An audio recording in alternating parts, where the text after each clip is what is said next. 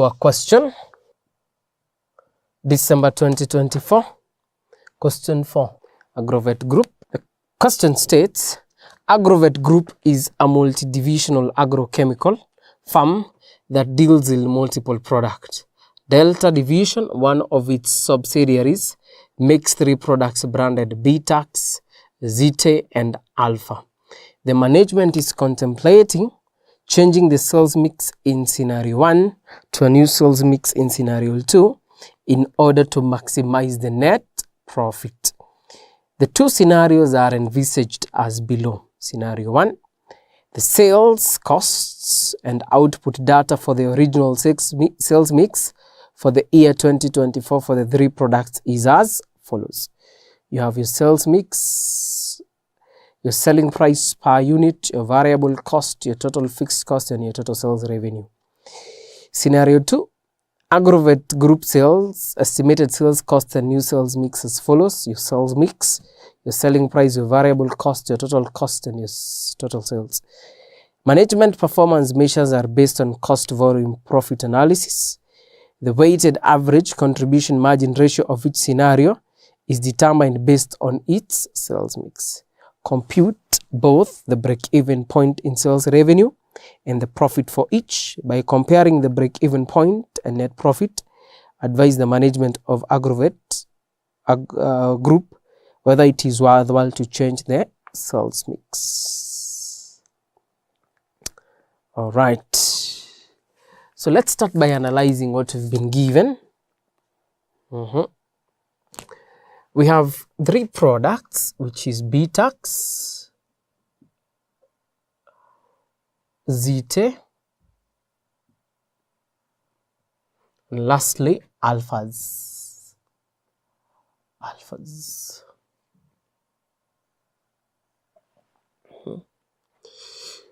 Your selling price P is how much? 2,000.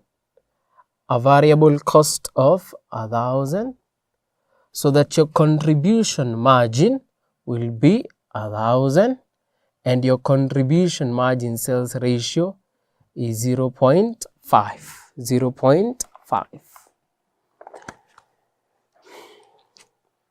Zite, your selling price is 3,000 with a variable cost of 1,800. So that is 1,200.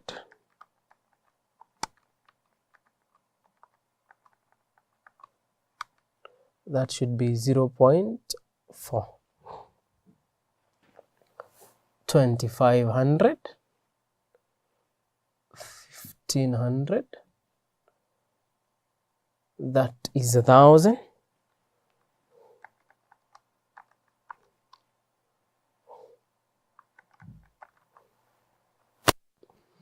.4. This is scenario 1. This is scenario 1. Scenario 1. Here, that is scenario 1. Scenario 1. Your total fixed cost in scenario 1 is 15,664,000. Your total revenue is 45 million.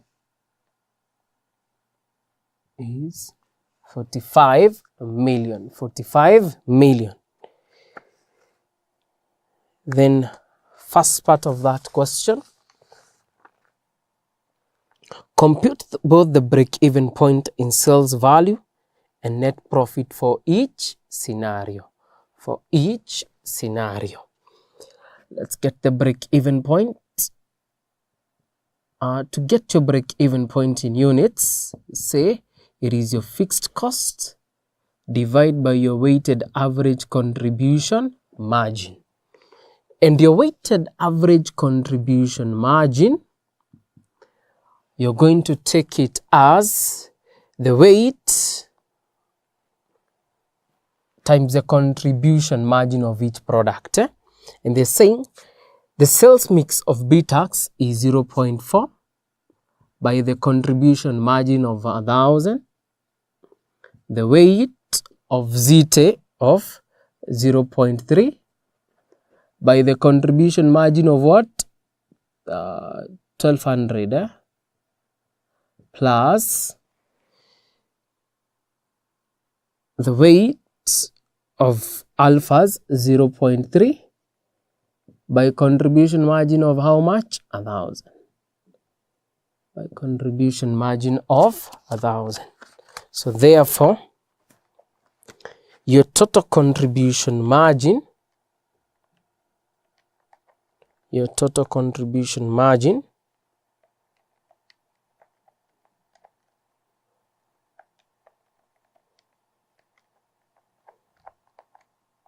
will be 1060. 1060. Right? So therefore, your break-even point, you're going to take what? 15,664,000 divide by 1060. 664,000 divide by 1060. That should give you 14,777.36 units. 0.36 units. To determine your break-even point in shillings or in sales, you simply take your fixed cost, divide by weighted average contribution margin sales ratio. Your weighted average contribution margin sales ratio, you're going to take the weight by the sales ratio. The weight was provided 0.3 times your sales ratio of 0.4. The weight, which is the current sales mix in the question, of 0.3 times your sales ratio of 0.4 times 0.4.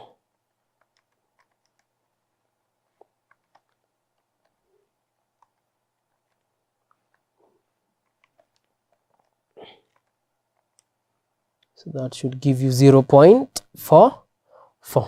So therefore, your fixed cost in scenario 1 was 15,664,000 divided by who? 0.44.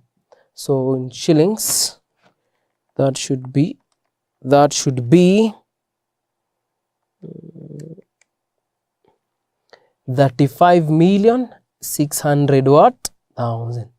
35,600,000. Scenario 2, we analyze scenario 2 here. We want to analyze scenario 2.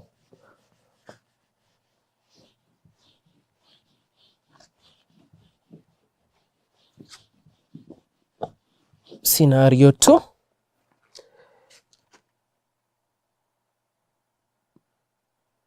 You have your first products, B-tax, then Zite, then alphas.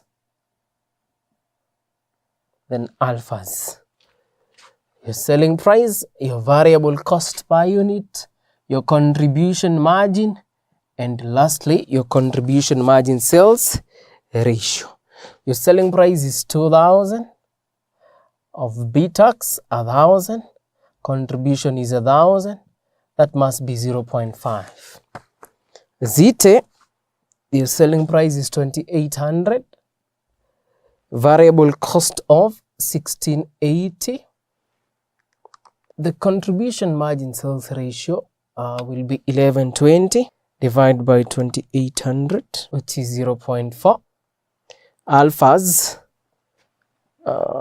this is 2,500, that must be 1,000, that must be 0.4. Your fixed costs is 15,664. Your revenues are expected to be 45 million. They are expected to be 45 million. BEP units It is your fixed costs divided by your weighted average contribution margin. So let's determine our weighted average contribution margin. We're going to take the weight. The weight is changing now in scenario 2 such that the sales mix is 0.5 by 1,000 plus 0.3 by 1120 plus, this should be 0.2 not 0.3, 0.2 by 1120 plus 0.3 by 1,000 times 1,000 times 1,000. So 0.5 times 1,000 plus 0.2 times 1120 plus 0.3 times 1,000. That is 1024. That is 1024. So therefore 15,664, which is our fixed cost, divided by 1024, 15,664,000 divided by 1024 means for that company to break even in units, they need to sell 296.875 what? Units. They need to sell those number of units. Break even point in shillings. It is your fixed cost divided by your weighted average contribution margin sales ratio. How do you get your weighted average contribution margin sales ratio?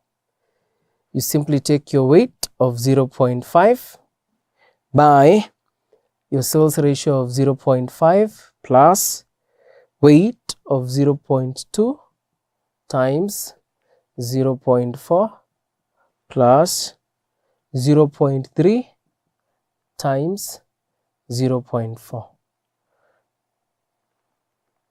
So 0.5 plus 0.2 times 0.4 plus 0.3 times 0.4. That should give you 0.45. So 15,664,000 divided by 0.45.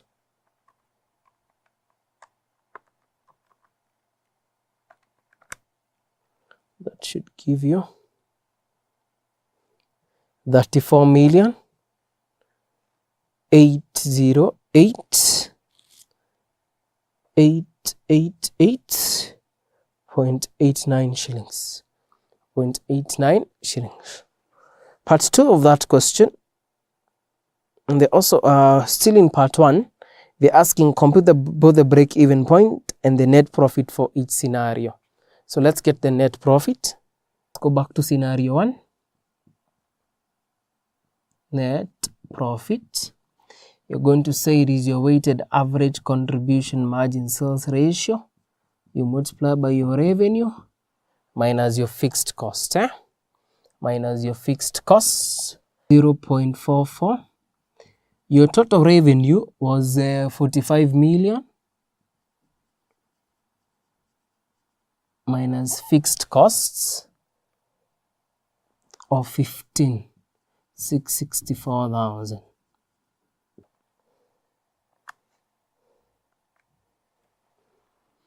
41,36,000 shillings. So that company will make a profit of how much? 4.1 million. Then the net profit in scenario 2, again you take your weighted average contribution margin sales ratio, you multiply by your total revenue minus fixed cost. Your sales ratio was 0.45 times 45 million as your revenue minus fixed cost ya 15,664,000. 45,86, 4.5 86,000 shillings. By comparing the break-even point and net profit, advise the management whether it is worthwhile to change the sales mix. The current break-even point in shillings is 35,600. The other one is 34,808. The net profit of this company is 41,36, and this is 45,86. 45 what? 86. Therefore, what will you advise them? If you use the what? The break-even point as your basis of decision making, you're going to tell them to do what? To have the new what? Product. To have the new product ratio. So using the break-even point, you will advise them to do what? To have a new sales mix, or to take scenario 2. To take scenario 2. Why are you doing that? Because the break-even point in scenario 2 is lower than the break-even point in scenario what? 1 in shillings. In shillings, it is way what? Lower. Now, the net profit here, the net profit in scenario 1, that is 41,36. In scenario 2, it is 45,86. So what will you tell them? You're going to take the second what? The second what? Ratio, or the second scenario. Why? Because it has a higher what? Profit. It has a higher profit. It has a higher profit. So in both cases, you're going to tell them to change to scenario 2. You're going to tell them to change to scenario 2.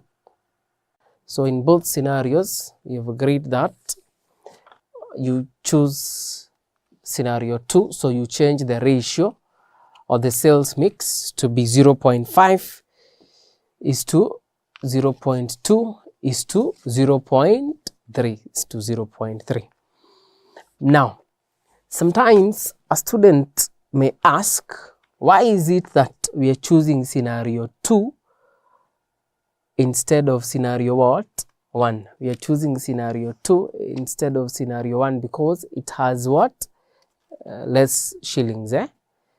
That means any extra shillings above 34,000 is a what? Is a profit. Any extra amount above 35 million is also a what? A profit. It is a profit.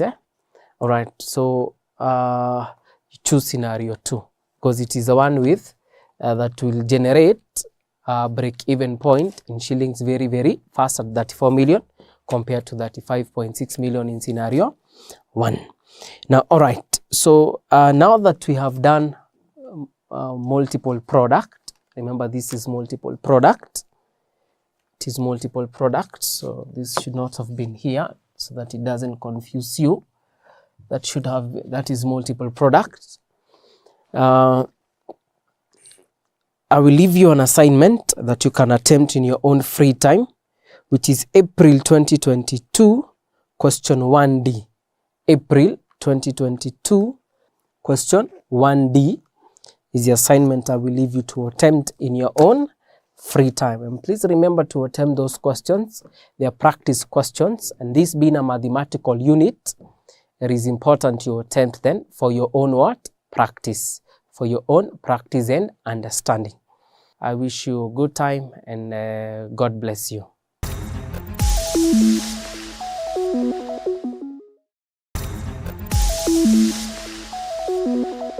Welcome to Manifested Publishers. My name is Mr. Mariga, and I'll be teaching you advanced management accounting. Today, I want us to discuss on the concept of short-term planning and decision making, specifically one of the applications of marginal costing, which is make or buy decisions. Make or buy decisions. Now, make or buy decisions are those decisions that are made by the management of a company when the company or when that company is faced with two decisions. Number one, either they will make a component internally, make a product internally. So this basically means that the company is what? Manufacturing their own goods. Manufacturing their own goods or what? Products.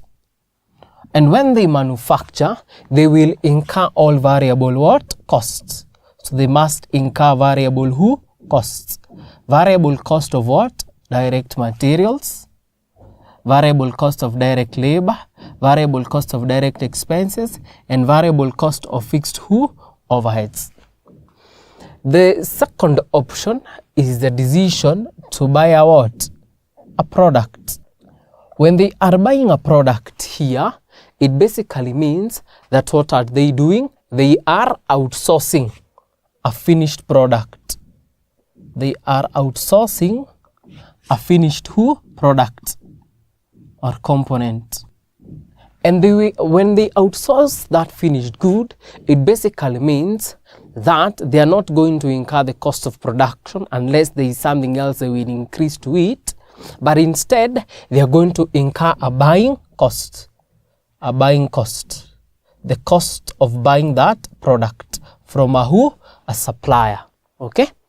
In most cases, when you outsource, the only cost you incur is a buying cost. But however, you may find that you're buying a product, yes, but you need also to manufacture it further. So you may also find yourself doing what? Incurring what? Additional production cost. You may also find yourself in these decisions of make or buy that your fixed overheads are being done what? Affected. But the fixed overheads that are normally affected here are the specific fixed overheads.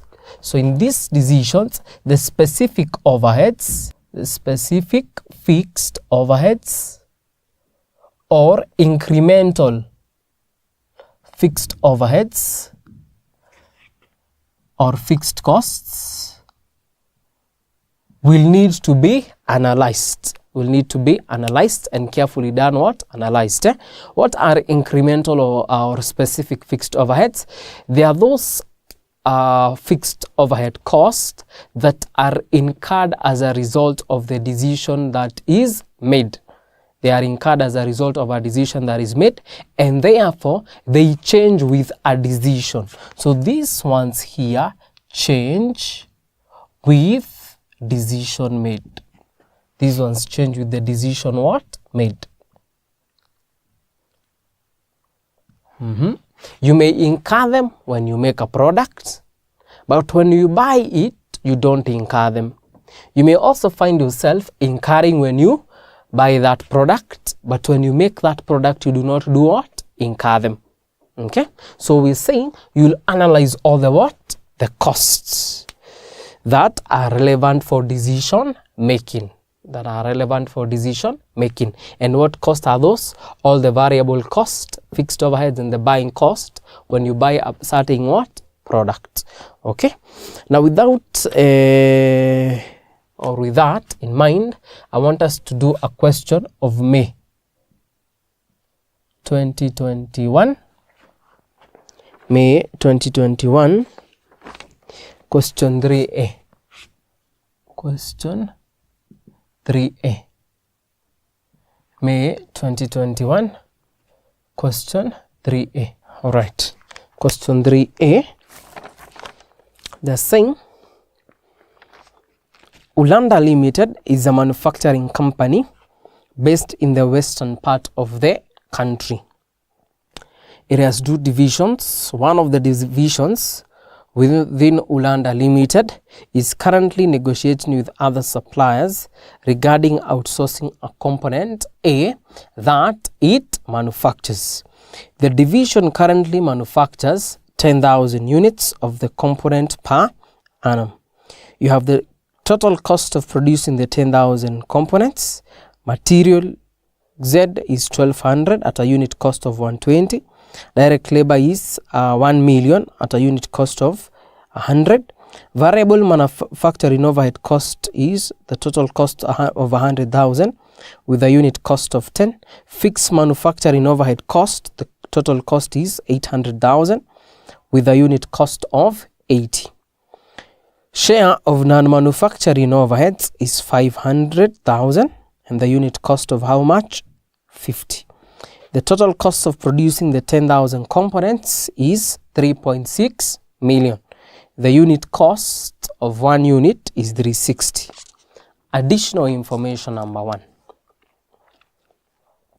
The above costs are expected to remain unchanged in the foreseeable future if Ulanda's division continues to manufacture the what?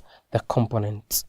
The supplier has offered to supply 10,000 components per annum at a price of 300 shillings per unit, guaranteed for a minimum of 3 years. If Ulanda outsources component A, the direct labor force currently employed in producing the components will be made redundant. No redundancy cost will be incurred. Direct materials and variable overheads are avoidable if component A is outsourced.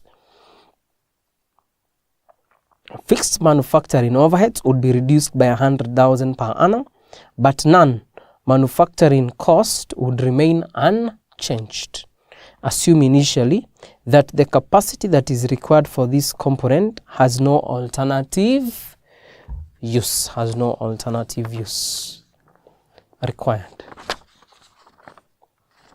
Advise the management of Ulanda Limited on whether the component should be bought or made. So part 1 of that question is saying we analyze whether we should make the component. Advice on whether component A should be made or bought. So this is a case of make or buy decisions. Let's analyze this. We'll have our analysis here. The first option is when you make, and when you do what? And when you buy.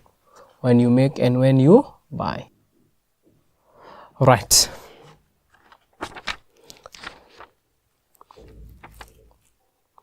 When you make, you expect to incur a cost of direct materials. And the material cost is known as what? Z. The material cost of Z will be how much? 120. 120. But when you buy that component A, you're buying a finished good, so you're not going to incur the material cost. So here will be 0. Just 0. The other cost will be the cost of labor. So we say direct labor. And direct labor, they are saying, note number 3, if Ulanda Limited outsources component A, the direct labor force currently employed in producing the components will be made redundant. No redundancy cost will be incurred. So the labor cost can only be incurred when you make that component, and when we make it, the cost of labor is 100. But when we buy that product, we will not incur the cost of what? Labor, because the cost of labor is a production cost that is only incurred when you produce. And there is also no redundancy cost, so that will be 0. In case there was a redundancy cost as a result of buying, we would have added it to the cost of buying, or that will be the cost of labor for buying. The other cost is the cost of variable manufacturing overheads. Variable manufacturing overheads. And your variable manufacturing overheads, those are production costs, which will be incurred when you make. How much? 10. When you buy, you'll not incur them. When you buy, you'll not incur them. Then let's talk about fixed manufacturing.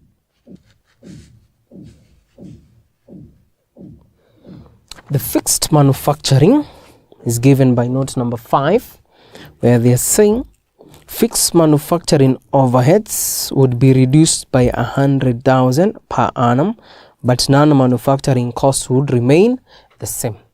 So if you make this component, the fixed manufacturing cost per unit is 80. But when you buy that component, the cost that is fixed in nature is going to reduce by 100,000 per annum. Therefore, your new manufacturing cost that is fixed in nature, you're going to take 800,000 minus the drop in that cost. You divide by how many components are you making? 10,000 components. That means your new manufacturing buying cost will include fixed manufacturing overhead cost of how much? 70. So your new manufacturing overhead cost of buying is 70 because of the drop in the components, because in the drop of 100,000 of the fixed manufacturing overheads. Then you have a share of non-manufacturing overheads.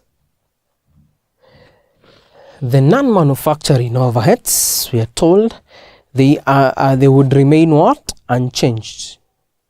The non-manufacturing overheads will remain unchanged. So if they remain unchanged, you can simply ignore them. They were 50 per unit, so you can simply ignore them, or you even indicate them. The choice is yours, but they will not change our what? Our decision. Whether you write here 50 or you write here what? 50, our decision will not do what? Change. But now, there is an extra cost of buying price. There is an extra cost we must incur when we buy that component. And note number 2, the supplier is willing to supply at a price of how much? 300. So therefore, your relevant costs. You now get our relevant costs.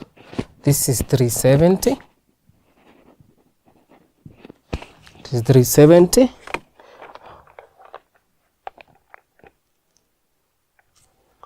$120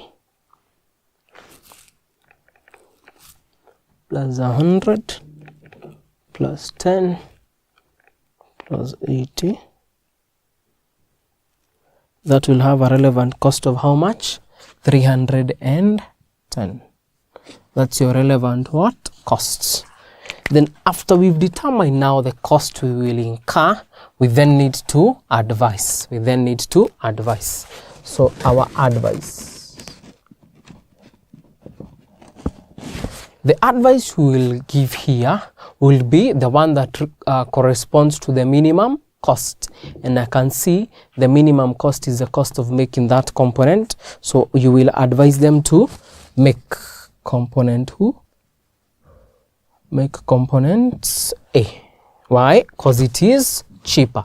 Remember class, as a decision maker, you want to minimize the costs incurred and to maximize your what?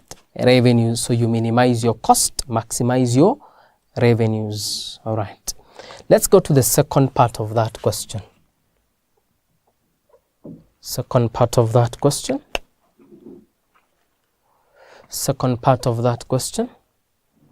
where they are saying, but 2, assume now that the extra capacity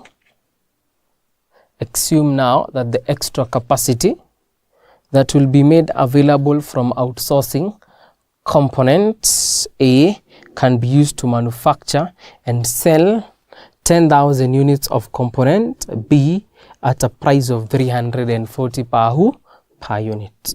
All of the labor force required to manufacture component A will be used to make component B. The variable manufacturing overheads, fixed manufacturing overheads, and non-manufacturing overheads will be the same as the cost incurred for manufacturing component A. Material Z required to manufacture component A would not be required, but additional material Y required for making component B would cost 130 required. Assess whether the division of Ulanda should outsource components A. All right. So let's analyze here. Our option again, here now, what do you want? You want to either make component A, that is the first decision, or you buy component A but make component B with the spare capacity. With the spare what? Capacity as a result of buying component what? A. Okay, so let's start with the first option. When we make A. When we make A. When we make A, we have already analyzed it. It is here. You must incur the cost of direct materials. And our material cost was for Z, which is how much? 120. Direct labor is how much? 100. Variable manufacturing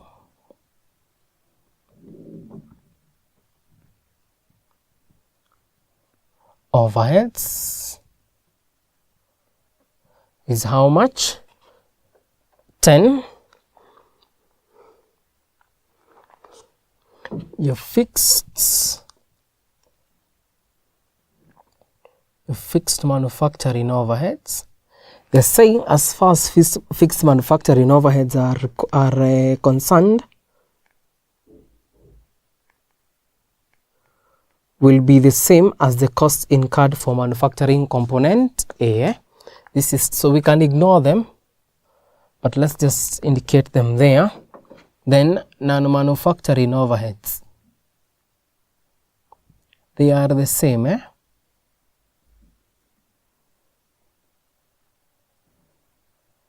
can choose to ignore. Let's just ignore them. They are not going to change our decision. They are not going to change our decision whether we make or not. That is that. They will not change our decision. Okay, let's go to the second option. We buy. There was a buying price here. There. We buy what? A, and make component and make component B. And make component B. The first cost we will incur is the cost of direct materials. We must incur material cost, but in this case, what material cost are you using? They're saying the material Z required to manufacture component A would not be required, but additional material Y. So here you're buying Y.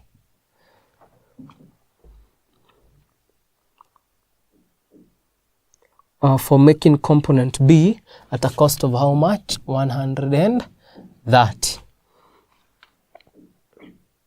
And then we will also incur direct what? Labor. We will need to incur direct labor costs. And they're saying all the labor costs required to manufacture A will be used to make B, and the labor cost was how much per unit? 100. Then your variable manufacturing overheads are the same. Variable manufacturing overheads, the thing will remain the same. So you can even ignore. That is also true for your fixed manufacturing overheads. They are remaining the same. Whether you make A only or whether you make B, they are remaining the same, so we can ignore them. They are not going to affect our decision. They are not going to affect our our decision at all. They are irrelevant for decision making. We normally say they are irrelevant for decision making. But now, we have to buy component what? A. Why? For the only way we can make component B is when we buy A. So when we buy A, there is a cost we will have to do what? To incur. And what was the buying cost? The buying cost of A was 300. That is not going to be incurred. So buying price 300. So that now we determine our total relevant costs. Our total relevant costs, that is 200 and 30. Then let's get these costs. 130 plus 100 is 230 plus 10 to 40 plus 300, 500 and what? 40. That is your relevant what? Costs. But this particular component, what? B, can be sold. And when it is sold, it will generate a revenue to the who? To the organization. Therefore, it will effectively reduce the relevant cost here. So let us less our who? Our selling price of who? Of B. When you sell component B, you're going to sell it at 300 and who? 40. So therefore, your net costs, so your net relevant costs, is how much? 200. Once we have determined our relevant cost, let's then do what? Advise that company. Let's advise that company. Okay. Now, when we make component A only, we are going to incur cost of 230 as our relevant cost. When we buy A at 300 but make and sell component B, our relevant cost is how much? 200. So what will we do? We are going to tell them buy what? A, and you make component what? You make component who? B. You buy A and make component B. Right. That is what we refer to as make or buy decisions, where a company is faced with the decision to either manufacture a component itself or to buy a component or a product from outside who? Suppliers. Okay. There are certain factors we consider. Factors considered in decision making. In decision what? Making. What are some of the factors you want to consider?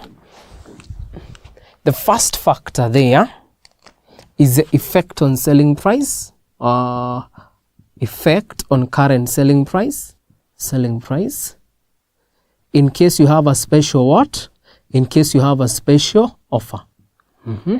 Number 2 is the effect on fixed cost or fixed overheads. Effect on fixed overhead costs. The decision you make, is it going to affect your fixed overhead costs? Number 3, any legal obligations you may have. Obligations and who? Contracts. And contracts that you may have. Are they going to affect your production? And number 4 is alternative use of spare capacity. Use of spare capacity. If you don't produce a product, that spare capacity, what will you do with it? Then the quality of product to be outsourced. Product to be outsourced. Is it of the required standard, or is it acceptable to the what? To the management? Then you also need guarantee of long-term supply. Guarantee of long-term what? Supply.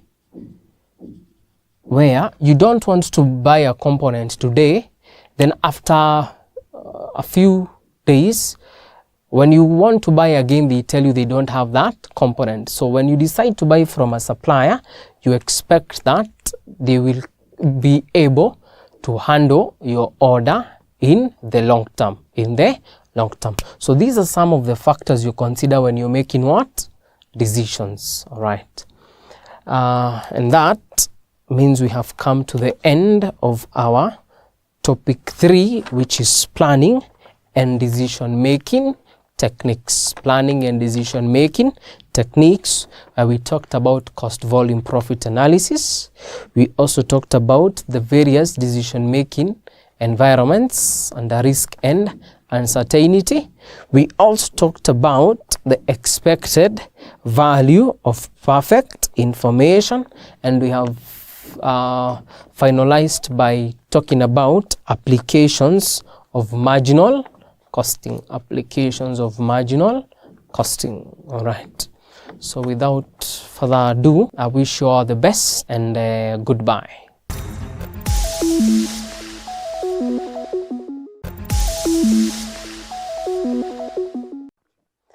Welcome to yet another session of Advanced Management Accounting by Manifested Publishers.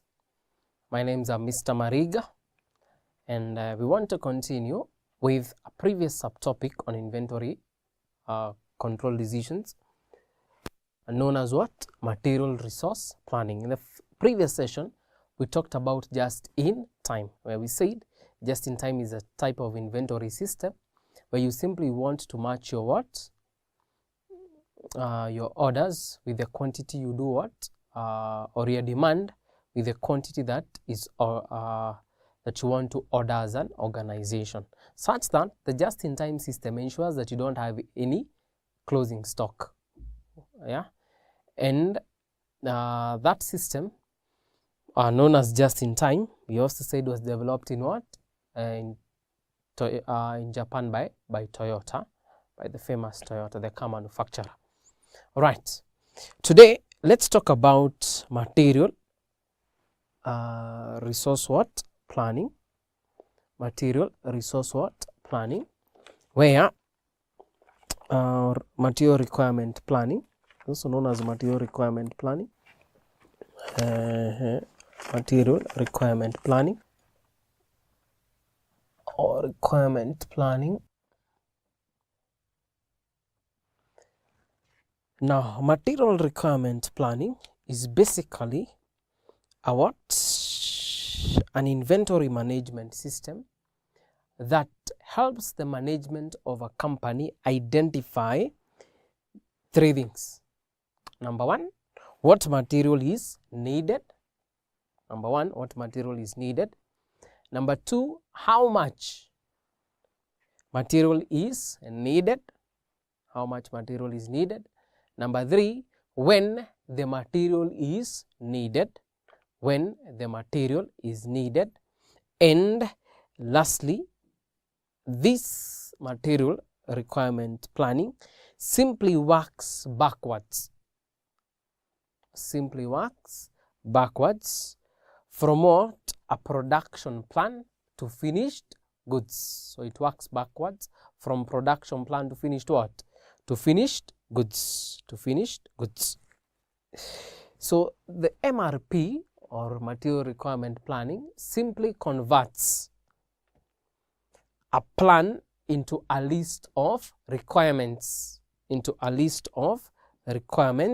that are needed during what? Production. And it will have 3 items, or the certain items that are necessary for it to be what? To be effective. Number 1 is a master production schedule. You must have a master production schedule.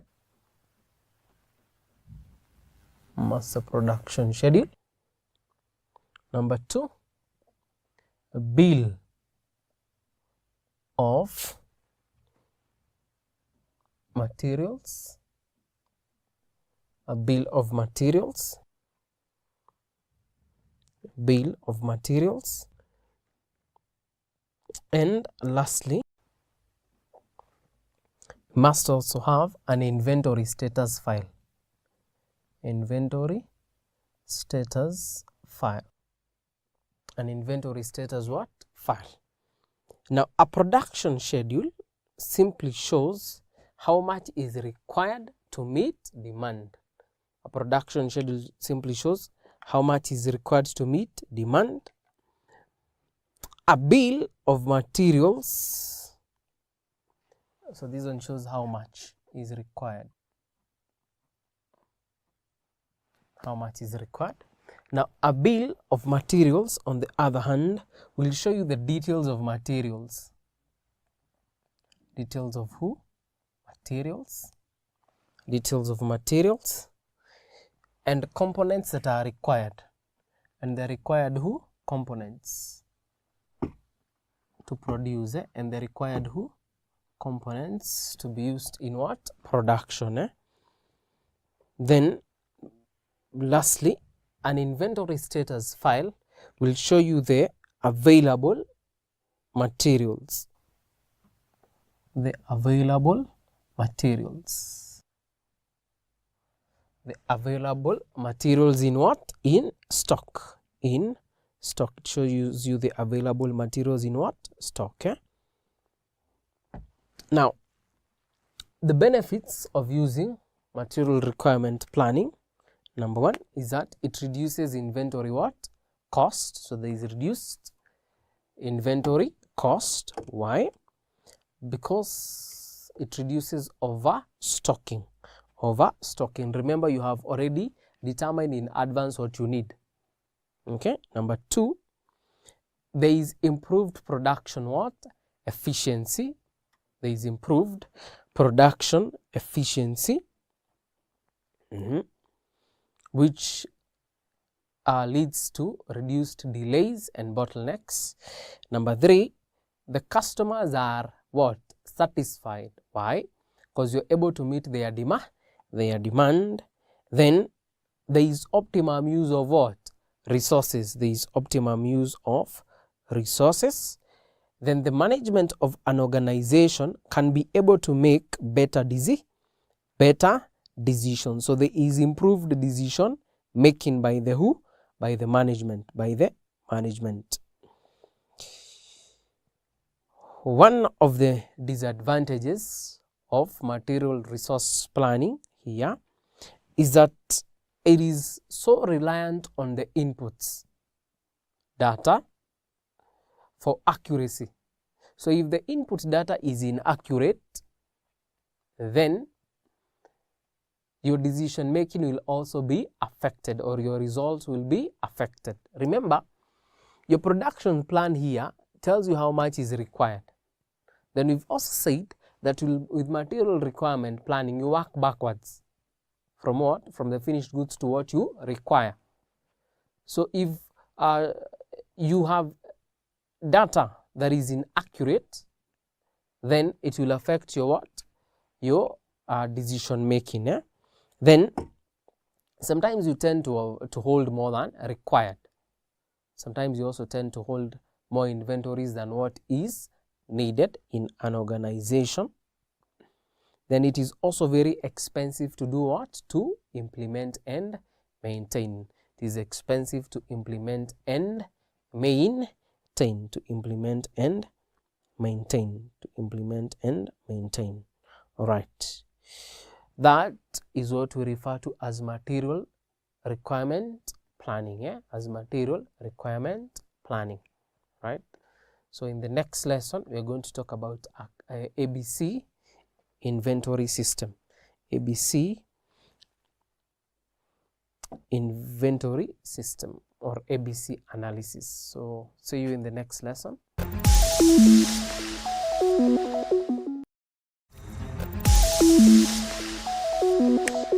Simulation is a quantitative method of analyzing uncertainty. Simulation is a quantitative technique of analyzing what?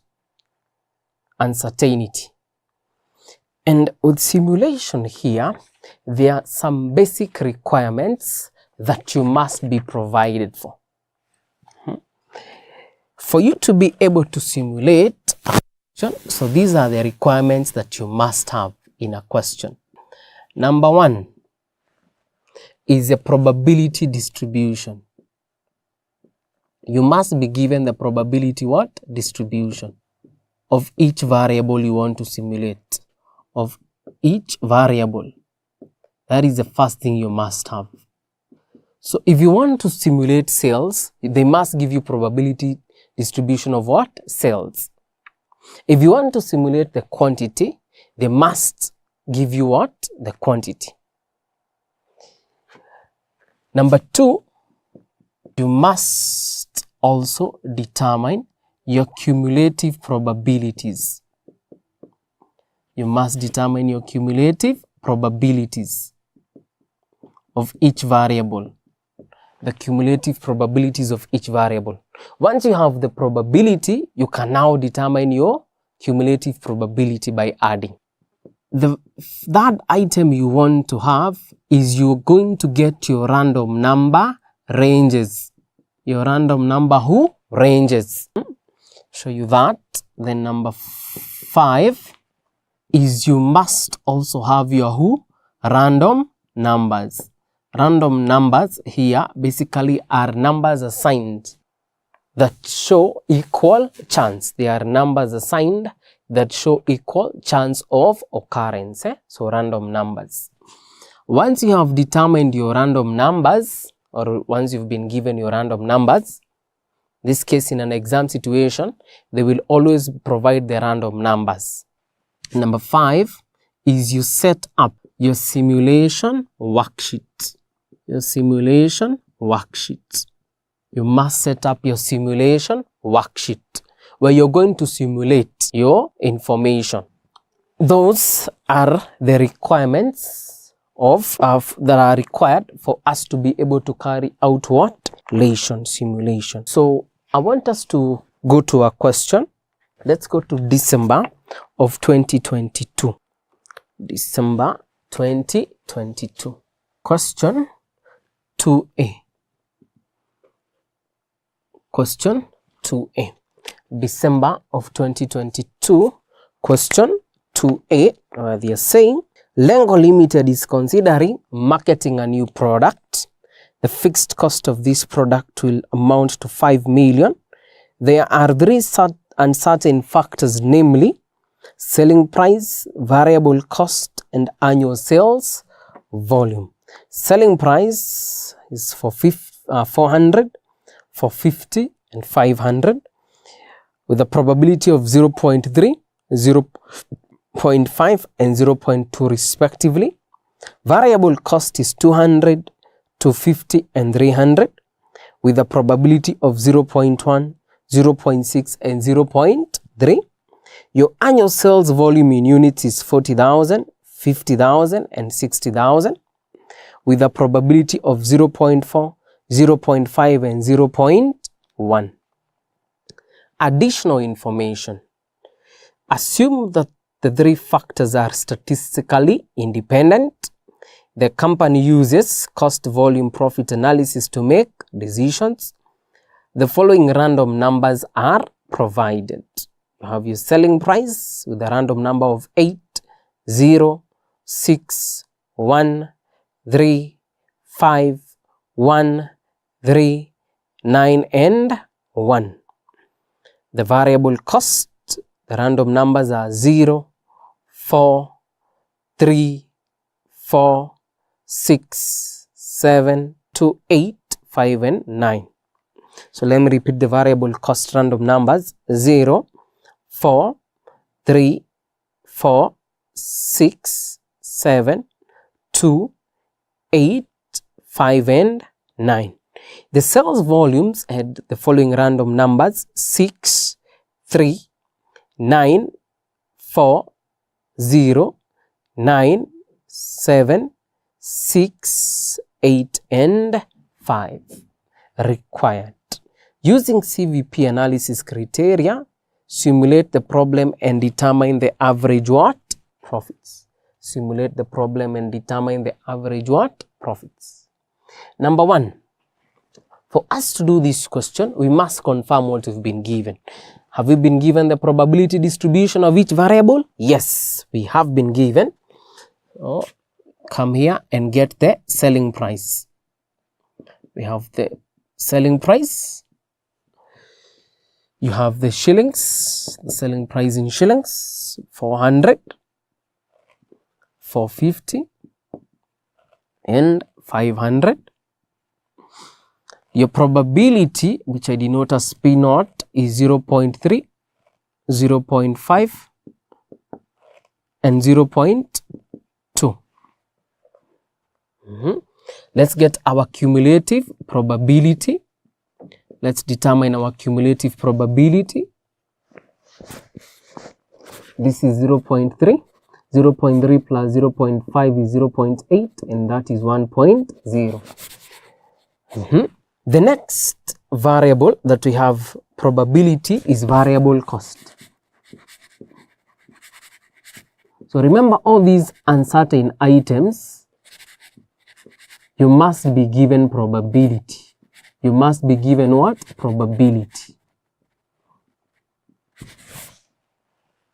Your variable cost is 200 with a probability of 0.1, 250 with a probability of 0.6, 300 with a probability of 0.3, 0.3.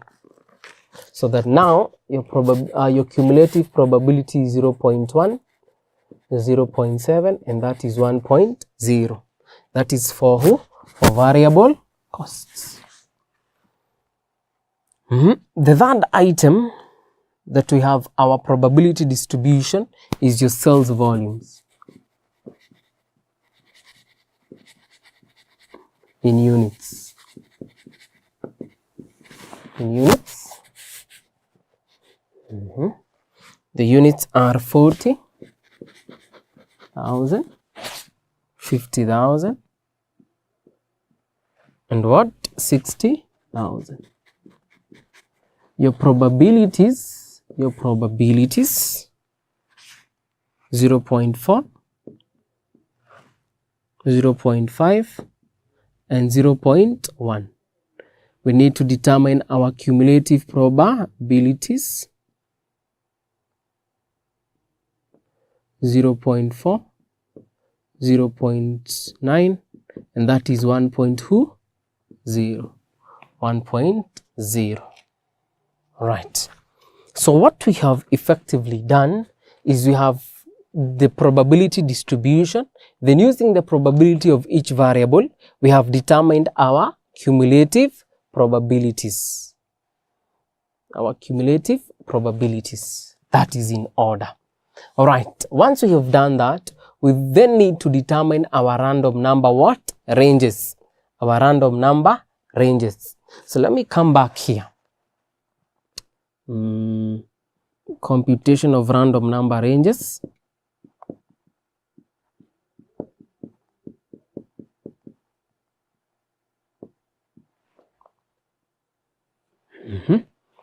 So let's again start with selling price.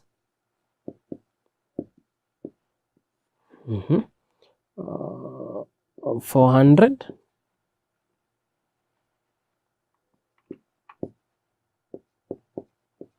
450, 500. Your probabilities 0.3, 0.5, 0.2. Your cumulative probabilities 0.3, 0.8, and 1.0. Then your random number ranges, I'm just going to write them there. Your random number ranges there. Now your random number ranges will be between 0 and 2. So we normally say when you're determining random number ranges, the ranges should be inclusive. They should be inclusive, such that if you start between 0.2, then the next observation should be between 3 and 7. Then the next one is between 8 and 9. 8 and 9. Okay, that is the selling price. Let me go to what? Variable cost. Some of these items I am repeating, which is also in what? Shillings, probability, cumulative probability, and random number what? Ranges.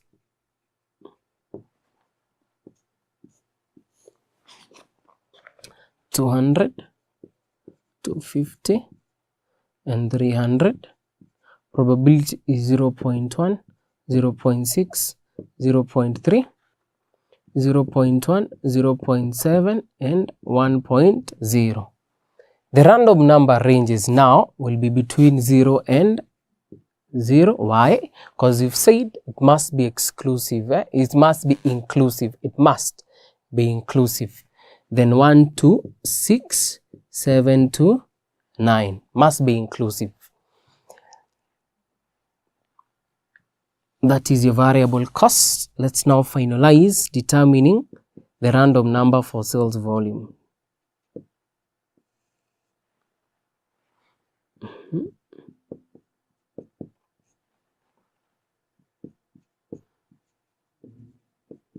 Cumulative probabilities, 40,000, 50,000,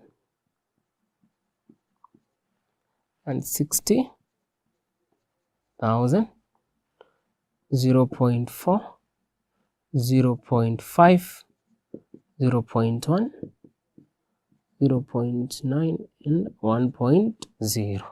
Then we must determine our random number what? Ranges. So this is 0 to 3, 4 to 8, 9 to just 9. Summer 9 or 9 to 9, no problem. 9 to 9 there. So remember, what guides us when you're getting the random number ranges? Number one is the decimal point. So if we had two decimal points here, for example 0.30, I would have written my random number ranges in tens, not ones. Here they are in ones because the decimal place is in one place. So if they are more than what? One decimal place, if it is more than one decimal place, I will also have the random number more than once. More than once. So let me adjust that. Right. That is wonderful. Let's now prepare our simulation worksheet.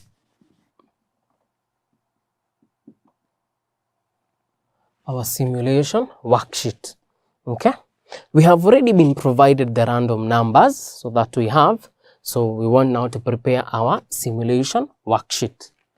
When you're preparing this simulation worksheet of CVP, you're going to prepare it according to what is being asked in the question.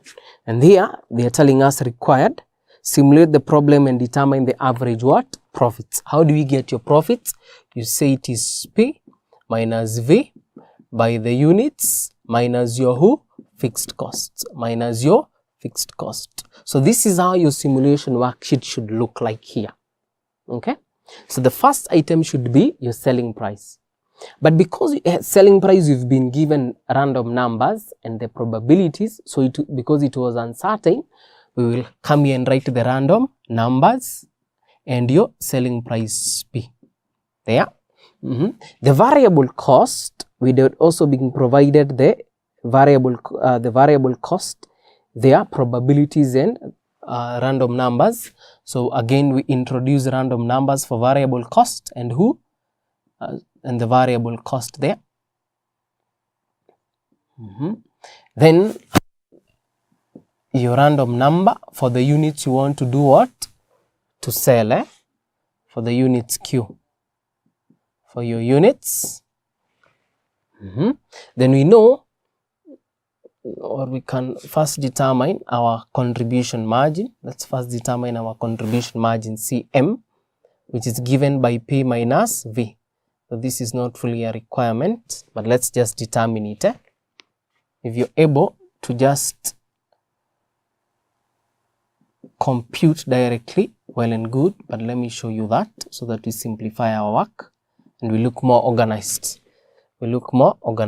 Okay, so that is P minus V, contribution margin. Let's get the random numbers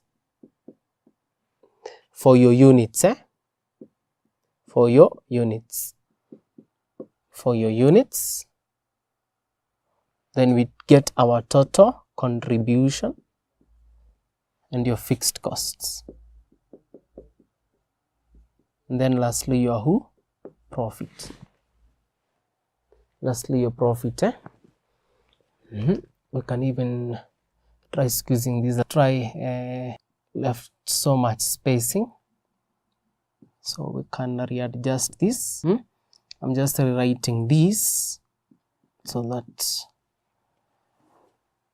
it is better off for you, or is better off for the students to see.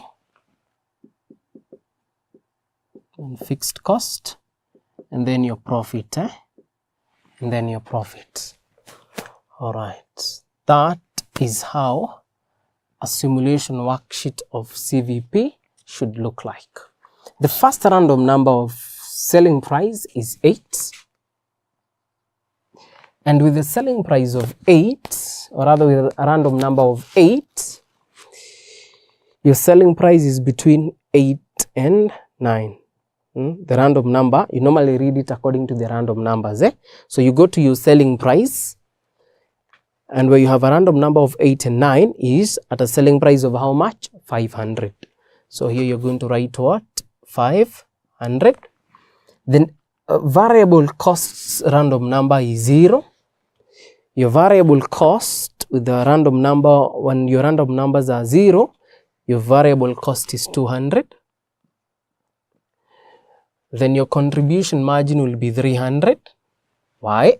500 minus 200. The next random number of sales volume is 6. And with the sales volume of 6, of random number 6, your units should be 50,000. Then to determine our total contribution, you're going to take your contribution margin by your units. So I believe that is 150 or 15. 1, 2, 3, 4, 5. Your fixed cost was 5 million. Your fixed cost was 5 million. Then you get your what? Profit. Then you get your what? Profit. Is that a profit of 10 million? That is a profit of what? 10 million, All right. The next random number is 0. So allow me to just write these, all of them together. 0, 4, and 3.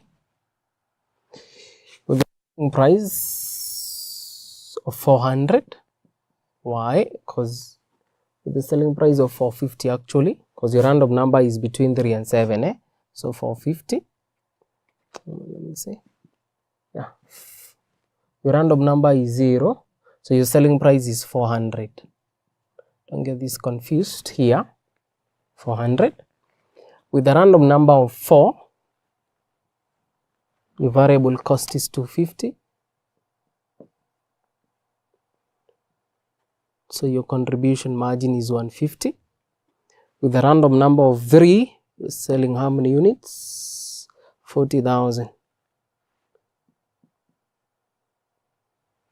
Okay, we'll come back to the contribution.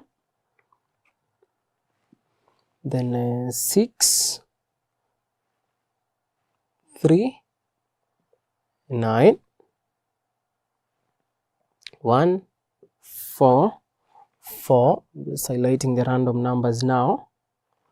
3, 6, 0, 5, 7, 9, 1, 2, 7, 3, 8, 6, 9, 5, 8, 1, 9, 5. All right. The random number of 6, your selling price is 450. 1 is 400. 3 is 450. 5 is 450. 1 is 400. 3 is 450. 9 is 500. 1 is 400. Variable cost of 3 is 250. 4, 250.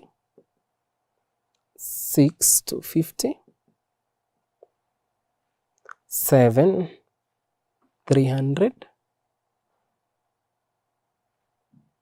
250. 8 is 300. 250. 300. So remember, what is guiding us is our ranges. The quantity, 9 is 60,000. 4 is 50,000. 0 must be 40,000. 60,000. 7 is 50,000. 6 is 50,000. 50,000. And lastly 50,000. This is 200. 150. 200. 150. 150. 150. 250. 100. Then what do we do now? We get our total contribution. 150 by 40 million. 40,000. That is 6 million. Your fixed cost is 5 million. 250. 200. 200 by 60,000. This is 12 million.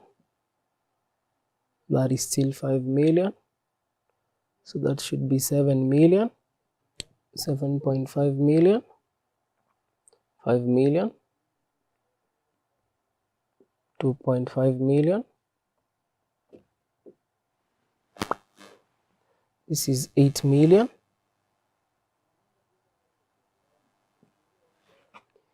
5 million. If fixed cost is not changing. 3 million.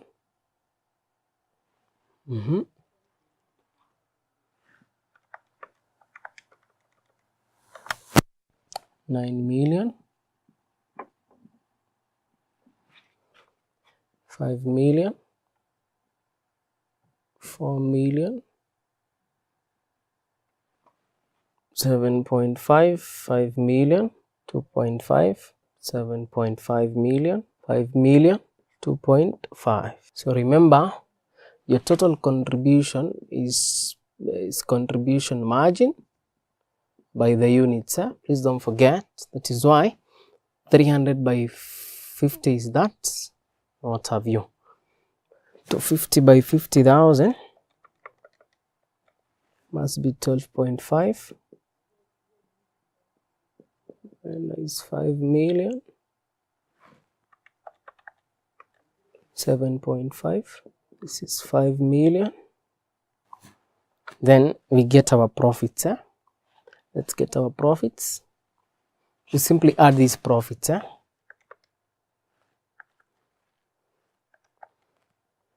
Plus 2.5 plus 2.5 plus 7.5. Is that 40 million?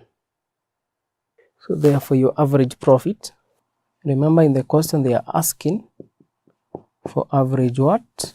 Profit. Going to take 40 million, divide by the number of times you've simulated. 1, 2, 3, 4, 5, 6, 7, 8, 9, 10. So 4 million is your average profit. 4 million is your average profit. And that's how we simulate what? CVP. That is how we simulate CVP. All right, I hope that has been properly understood, such that if it comes to question, you will be able to do what? To handle it.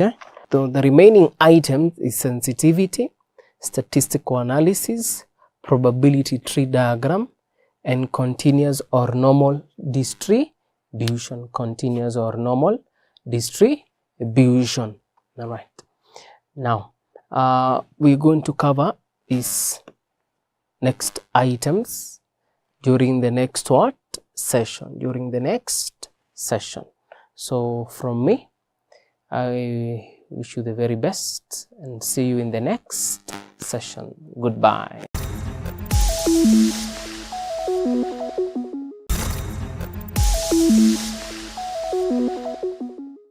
Greetings, candidates, and welcome to the Business Data Analytics Learning Session. Today, we are going to study the application of data analytics in auditing. Auditing is one of the specialization areas in accountancy. We will cover the following areas. That is analysis of trends. That's the first thing we'll do. Number one, analysis of trends. Analysis of trends in key financial components. Analysis of trends in key financial statement components. Number two, carry out three-way order matching. 3,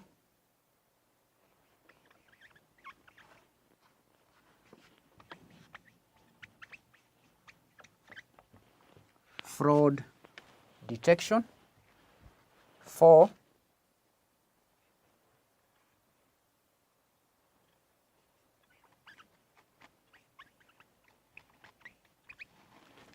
test controls. Then lastly, 5, carry out audit sampling from large data set, model review, and valuation issues. These are 6 areas. Analysis, number 1, analysis of trends. Analysis of trends. And these are trends in key financial statement components. Now, when an auditor analyzes trends in key financial statement components, they typically look at the significant changes or fluctuations. The purpose is to identify any significant changes or fluctuations in the financial statements over time. And this analysis is crucial in identifying any potential risks or areas which could be of concern that may require further investigation or disclosure. And some of the key financial statement components are: 1, revenue. Revenue is a key financial statement component. Revenue. The auditor would look for any trends in revenue over time, over a number of years, to identify any changes in the company's sales patterns or customer base. And the auditor would want to look for any unusual transactions, unusual fluctuations, unusual changes. All right? Revenue is one of the key financial statement component. Another component is the cost of goods sold. Cost of goods sold. Cost of goods sold refers to the direct costs associated with the company's operations. All right? The cost of goods sold, as the name suggests. A company that is in business of buying and selling of goods, or manufacturing and selling of goods, the goods that are sold, cost of goods sold. When you sell goods, either the goods were manufactured or you bought the goods then sold. So the goods come at a cost. There is a cost that is associated with the production of goods that are sold by a company. So to analyze the trend in cost of goods, the auditor will be looking for any significant changes or fluctuations in the cost of goods, such that if there is any decrease in the cost of goods sold, that would mean that the company is operating effectively and efficiently. A decreasing trend in cost of goods sold can indicate increased efficiency in production or cost savings. On the other hand, increase in cost of goods sold, an increase in cost of goods sold would indicate otherwise. That would mean that the company's efficiency maybe has gone down. That's why there is high cost. Maybe there is wastage in handling materials. There is wastage in labor. There is idle labor, and so on. Because the goods, some of the cost of goods will be the direct materials, direct labor, direct expenses, and so on. Do you understand? Operating expenses. Operating expenses is another example of a key financial statement component. Operating expenses are the expenses that are incurred by a company in running its day-to-day operations. And to analyze the trend in operations, in operating expenses, we need to compare the operating expense figure for different periods. All right? And an increasing trend in operating expenses would indicate that the company is spending more money to maintain its operations, which could lead to decrease in profits. That is operating expenses. So candidates, revenue, cost of goods sold, and operating expenses, these are key financial statement components as far as the income statement is concerned.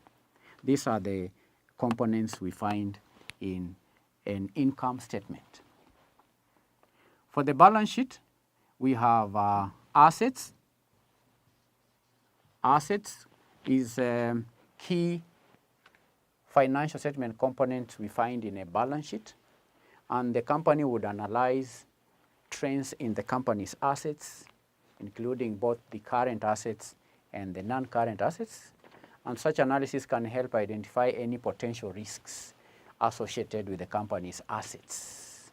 The company's assets base, such as changes in asset quality or any significant write-downs. Assets, then we have liabilities. Liabilities can also be analyzed. The auditor would analyze trends in the company's liabilities, including both the current liabilities, that's the short-term liabilities, as well as the long-term liabilities. And such analysis can help to identify any potential risks that are associated with the company's liabilities, such as changes in interest rates or any significant changes in the company's debt load.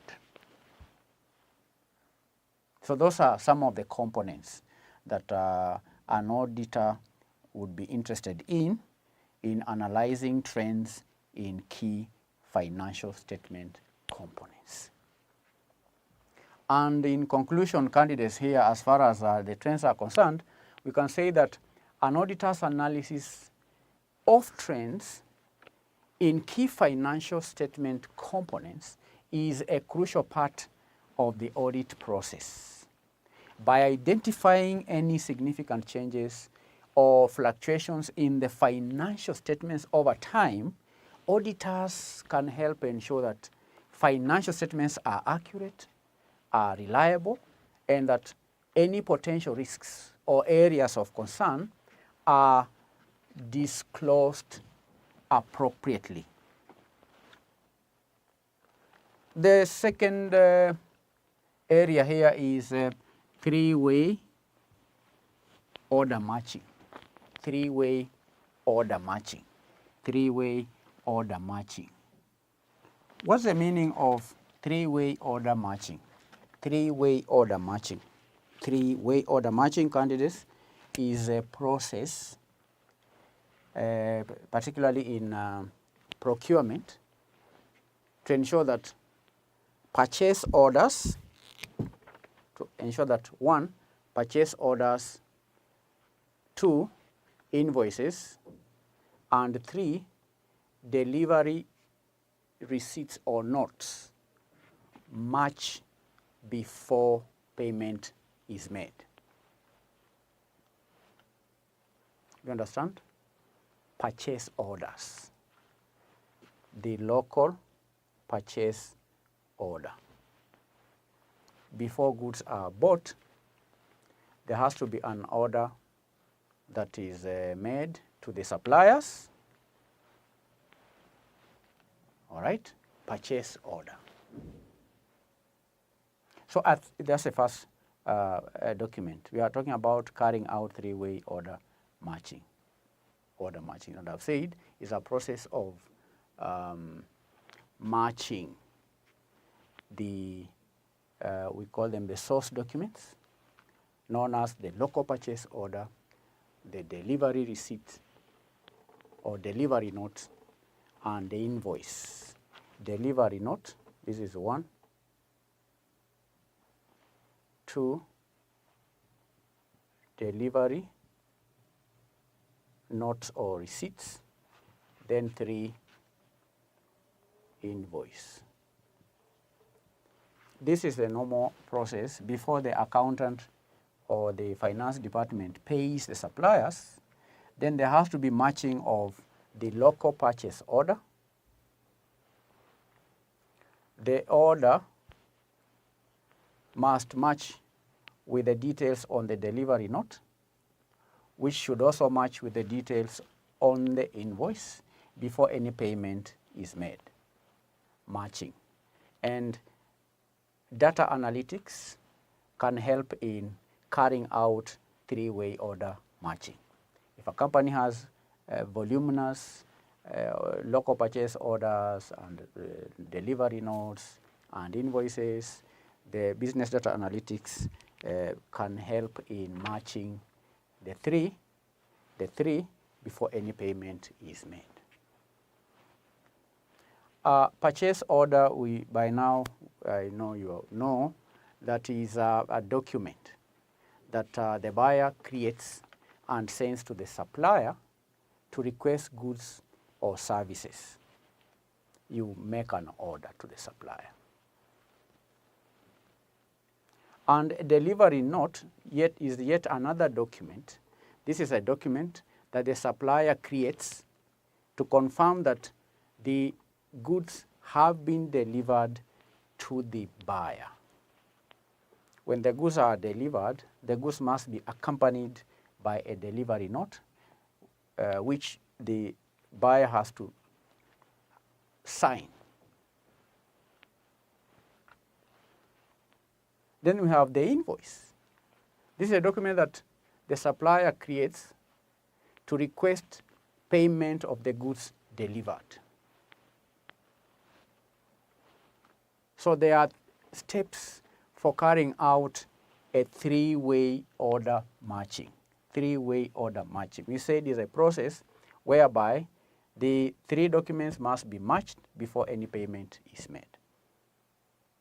And matching is simply done by comparing the purchase order with the delivery note, right?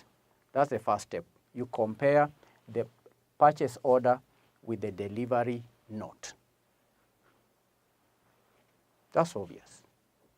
Before payment is made, the accountant must ensure that the information, the goods that have been ordered were actually delivered. Compare the local purchase order with the delivery receipt to ensure that the goods that were ordered have been delivered. And that involves checking the quantities, checking the price, checking other details that are specified in the purchase order against the delivery note.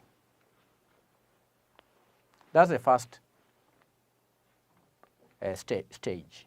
Then the second stage is to compare the delivery note with the invoice. Compare the details on the delivery note with the invoice to ensure that the supplier has billed the buyer, the supplier has billed the buyer, all right, has billed the buyer for correct goods or services. You check from the invoice. This invoice is generated by the supplier. And what the supplier is requesting to be paid must be what was delivered. So you match the details, all right? Match the details. What is invoice must be what was actually delivered. And it involves, again, checking the quantities, the price, and other details that are specified in the delivery note against the invoice.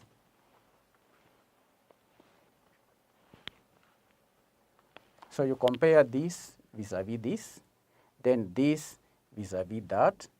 Then another way of matching is the local purchase order and the invoice. That's the third stage. Compare the purchase order with the invoice to ensure that the supplier has invoiced the buyer for the correct goods that were ordered. Check this vis-a-vis that. And it involves checking the quantities, checking the price, and other details that are specified in the purchase order against the invoice. And if there are any discrepancies, the buyer and supplier will need to resolve them before payment can be made.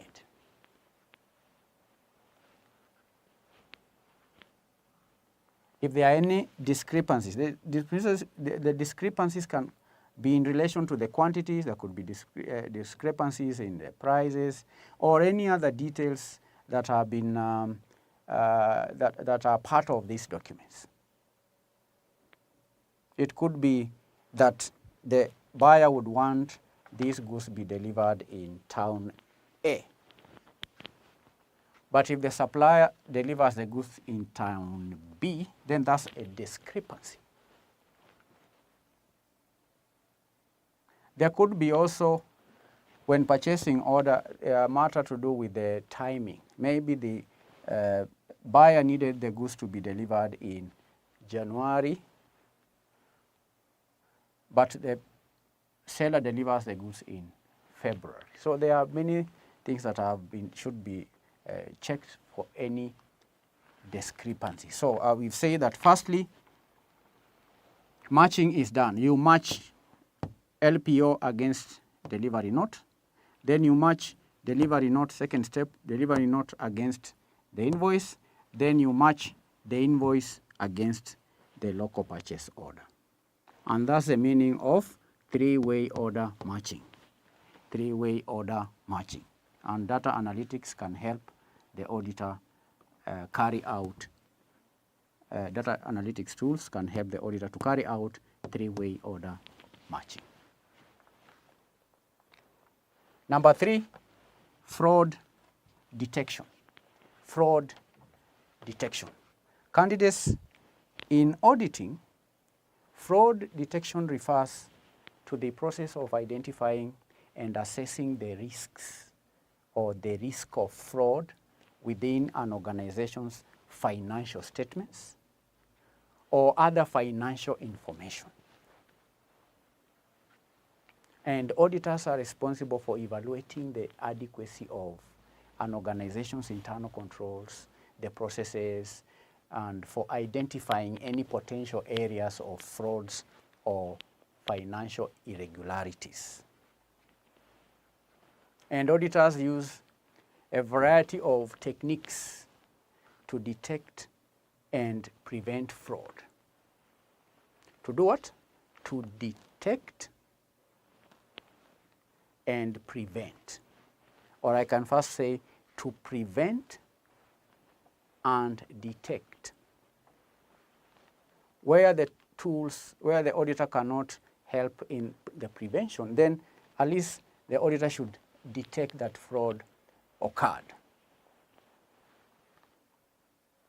So there are many techniques that the auditor can use to prevent, to detect fraud, and also techniques in reviewing documents. There are techniques in evaluating evidence, and so on. Auditors also evaluate the effectiveness of an organization's internal controls, including its accounting policies and procedures. The purpose is to identify any areas of weaknesses or areas where fraud may more likely occur, such as the financial statement fraud, such as misappropriation of assets, such as corruption, and so on. So they must be able to recognize the red flags and indicators of such types of fraud. And they must have the knowledge and expertise to do what? To investigate the fraud thoroughly. That's why we teach you in accounting what we call forensic auditing. You should be able to do what? To forensically audit. Fraud detection. There are many, fraud can be, fraud, I've given various types of fraud, and the auditor should help the company to detect fraud.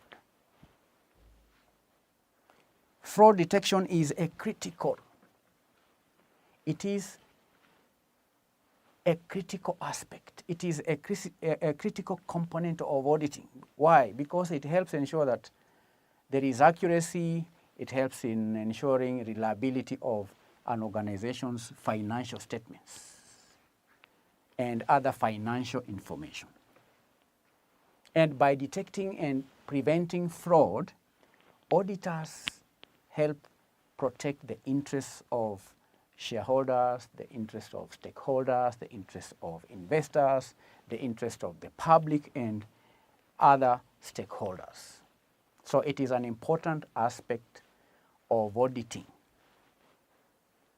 because auditors are responsible for providing reasonable assurance that the financial statements are free from any material misstatement, including fraudulent activities. That's the main role, the main responsibility of an auditor is to provide reasonable assurance that financial statements are free from material misstatement or any fraudulent activities. And data analytics can help the auditor carry out fraud detection. There are many techniques that are at the disposal of the auditor in carrying out fraud detection. That is fraud detection. Do you understand? I've said it is a process of identifying and assessing the risk of fraud within an organization's financial statements or financial information. Number 4, test controls. Now, the syllabus restricts us to only consider test controls in relation to this segregation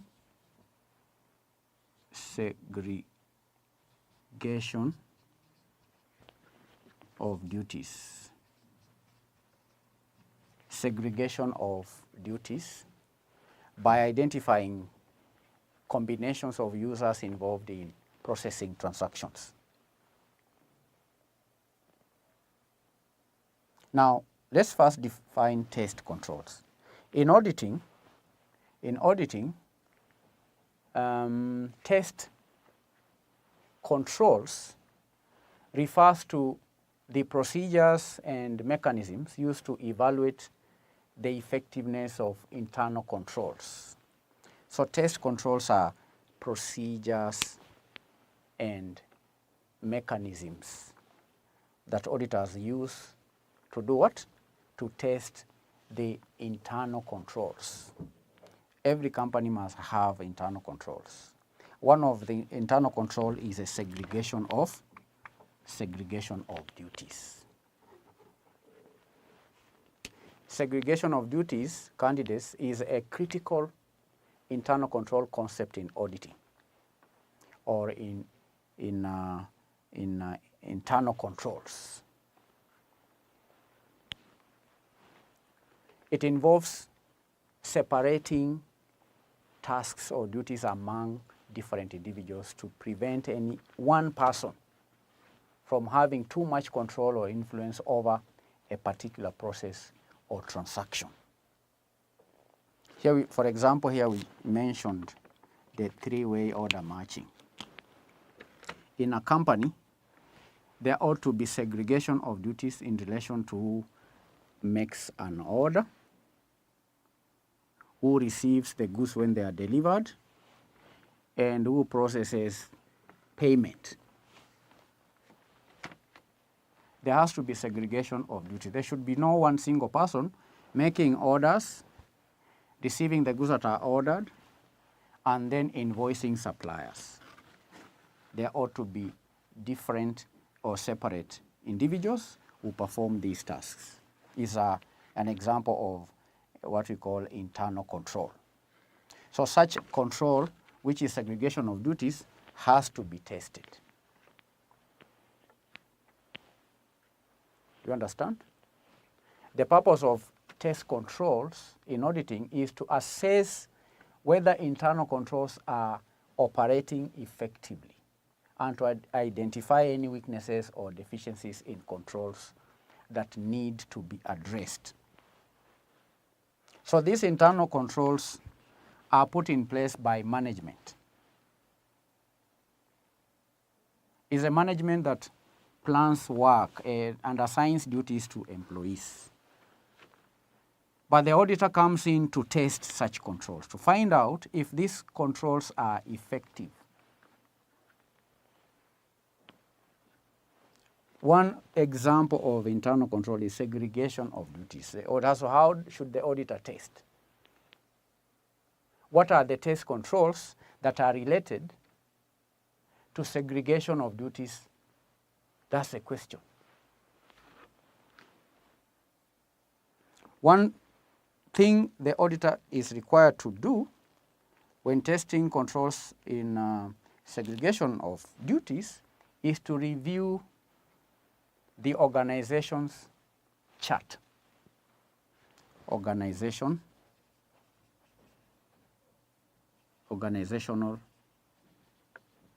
chart. because a chart is a grammatical presentation of the arrangement of work, the segregation of duties, and so on.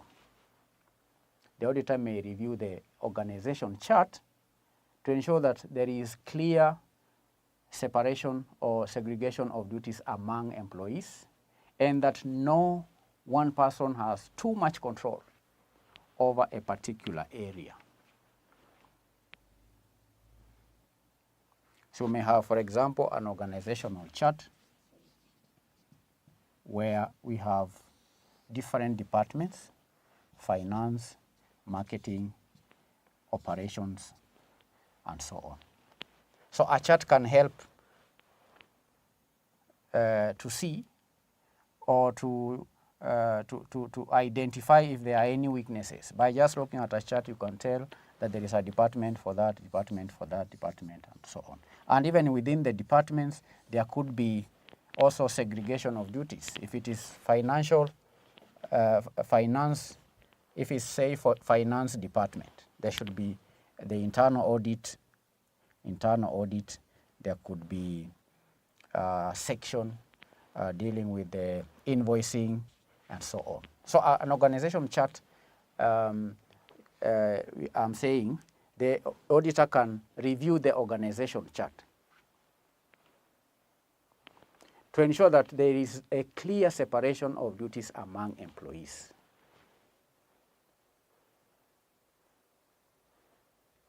Another point here, how to test controls as far as segregation of duties is concerned, is carrying out what we call walk-through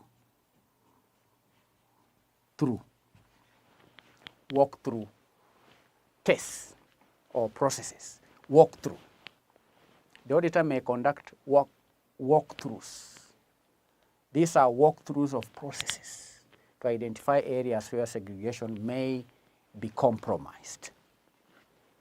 And walkthrough involves tracing a transaction or a process through the organization's accounting system to identify if internal controls exist. All right? You walk through. You can carry out walkthrough, for example, in procurement. You check the ordering, because ordering is process.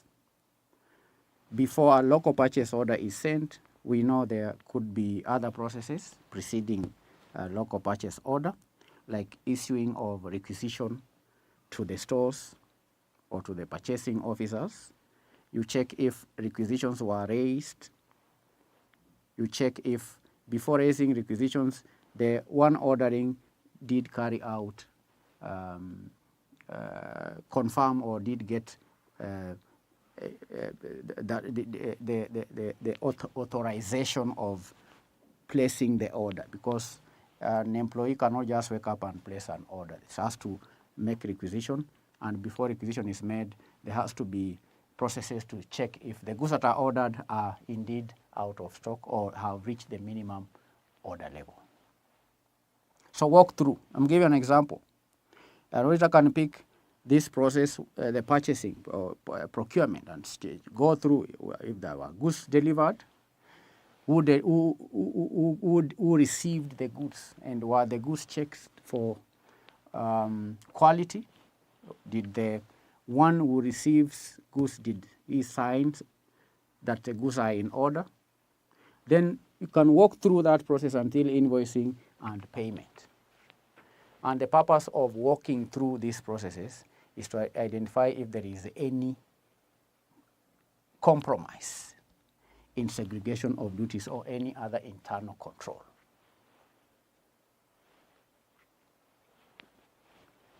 Then there is also test of controls.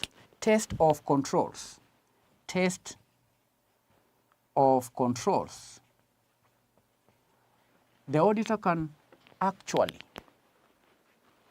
select a sample of transactions and perform tests to ensure that the internal controls in place are operating effectively. And that may include testing to ensure that no one individual has the ability to initiate, to approve, and also to record transactions. Walkthrough. Number 4, data analytics. The auditor can use data analytics tools to identify anomalies, to identify outliers, or even patterns in data that may indicate lack of segregation of duties. There are tools that the auditor can employ, can take advantage of in data analytics to check if the company is compromising on this internal control known as segregation of duties. Then we have also control questionnaires.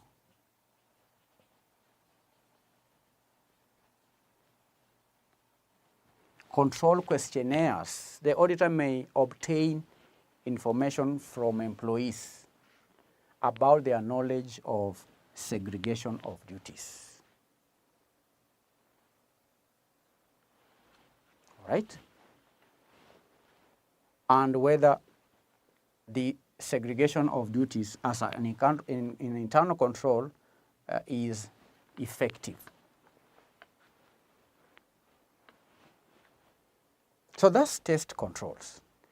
And in summary, candidates, test controls that are related to segregation of duties are critical in auditing to ensure that no one person has too much control over a particular process or transaction. And by ensuring that there is a clear separation of duties, auditors can reduce the risk of errors or fraud, and also increase the reliability of the financial statements, reliability on the financial statement, reliability of users in the financial statements. 5, carrying out audit sampling. Carry out audit sampling from large data sets. Now, what's audit sampling? What's audit sampling? Now, audit sampling is a technique that is used by auditors to select a representative sample of data from a large population of financial or other information for the purpose of testing the reliability of the population as a whole.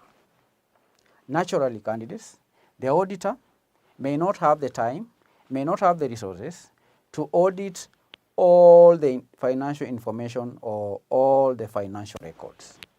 The auditor may not have the resources or the time. That's why the auditor may choose to select a sample from the population.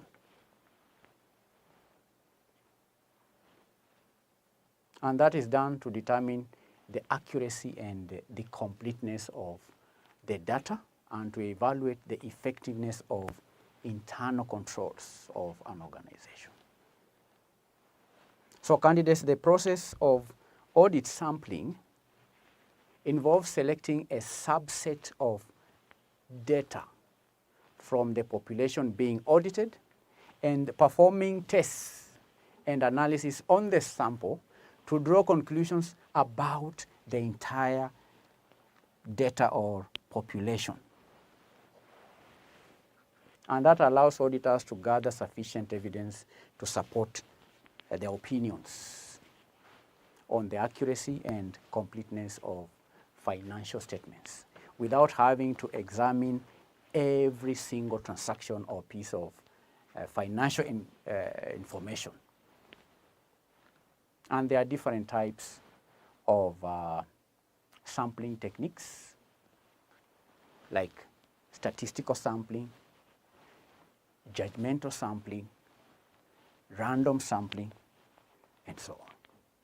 So the choice of which technique to use depends on the characteristics of the population being audited, the objectives of the audit, and also the auditor's professional judgment.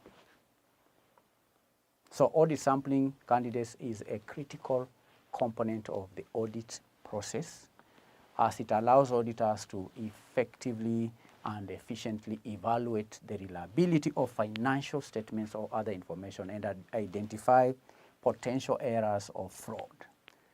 And when carrying out audit sampling from a large data set, there are various or several approaches, which we will be studying later on, or which we even studied in the advanced auditing and assurance lessons.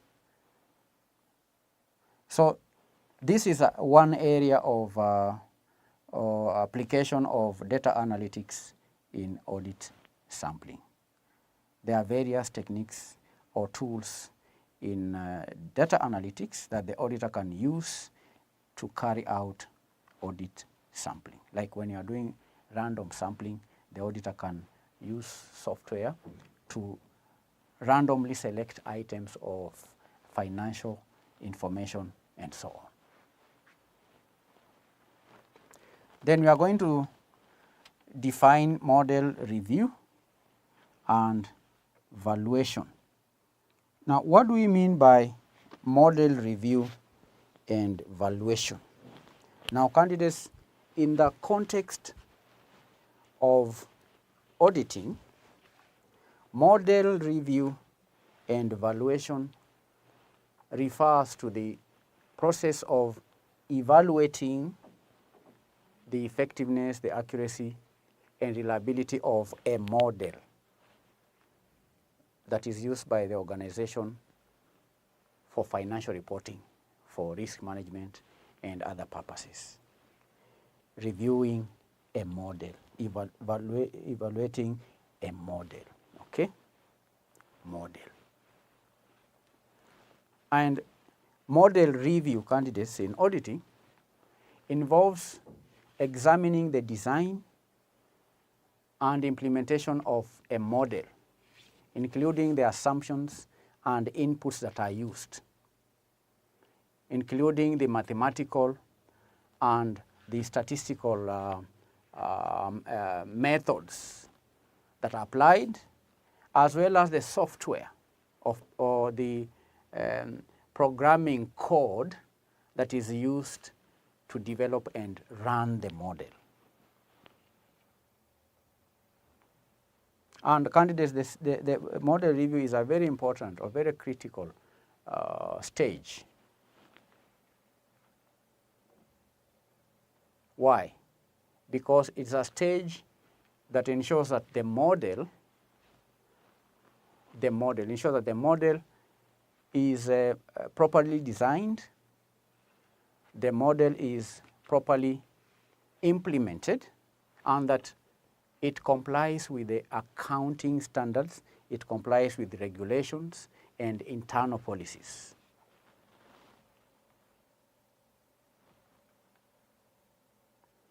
Then we have model validation. This should be validation. Model validation, not valuation, but validation. Model validation. I've just described model review. Model validation in auditing involves the steps that are undertaken in testing the accuracy and reliability of the model by comparing its input and actual output. You compare the input, what was input in the model, and the outcome, validation.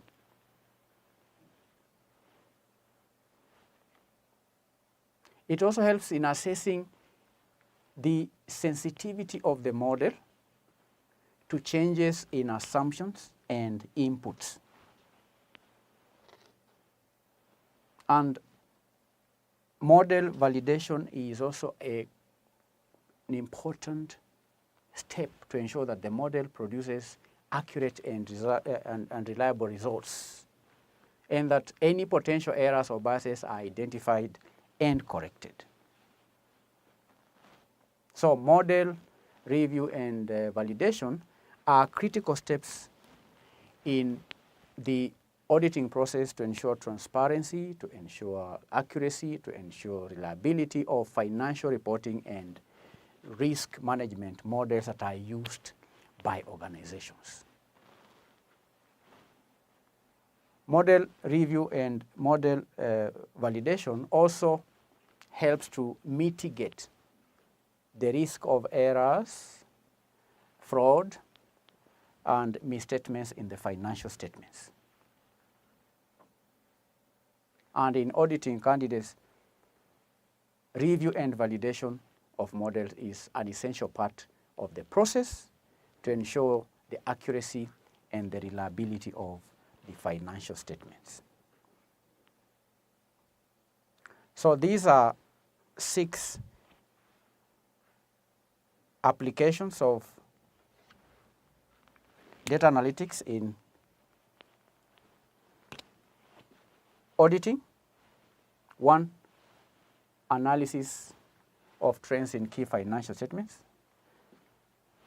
The auditor can use data analytics to analyze trends. There are many tools. When analyzing trends, you can compute ratios for different accounting periods, like the common size statements. There is the liquidity ratios, activity ratios, and so on. We can use different software in data analytics like Excel to generate these trends. All right. Then data analytics tools can help carry out 3-way order matching. We can use data analytics in fraud detection, in test controls, in carrying out audit sampling from large data sets, in model review and also validation. And that will mark the end of that part of the subject. Thank you for attending the lesson. God bless you. I hope to meet you in our next session, where we are going to consider the application of data analytics in taxation and public financial management. Bye-bye.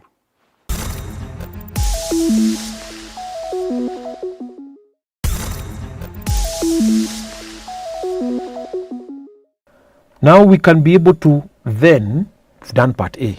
Part B, determine the appropriate discount rate, cost of equity for Dado Limited, considering factors such as risk-free rate, equity risk premium, and beta, like that.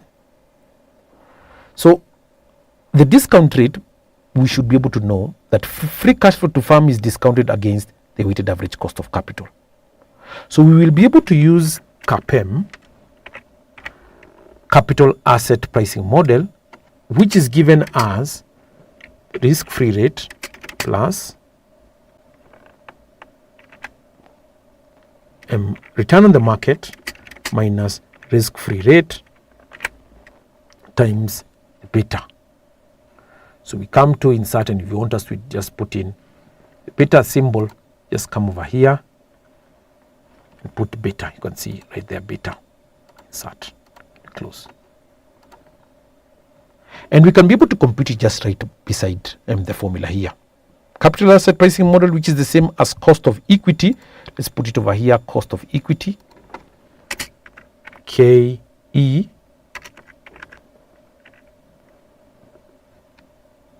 or KE is risk-free rate plus return on the market minus risk-free rate times the beta. So let's work it out here. Plus the risk-free rate we have been given. Now the risk-free rate as 12.5%. Let me put it in terms of decimals. 0.125. Then we add, open the brackets, the risk, we add return on the market minus risk-free rate, which is also called equity risk premium. So we'll just get the equity risk premium to be 7. This should always be 7%. and then we multiply that equity risk premium. Remember, the formula is getting the equity risk premium multiplying with the beta. So we'll multiply with the beta, which is given to us over here as 1.3. That when we close the brackets, enter.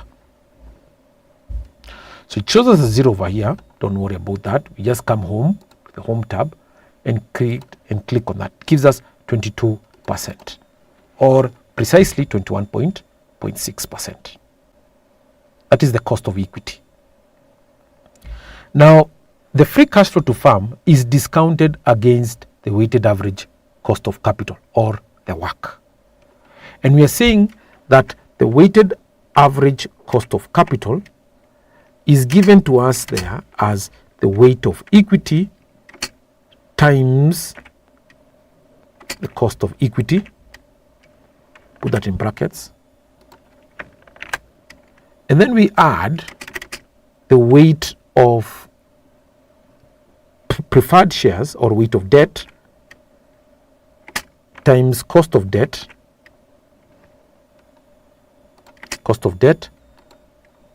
and then we multiply that against 1 minus tax.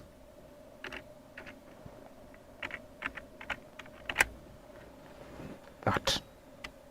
If you had preference shares, we'd be able to put weight of preference times cost of preference over there. But in this case, we don't have preference shares. So that is what we need to take note of. Control B. And correspondingly, allow me to work it out just beside here.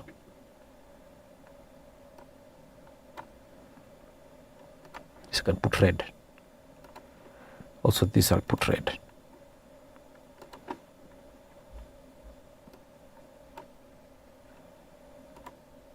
So we have information given to us over here. So let's just highlight what we've used so far. We've used that over here, all of that component there. So we've not used the debt ratio. Debt ratio is the same as debt to equity ratio. So debt to equity ratio, as well as this, we've also used this information right here.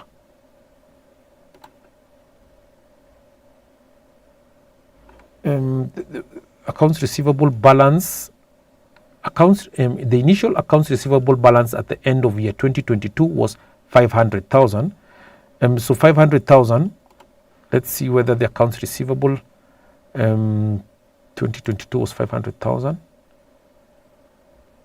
Was 500,000. The initial accounts receivable at the year 2022 was 500,000. The initial accounts payable balance at the end of the year was 400,000. So that is not going to be a problem, because we've already factored that in our computation of the receivables over here. So over here we've said 5 million and so on and so forth. So we at the end of 2022 was 500,000. Yeah, that's okay. So we are saying that the weighted average cost of capital right over here will be, we've been given the debt ratio. So debt over equity is given to us as 0.4, which is the same as 40%.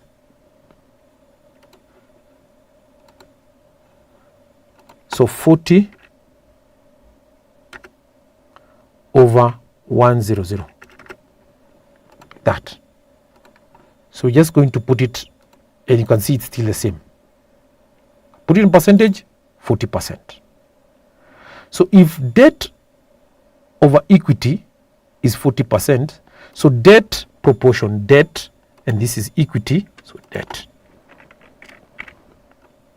equity. So debt is 40, equity is 100, because debt to equity ratio is 40%. What about the debt proportion in the total capital structure? So debt proportion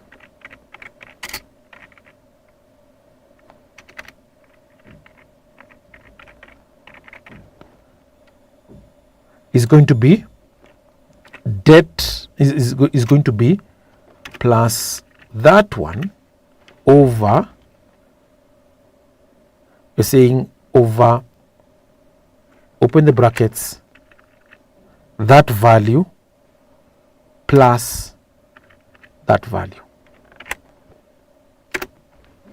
29%, the debt proportion. What do I mean? Debt is 40, equity is 100. What is the proportion of debt in the total capital? So it's 40 over 140. 40 plus 100. That's the debt proportion. Equity proportion,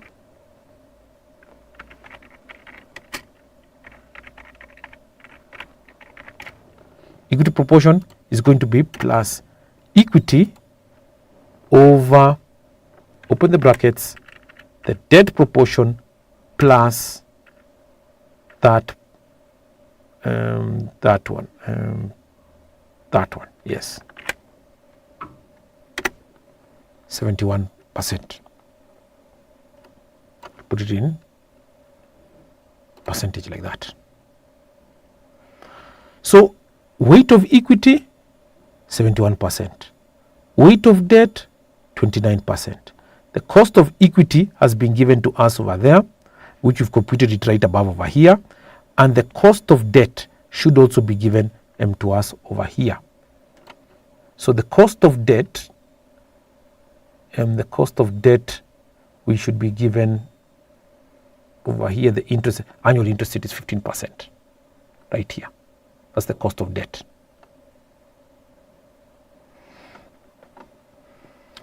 So we can then calculate the weight of equity. So the work plus the weight of equity, that one, multiplied by the cost of equity, that one there. Put it in brackets.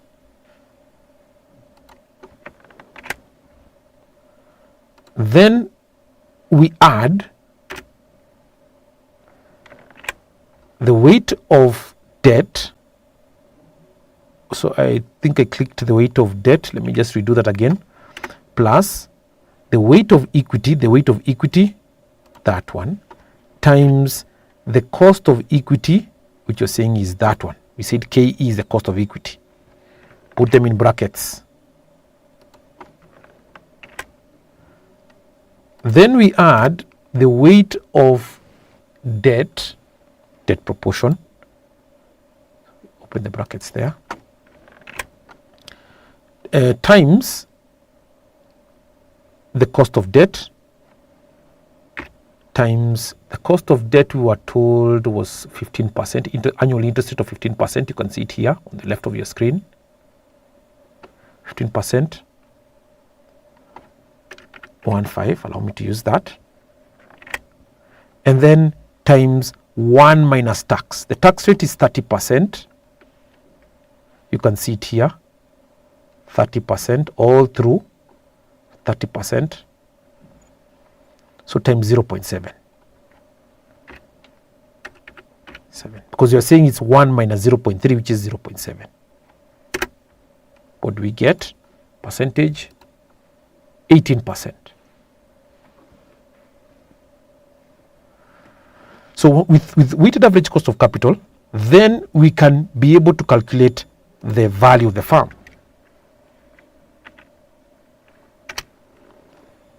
But before we calculate the value of the firm, let's see, we've already done part B, cost of equity, and we've used weighted average, then we've also computed the weighted average cost of capital, which is going to be instrumental towards computing part C. Determine the value of the firm, the value of equity. So the value of the firm will be required to get the terminal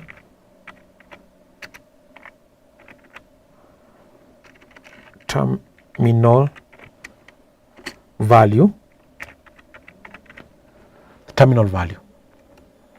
The terminal value, we have been told something instrumental over here, that determine the appropriate discount rate, cost of equity for Dado limit, considering factors such as risk-free rate, market risk premium, and beta. And then we will need to compute the value of the firm. The value of the firm is discounted using the weighted average cost of capital, which we've computed conveniently right over here towards our right. Over here you can see it. So the terminal value will be based on after year 5 values there. So what have we been told after year 5? That the tax rate, that's fine. The growth rate in revenues, the company plans to invest 3% of projected revenue each year in capital expenditures, that's fine. The company will repay outstanding debt, that's fine over here. So the growth rate after year 5, the interest expense, so the revenue will be able to remain, so the revenue 10%. So we expect the revenue to continue at 10% per annum. That's the growth rate. So for us to be able to calculate the terminal value, we'll assume that it is going to continue like that into the foreseeable future. So terminal value is going to be given as this last value of FCFF plus the value of FCFF times, open the brackets, 1 plus the growth rate. The growth rate is going to continue at 10% like this into the foreseeable future. And you can see the formula on the formula bar section bar over here like that. Enter. And that value we will discount against R minus G. So we discount against not R. I said R. But in this case we said it discounted against what? The weighted average cost of capital, not our KE here. So over, open the brackets, KE minus the growth rate. The growth rate in this case was 10%. So we can be able to put 10%. Again, click on it there, close like that, enter. So this is the terminal value. From period 5 moving on. So from period 5 moving on, we assume it's going to continue into the foreseeable future growing at 10%. But we need to discount it back to the beginning of period 5 where to see the value as of period 5 there. And then we'll discount that value back to period to today. Here. So this one will discount it to today. This one will also discount it to today. This one will discount it to today, and so on and so forth like that. So let's discount or get the present values like that. So present values.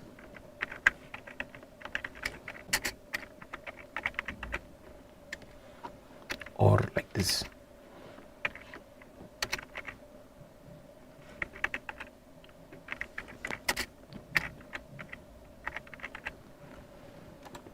Present values. So we'll get this FCFF discounted to today over, open the brackets, 1 plus WACC. The weighted average cost of capital is here. Power 1. So power 1 is the same as that value. So you get 713. So we've discounted that to today. So these ones, we will discount them based on power 2. So power 2. Why? So let me escape. Escape. So this should be, should have put power 2. That. So it's going to be not that value. Sorry, I didn't lock it, so I need to lock F4 so that when I'm dragging, I drag it when it's consistent. So like that, that's okay. So now it picks that value. But now I'm going to raise that power 2. Shift power 2, that. So I'll now want it power 3 and power 4. That. So this is going to be power 2, power 3, then power 4. Power 4. Why? We are going, this one is going to be raised against year 1. This one squared. This one cubed. And this one power 4 over here. So you can just put the years down here so that you can be able to see it more clearly. Power 1, power 2, power 3 and power 4. So you can check all of them, power 4 here. Power 5, we are not going to discount this value because this is used to determine the terminal value rate. This is 1.2. We are going to discount this value, the terminal value right here. That value is what is going to be instrumental, that one there. So we're going to discount that value over,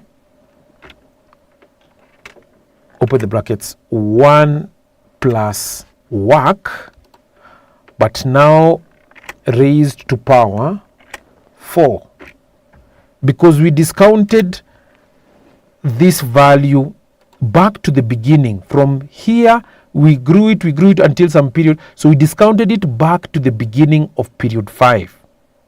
But period 5 is not over yet, so we'll use period 4, and that's why I've used power 4 over here. Power 4, and right over here I've also used power 4. Please note that, guys. So to calculate the farm value is going to be given as the sum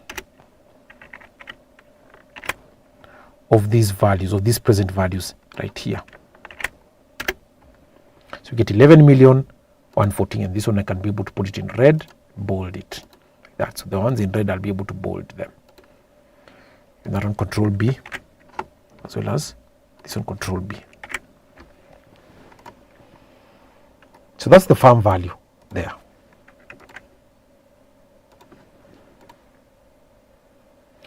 So the value of equity,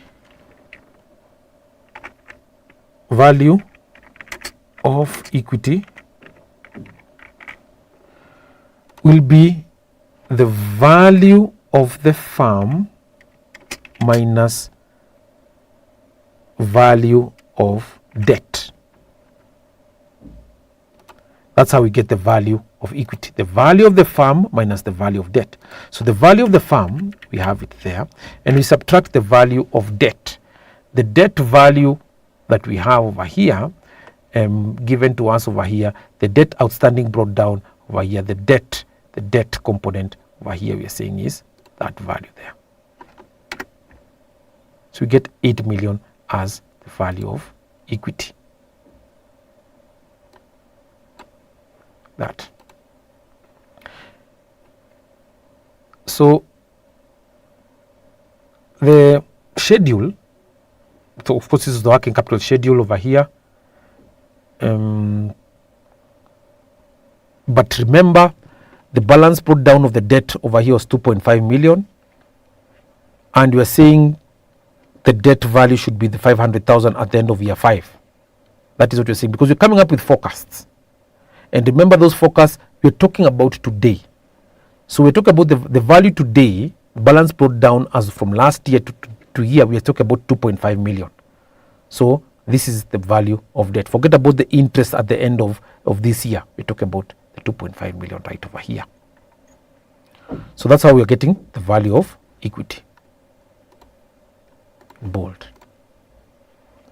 Now, once we have the value of equity, we can move on and see what else is remaining.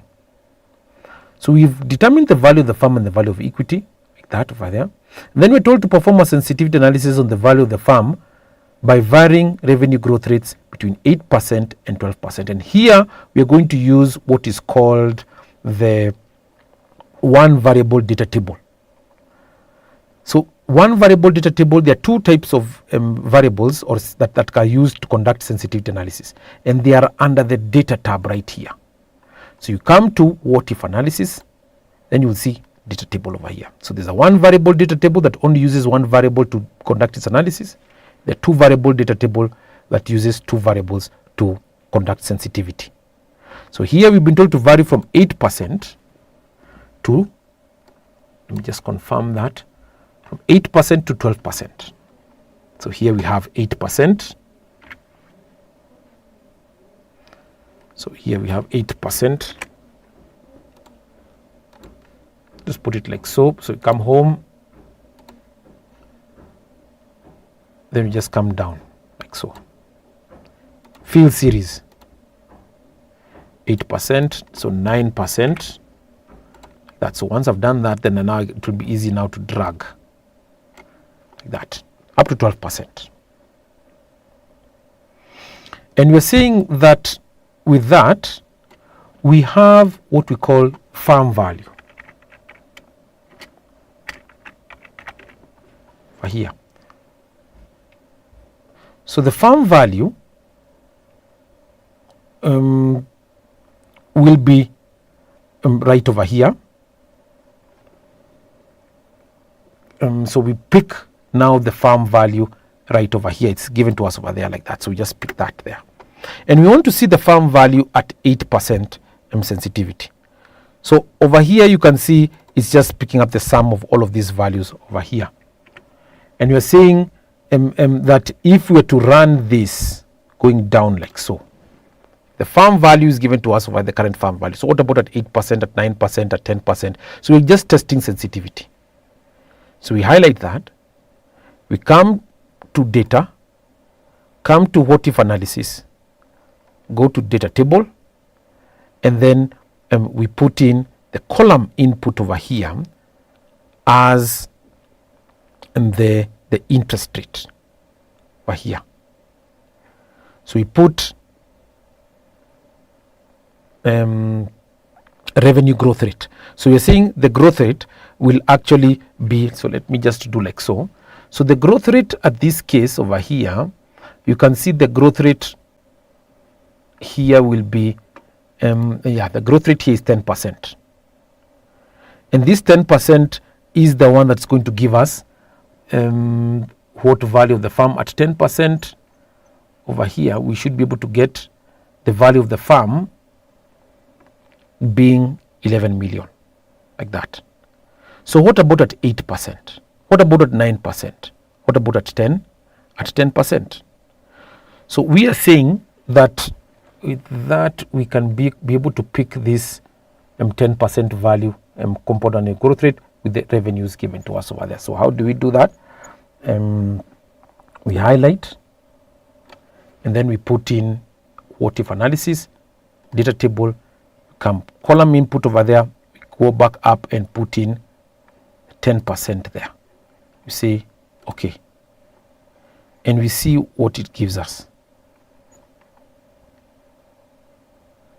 Please note one thing, guys, that at 10% growth rate we get the 114, which was this one over here, the farm value. So the farm value given to us over here is 114, similar to that.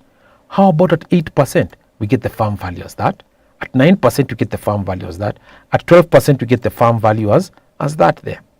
So we can indeed see that at 10% growth rate we can see the farm value is the same farm value as we've gotten over here, which is that value over there. So just in a similar fashion, I would want to put this, of course, in a very presentable way so that now we can be able to see that is what we're actually getting as our farm values at 8%, 9%, 11% and 12%. So this is what we say we're conducting sensitivity analysis. And with that, ladies and gentlemen, I can say that now all that's left now is for us just to arrange this information in presentable formats so that maybe perhaps when the second person is going through this information, they'll be appalled by the presentation itself and they'll be pleased at least at looking and analyzing this information. We hope that you have enjoyed this being with us here at Manifested Publishers, because we are here for you. Thank you and God bless you.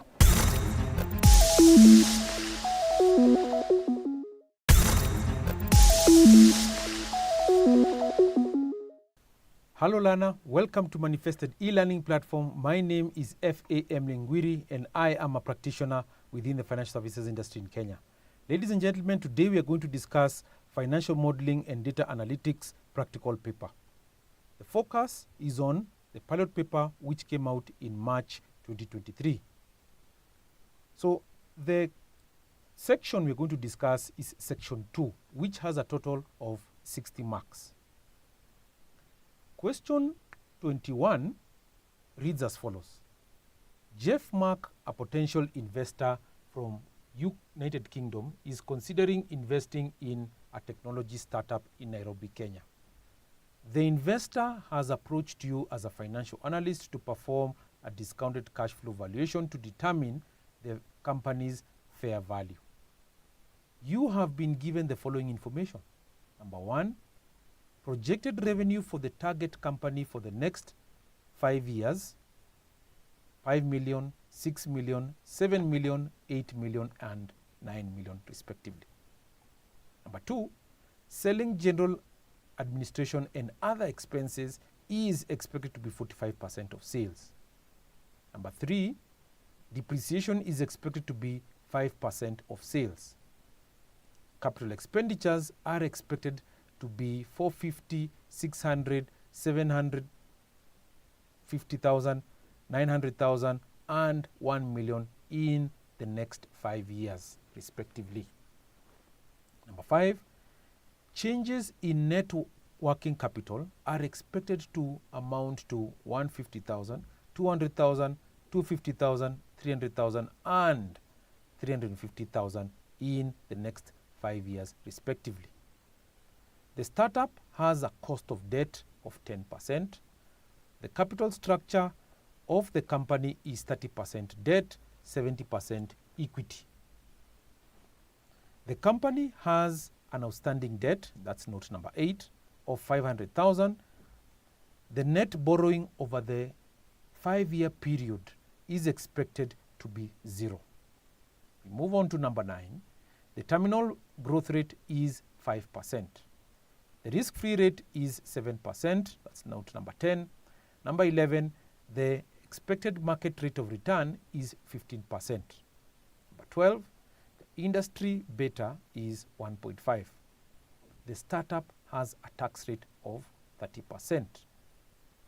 The examiner is requiring you to calculate the free cash flow to firm, FCFF, value of the firm in Excel. So I will be able to work with you while we discuss the solution on my right hand side over here. So let's navigate on that side. So we start over here.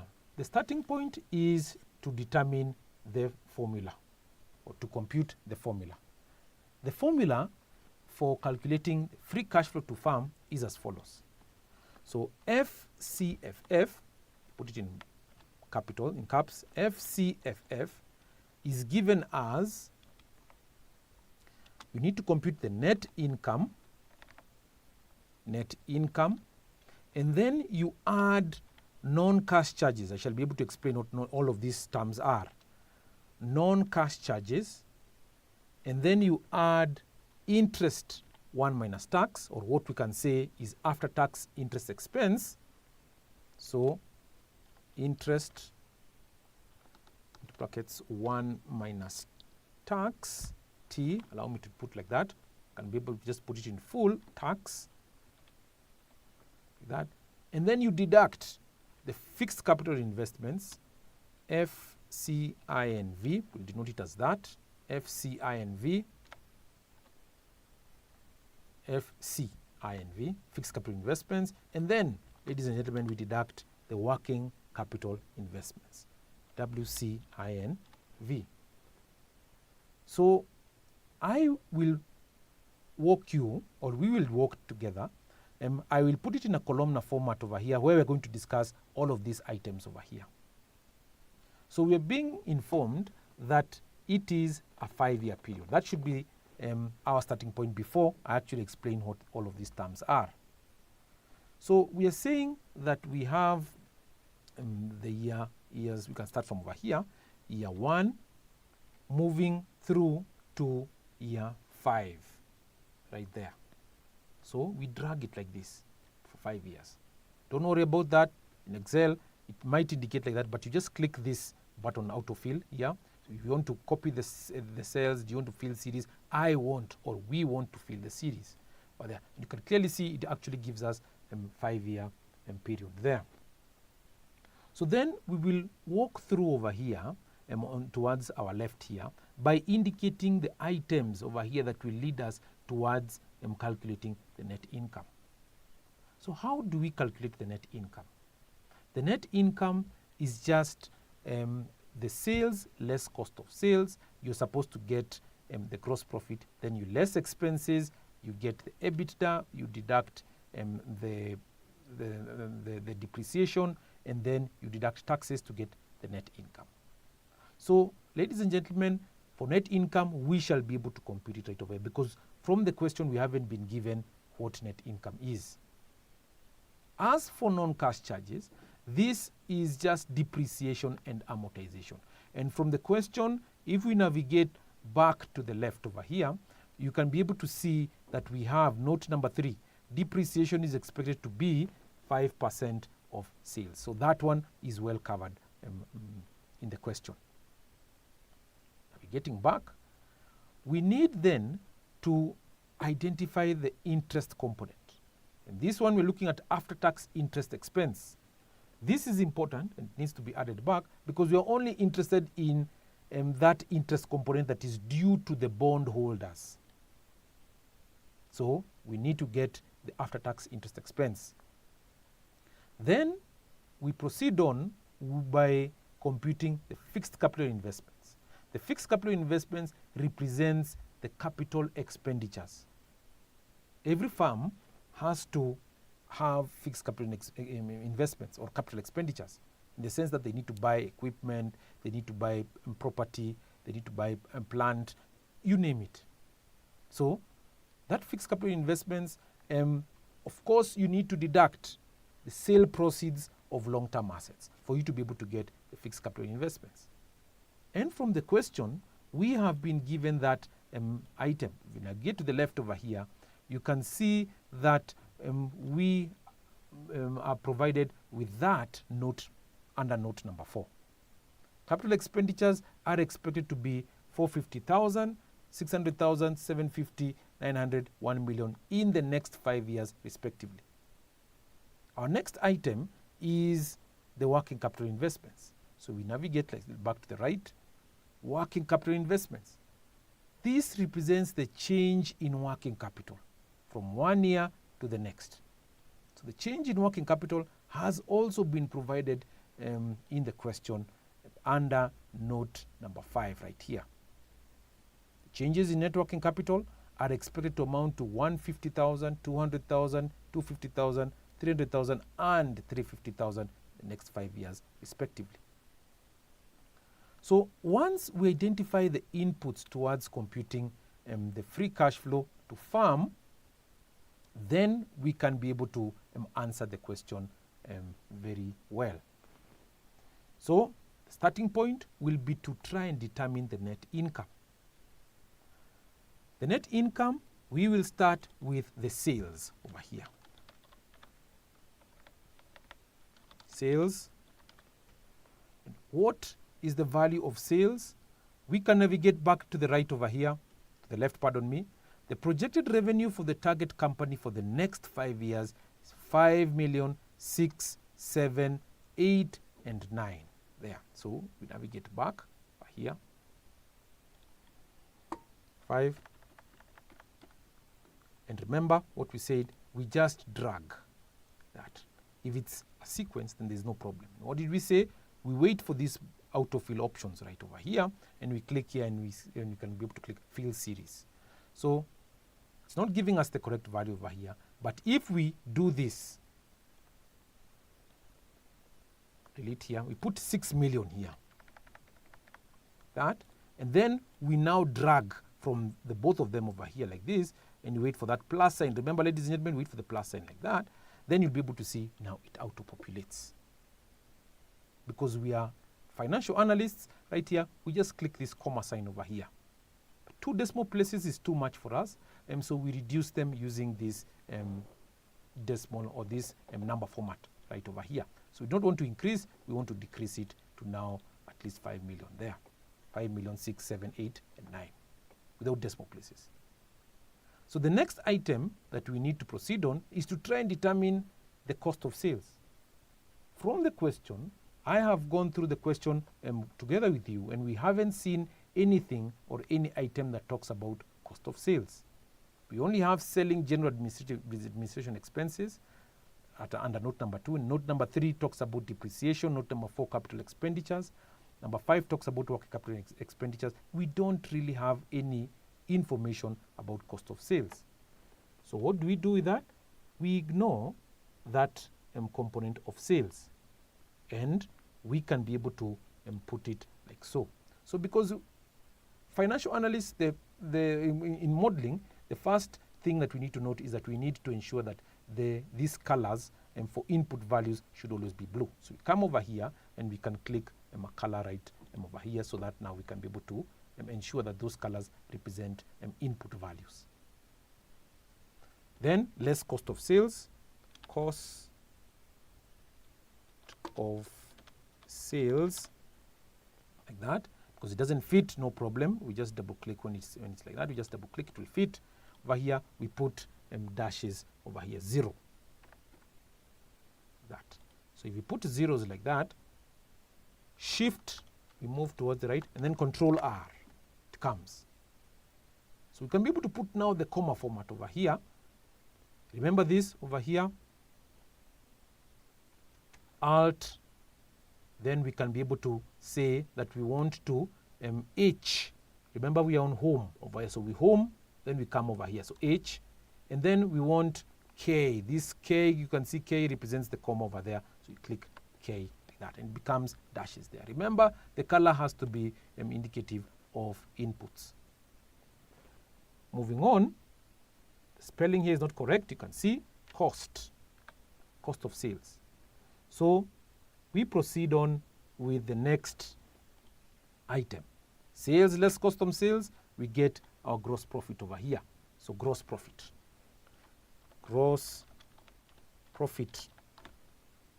that. And we want to be specific to show that this is it's a sum, or you're trying to get a computation. Over here, this is an answer that you're getting over here. So what do? We can be able to put a top and bottom border over there like that.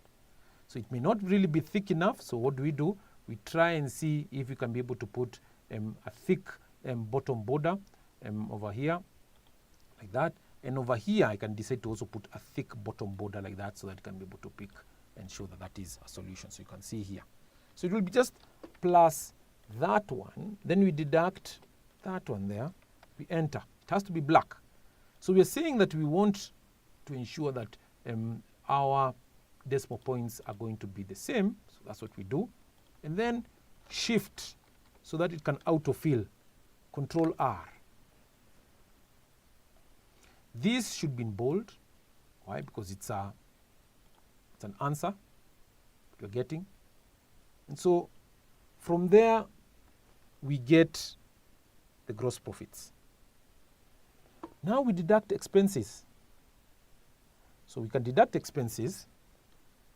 We navigate back to our left over here.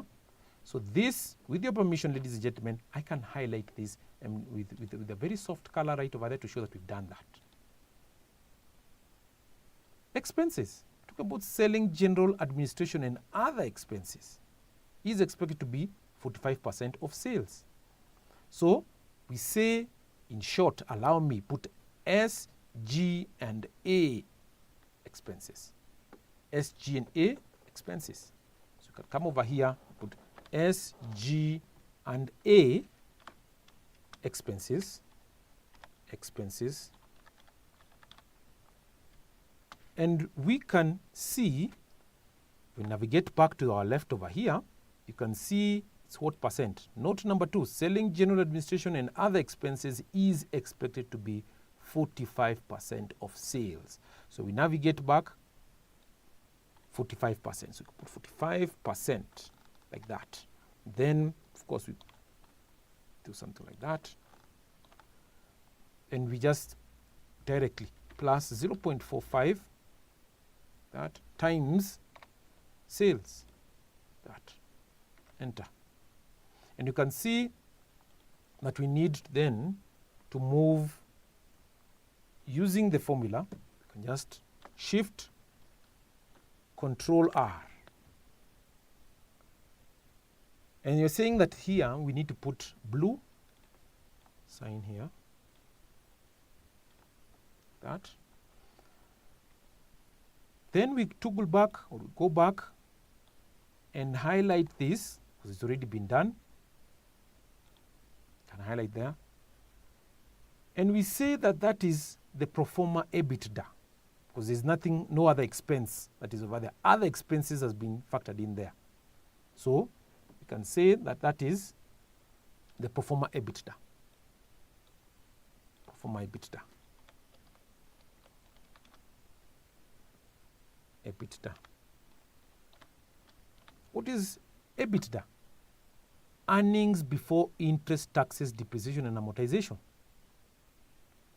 And we say that once we get the 5 million, we deduct this over here because these are expenses.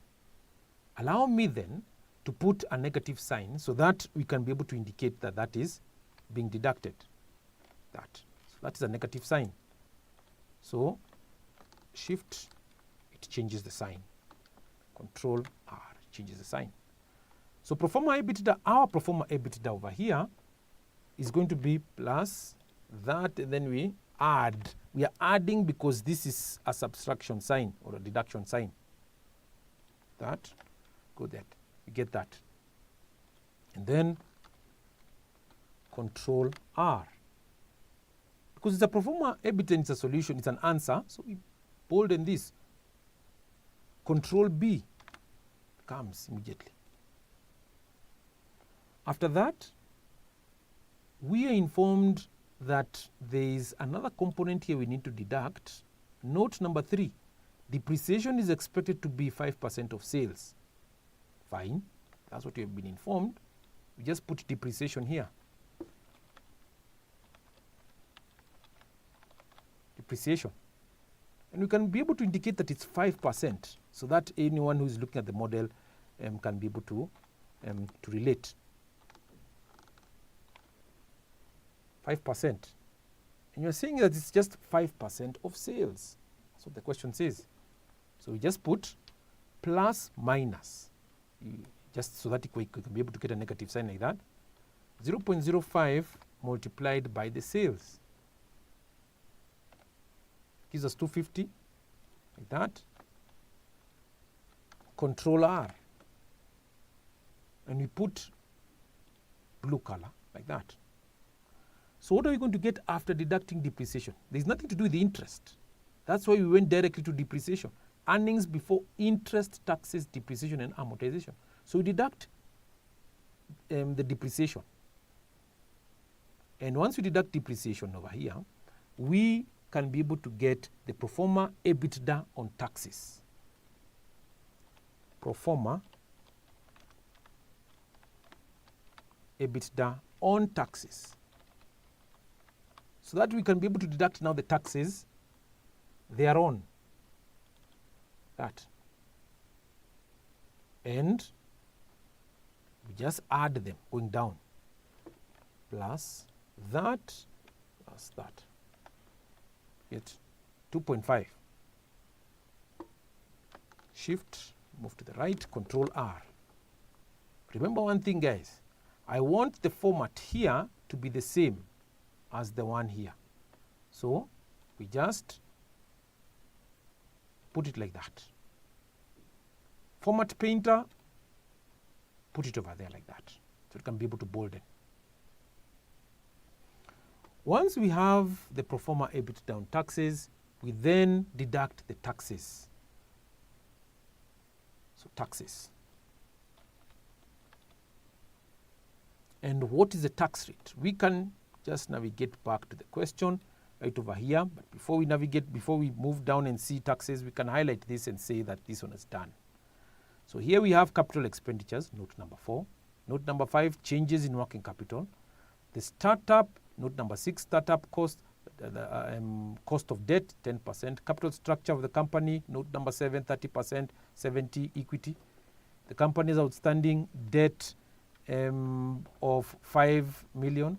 The net borrowing over the 5-year period is expected to be 0, so that one is not it.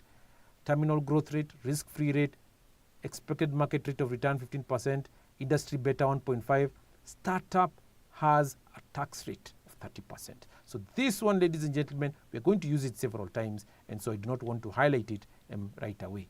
So we go back over here and say taxes here, we can put it in brackets here, it's 30%. 30%, then we close the bracket. So at 30%, we just put 30% plus 0.3 multiplied by that value, 750,000. So then shift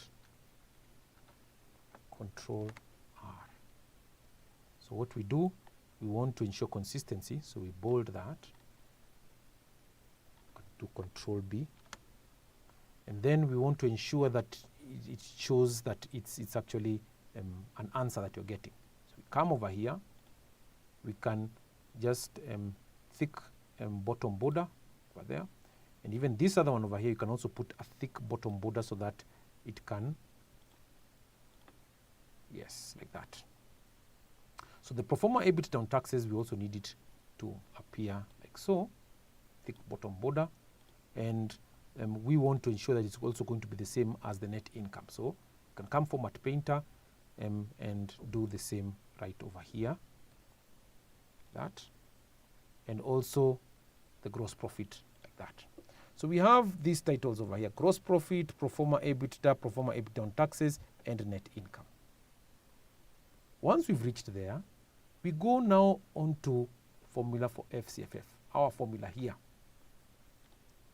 Highlight it in red.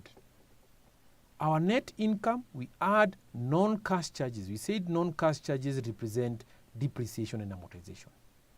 And then we didn't have any information about interest, so we ignore it. And then we deduct the fixed capital investments, which represents the capital expenditures, and then we deduct the working capital investments here. So I can come just down over here after the extract of the income statement and say FCFF computation.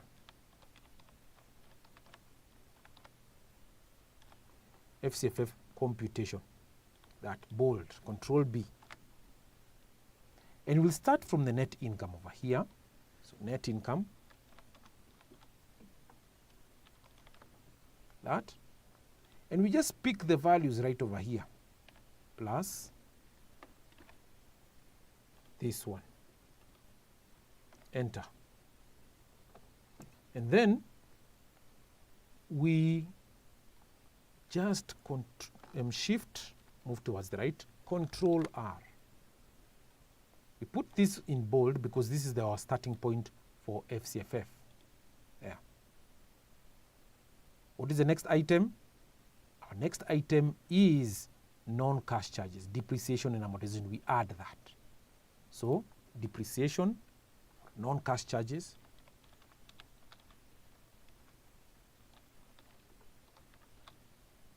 this is depreciation over here, non-cash charges, that,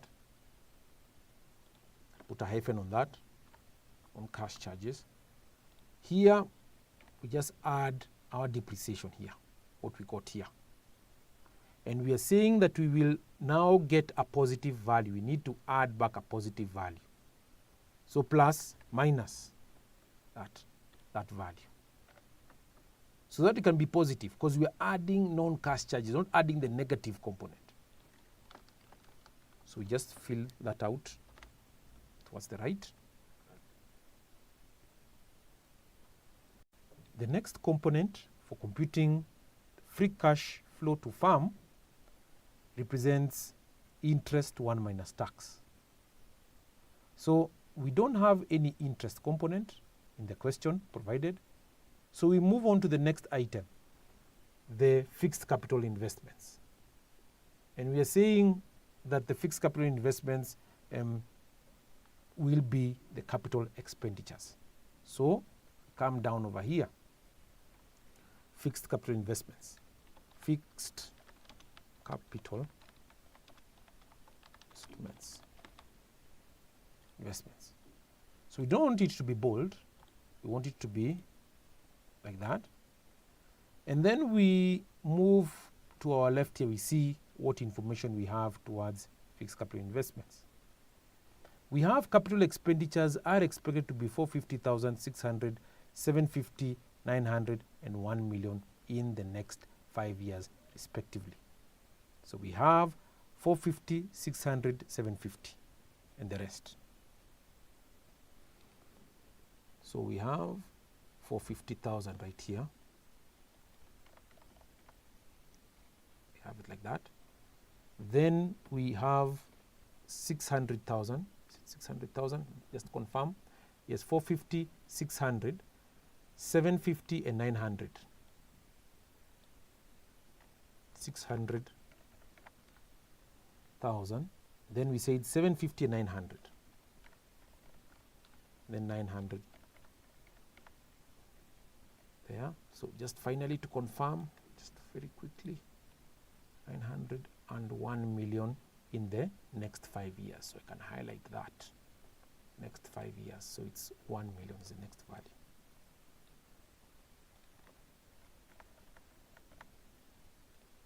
To ensure that we have the same formats, just use that.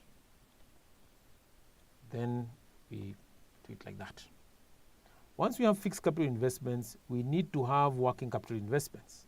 So working capital investments. So our working capital investments, let's check what we have from note number 5. The changes in net working capital are expected to amount to 150, 200, 250, 300, and 350,000 there. So we're increasing multiples of 50,000. Starting from 150,000. So we have 150,000, then 200,000, at 50,000, 250, 300,000, then we are filling out 350,000. Like that. In terms of the formats, we want them to be the same.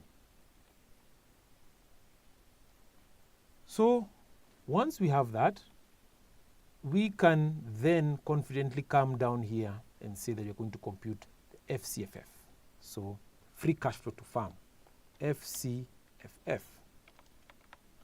FCFF. These values are going to be bold.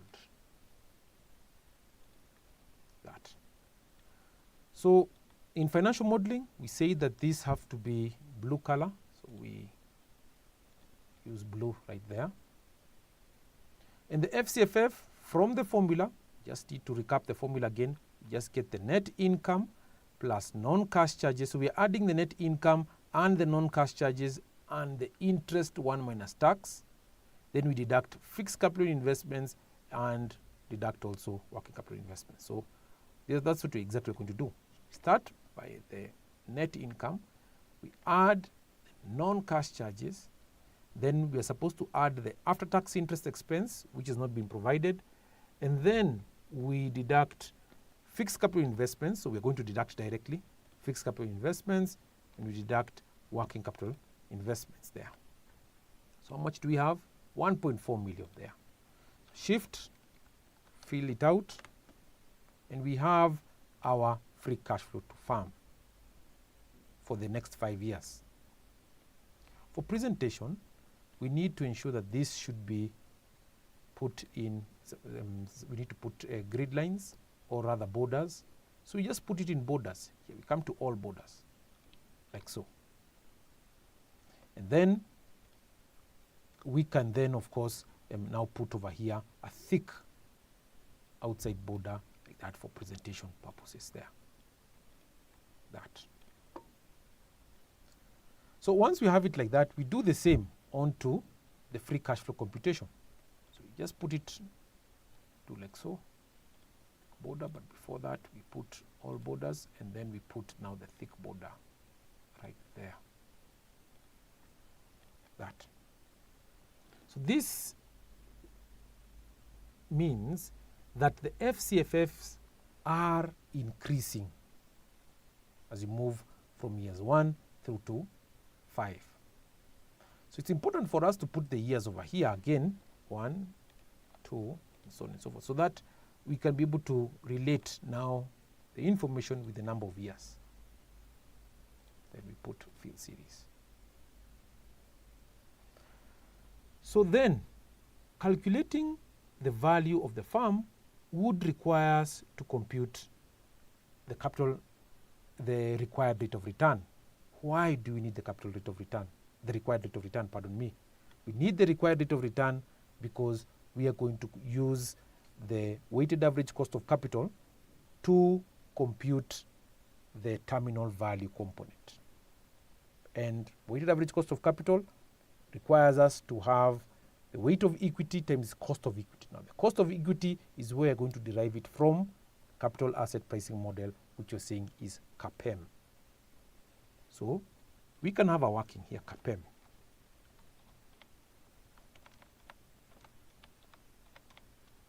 Which we're saying capital asset pricing model, which is the required rate of return, is given as the risk-free rate, RF, you can put it like that,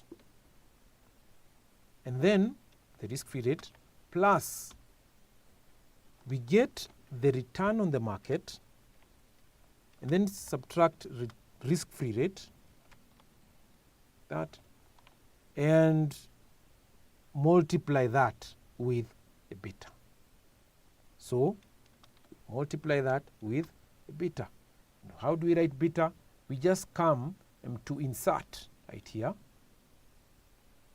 go to symbol. You can see symbol right here towards the right.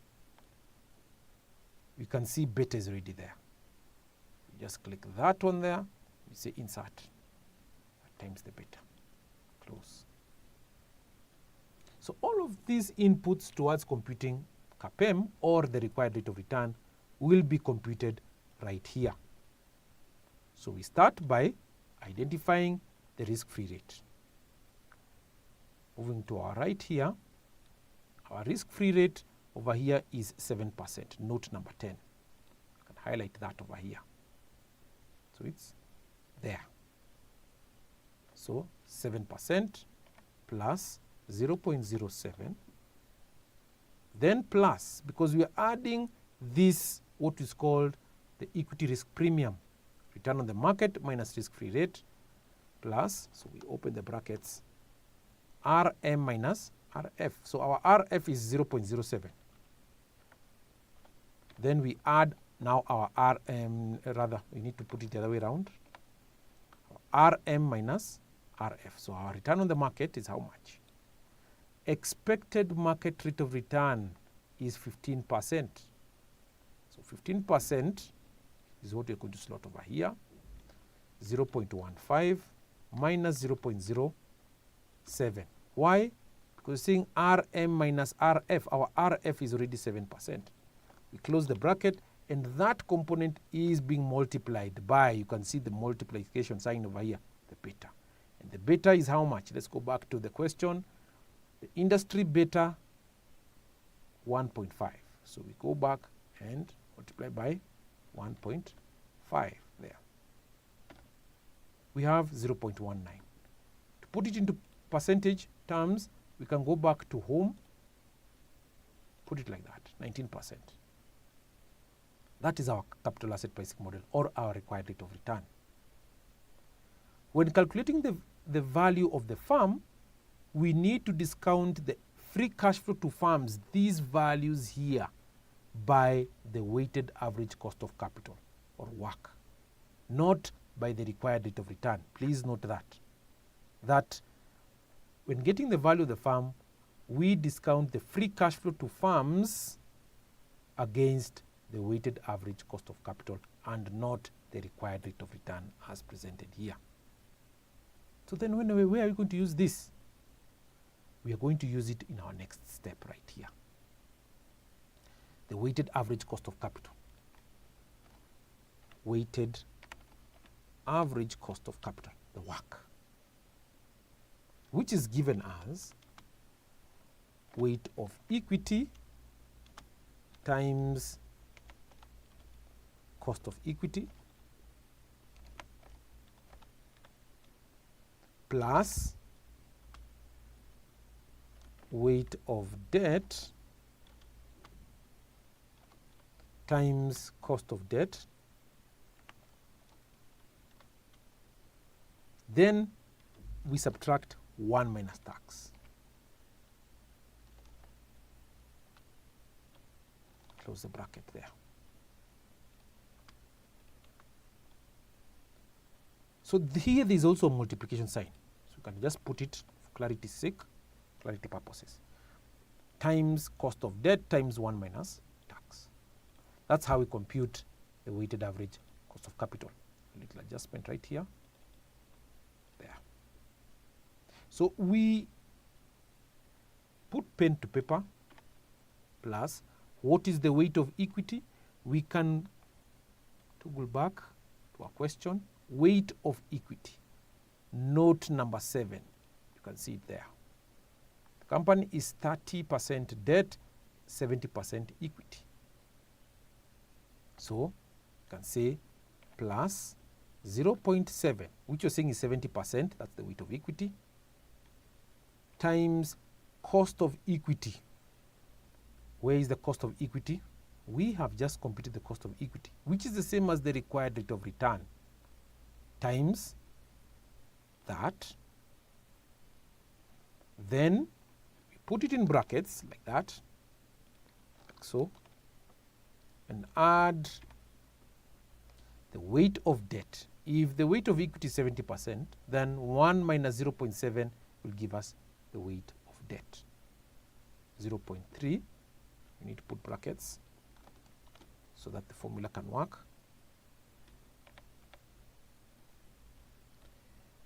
Times cost of debt. The cost of debt has been given to us in the question. Let's confirm. So that's the tax rate, the industry beta, market rate of return, risk-free rate, terminal growth rate. The company has outstanding debt of 5 million. Net borrowing over the 5 years is expected to be 0. It's okay. The capital structure is 30% debt, 70% equity. The startup has a cost of debt of 10%. Note number 6. 10%. So we go back. Times 0.1, like that, times 1 minus tax. So the tax rate, you can see it over here, note number 13, 30%. So with your permission, I can put 0.7. 1 minus 0.3 give us 0.7. We get 0.154. To convert it into percentage, there, 15%. As I had mentioned earlier, that the free cash flow to firms should be discounted against the work and not the required rate of return. So you've seen where we have used this capital asset pricing model, required rate of return value. We have used it, if you come to the formula section here, this part over here, you can see E24. So we are in E24. You can see it here. It's right here. It only assists us to compute weighted average cost of capital. So then, can we be able to proceed on with the terminal value computation? Yes, we can. So we come over here, terminal value,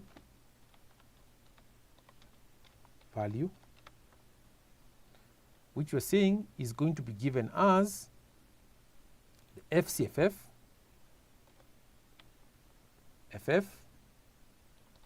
free cash flow to firm, for period, the last period over here. So we can put 5 there, that, and then we try FCFF period 5, like so. So then we reduce it. You can actually reduce it over there. it doesn't reduce, we can come on to this part over here where we come to insert symbol there as an option, and then we identify where 5 can actually be from down over here. So we don't need to reduce it right now. We understand that it is just the terminal value for the last period. So we can just put 5 there. And then we discount that, come to home, and then we divide that or discount it against work minus G.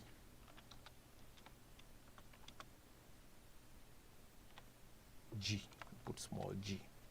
What is this G? It is the growth rate. So this can be margin center, put it at the center there, and on the top there like that, is equals to that.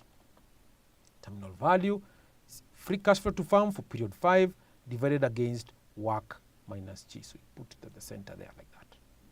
So let's calculate the terminal value. TV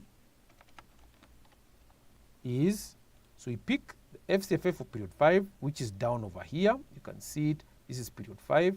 Pick that. So plus that value. And then we divide that against work minus G. So that minus. Do we have a terminal growth rate value? Let's go back to the question. So we can see note number 9. The terminal growth rate is 5%. So we subtract 5%, 0.05, and then we close the bracket. How much is the terminal value? That is the terminal value. So we can put it, and we can bolden that, put it like so, put that value there, double click there, 21 million. What are we saying about this terminal value?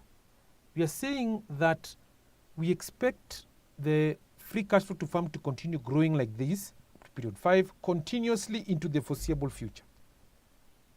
But we discount it back to the beginning of period 5 using this terminal value computation. And you can see we've discounted it using work minus G. This work minus G represents a capitalization rate that discounts the free cash flow to firm from period, whichever period, if it's period 20, period 30, like that, back to the beginning of period 5. And so we are saying that the terminal value is 21 million. So then we need to discount these free cash flows from period 1 back to period 0, this one back to period 0, and period 3 back to period 0, so on and so forth like that, including the terminal value. So how do we do that? We are saying the present values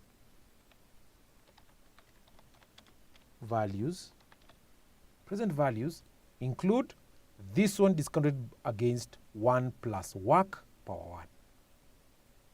So plus that one divided by, open the brackets, 1 plus work, that value, that power 1. So we need to format so that it can be consistent with other values within the Excel worksheet there. So we can drag this up to period 4. But we need to ensure that we are going to hold our work here to be constant.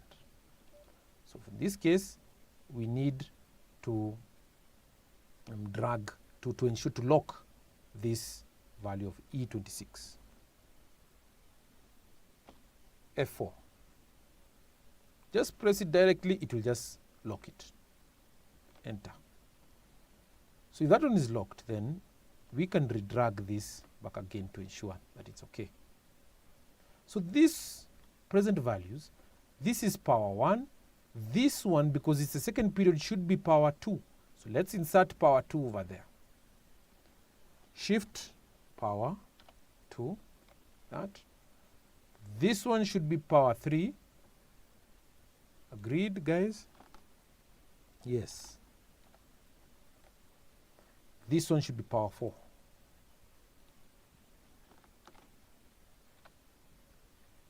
That. So what should we do with period 5? This one here. So should we just go ahead and just drag this? So we shift it like that and then Control R, fill it out like that. So that now we can be able to say that we're picking this value over here discounted against 1 plus work power and power 4. Or you can even change it over here to power 5, like that. What have I just said? I have said that we need to get the terminal value here. And the terminal value computes or discounts the cash flows, or these free cash flows, from period 5 moving at a steady rate and moving ahead back to the beginning of period 5. So we cannot be able to discount this one because it has been covered right over here by getting the terminal value. So we need to change this. So we are going to discount this one, not the period 5, but this one, terminal value component, and we are going to discount it based on period 4 values.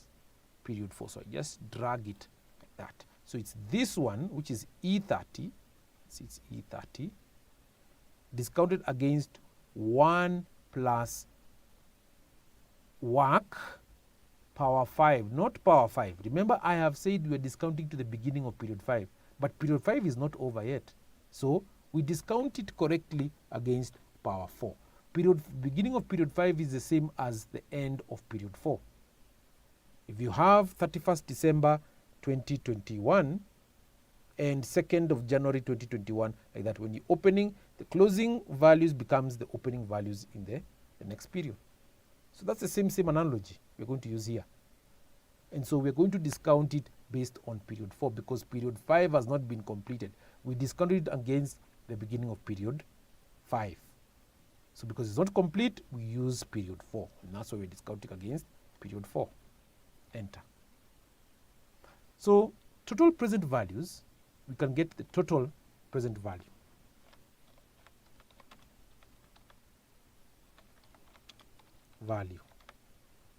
Total present value, we just add them, plus sum, select that, so it's getting the sum of that value. Enter. So that represents the present value here. I can put it maybe perhaps in a different, we can even highlight it like that and put it in a different color, like so. So that present value represents the value of the farm. So this, instead of writing the total present value, we can be able to also change it and say, we don't need to change, we just say value, farm value.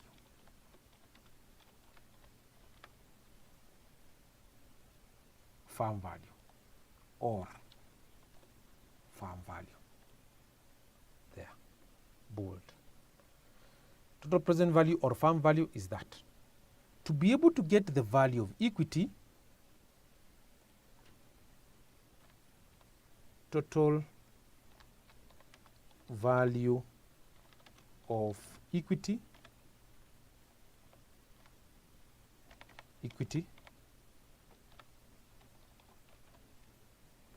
we get the farm value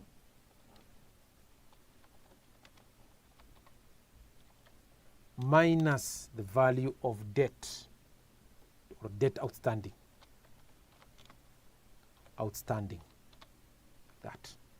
That's how we get the total value of equity.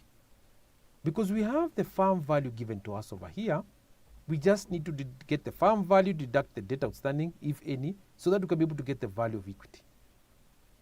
So copy this, then you place it right down below. And we can say that the farm value which is that value there. We subtract the debt outstanding. Let's navigate back to the question. We can see the debt outstanding under note number 8. The company has outstanding debt of 5 million. The net borrowing over the 5-year period is expected to be 0. So we go back to the solution. So we subtract 5 million. 5, that. So that is our answer there.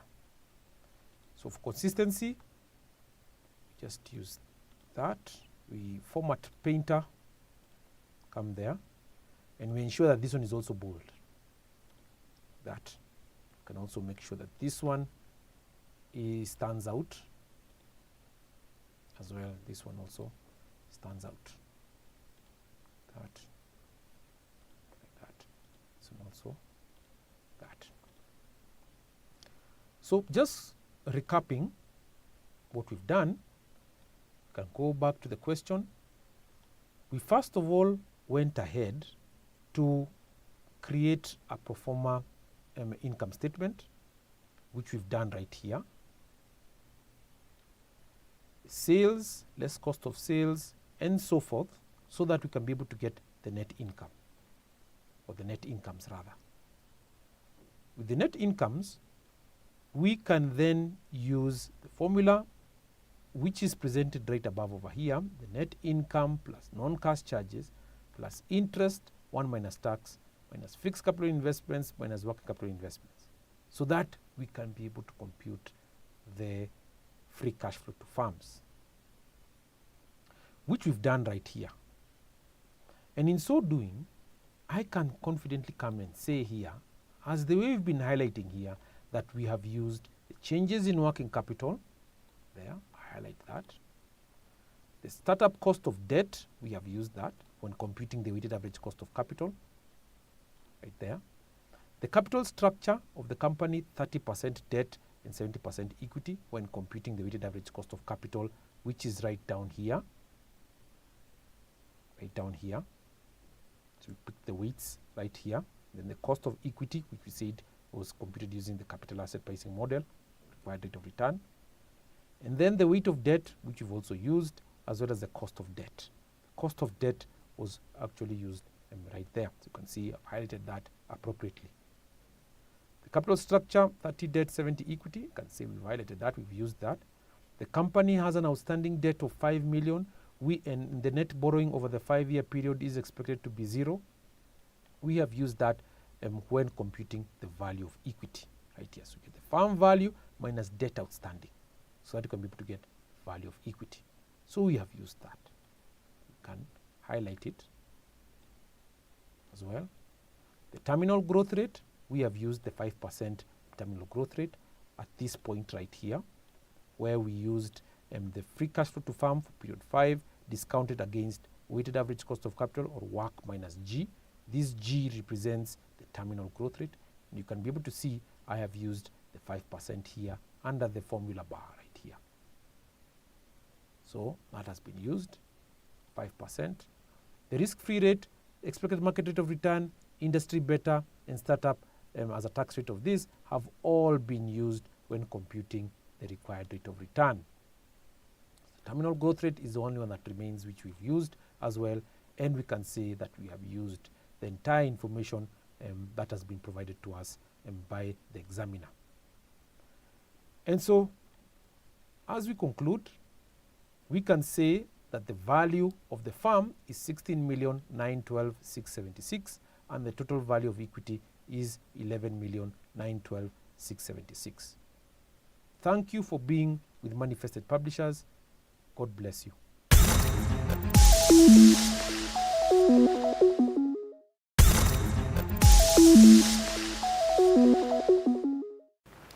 Hello and welcome back to the lesson. The subject is Business Data Analytics. Today we will proceed to study the fourth subchapter, which is data visualization in Excel.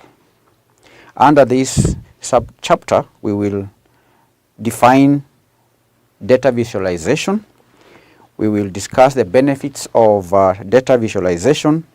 We will describe the types of visualization, and lastly, we will look at the qualities of good data visualization. In this lesson, we'll focus on the first two areas, that is the definition of data visualization and the benefits of data visualization. So by the end of this lesson, you should be able to define data visualization. You should also be able to explain the benefits of data visualization in Excel. So what is data visualization? What's the meaning of data visualization? From the word visual. Visual. Candidates, that tells you this is the representation of data and information through graphical or visual means. Data visualization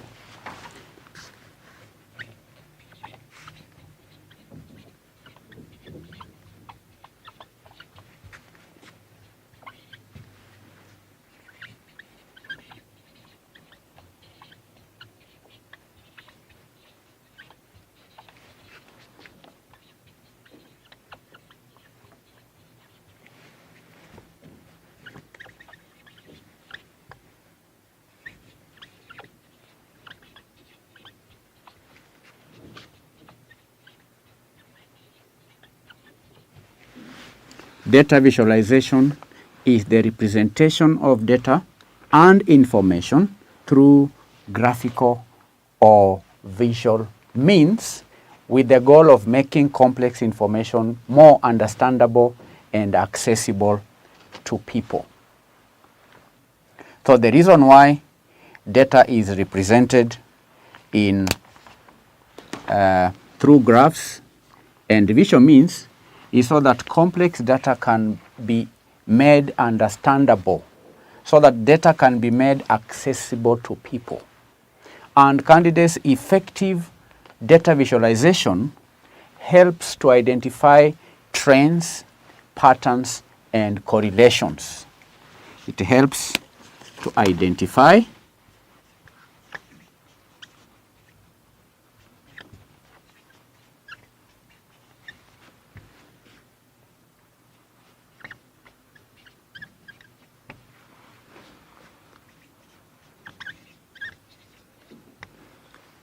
effective data visualization helps to identify patterns, it helps to identify trends, it helps to identify correlations within data sets.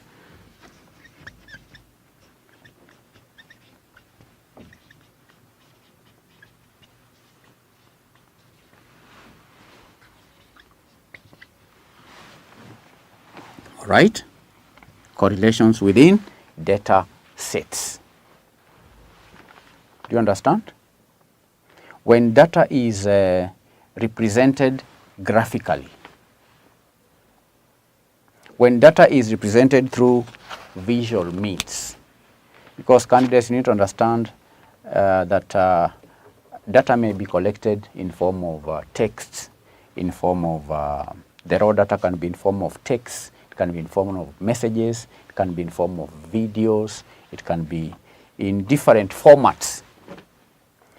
And big data, to make sense out of big data that is in text, that is in videos, that is in posts, then we can use graphs, we can use visual representation of that data so that people can understand, people can identify patterns, people can identify trends or the correlations within the data that has been collected. It can also help, it can also be used to communicate insights, right? Data representations, representation of data in visual or graphical means can help communicate insights or findings and conclusions in a compelling and easy to understand manner. And there are many tools and techniques available for data visualization, including graphs, tools, include graphs, include charts, graphs, charts, maps, graphs, charts, maps, infographics, and so on. And there are different types of graphs, there are different types of charts, there are different types of maps. There are many tools that can be used to represent data graphically. And candidates, the choice of visualization techniques or the choice of visualization technique depends on the type and purpose of data, as well as the audience and the context of the communication. One organization may choose to represent data using charts, or another one may use graphs, another one may use maps. So the tool that is selected depends on the type of data that is being collected. It may depend on the audience that is for which the data is meant, and the context of the communication. And candidates, effective data visualization requires careful planning, requires attention to detail, and a deep understanding of data that is being visualized. So to be effective in data, in representing data graphically, then it may require skill. It requires skill. It requires one to have attention to detail. It requires one to have a deep understanding of the data that is being represented or visualized. And it is important to choose the right visualization technique and design it in a way that is easy to read, that is easy to understand, and so on. So that's the meaning of data visualization. And these are the tools that can be used when representing data graphically or visually. We'll now move on to discuss the benefits of data visualization.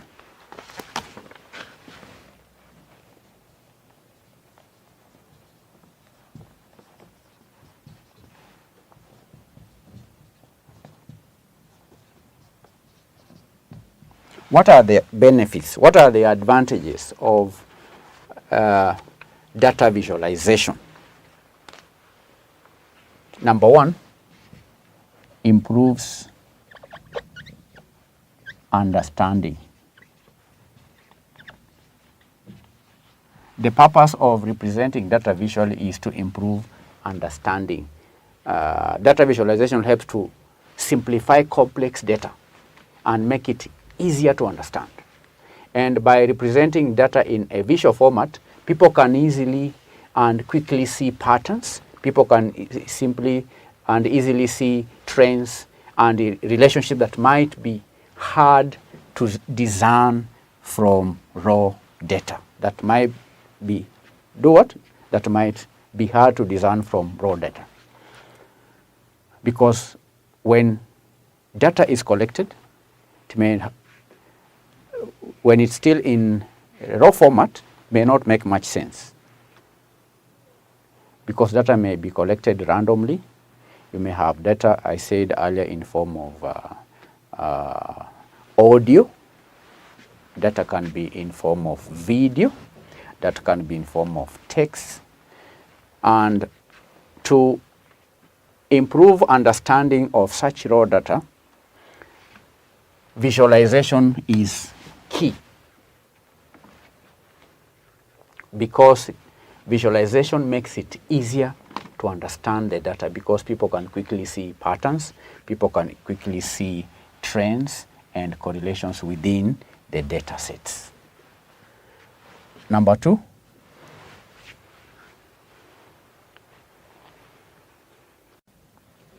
enhances communication. Data visualization enhances communication. It makes it easier to communicate complex data to others, because candidates, by using charts, by using graphs and other visual aids, you can convey information more effectively and clearly than with the text or numbers alone. It enhances communication. Facilitates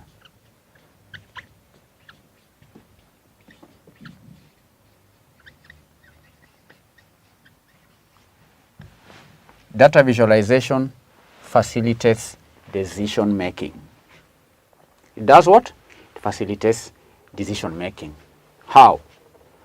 Because it can help you make informed decisions based on data. And by representing data in a clear and concise format, you can quickly identify trends and patterns that may not be apparent otherwise.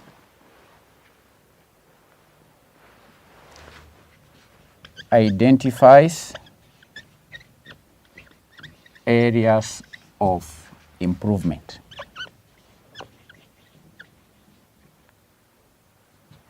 Data visualization can identify areas of improvement, because data visualization can help you identify areas that need improvement in your business or organization. By analyzing data candidates in a visual format, you can spot trends or anomalies that may indicate a problem.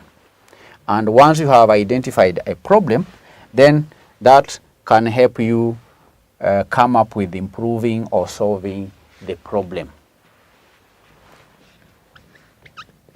Saves time. Data visualization saves time. And how does it save time? Data visualization can help you save time by allowing you to quickly analyze data and identify key insights, instead of spending hours poring over spreadsheets. Candidates, you can use visual aids to quickly identify patterns and trends. It saves time.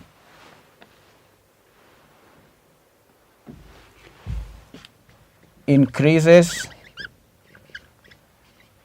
engagement. Data visualization increases engagement, and this is engagement with the data. By presenting data in a visually appealing format, you can capture the attention of your audience and make your data more interesting and engaging. So these are 6 benefits of data visualization. 1, improves understanding. 2, enhances communication. I've explained how. 3, facilitates decision making. 4, identifies areas of improvement. It saves time. Then lastly, increases engagement. Now, that will mark the end of our today's learning session, candidates, where we've introduced the subtopic data visualization. In this lesson, we have defined data visualization. We've defined data visualization. So, So these are 6 benefits of data visualization, and that will mark the end of our today's lesson, where we've introduced the subtopic data visualization in Excel. In this lesson, we have defined data visualization as the process of representing data and information through graphical and visual means. We've said that it helps to identify patterns, trends, and correlations within data sets. I've also mentioned some of the tools that may be used in data representation. We have graphs, charts, maps, and so on. Then we've discussed the benefits of data visualization. So overall, candidates, data visualization, we can say, is a powerful tool for understanding and communicating complex information. And by using visual aids to represent data, one can simply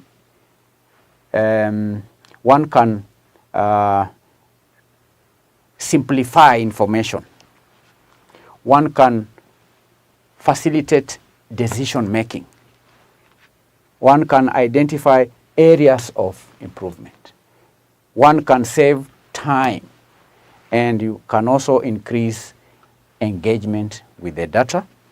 You can make data visually appealing. And when data is visually appealing, then such data can capture the attention of the audience. So these are the benefits of data visualization. Now, looking at the past paper that was done in December 2022, Business Data Analytics, there are 2 questions that were tested on this subtopic. That is question number 11, which says, which of the following data visualization tools will likely present relationships of more than 2 variables effectively? A, scatter graph. B, bubble chart. C, column chart. D, line chart. And in the section on the revision of this paper, I answered all these questions, and the answer to this question 7 is B, bubble chart. I would request you to refer to the video on the solution of this question. I've explained reasons why bubble chart, out of the 4, why bubble chart is more likely to represent relationships of more than 2 variables effectively. That is question 11. Then question 12, dash graph displays information as a series of data points connected by straight line segments. A, line. B, bar. C, scatter. D, histogram. This was a very easy question for the students who did this paper. Dash graph displays information as a series of data points connected by straight line segments. The answer is A, line graph. So thank you for attending this session. I'll see you in our next session, where we will look at the types of visualization, that is comparison, composition, and relationships. Bye-bye.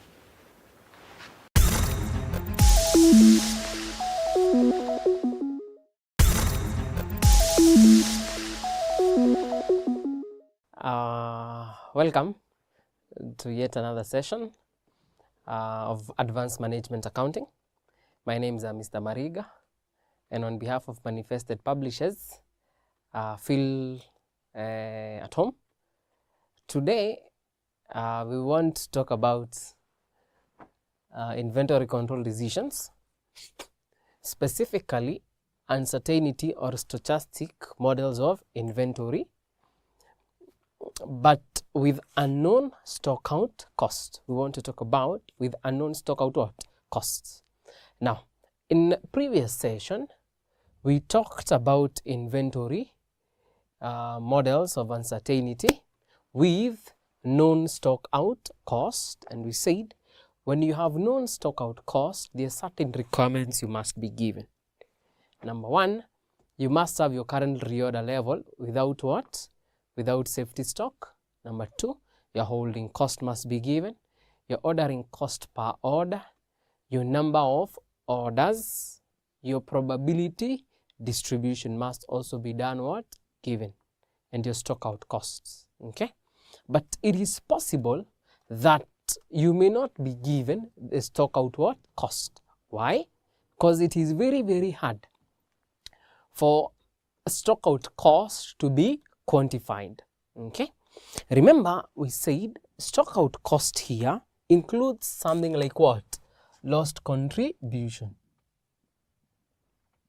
Lost contribution as a result of loss of sales.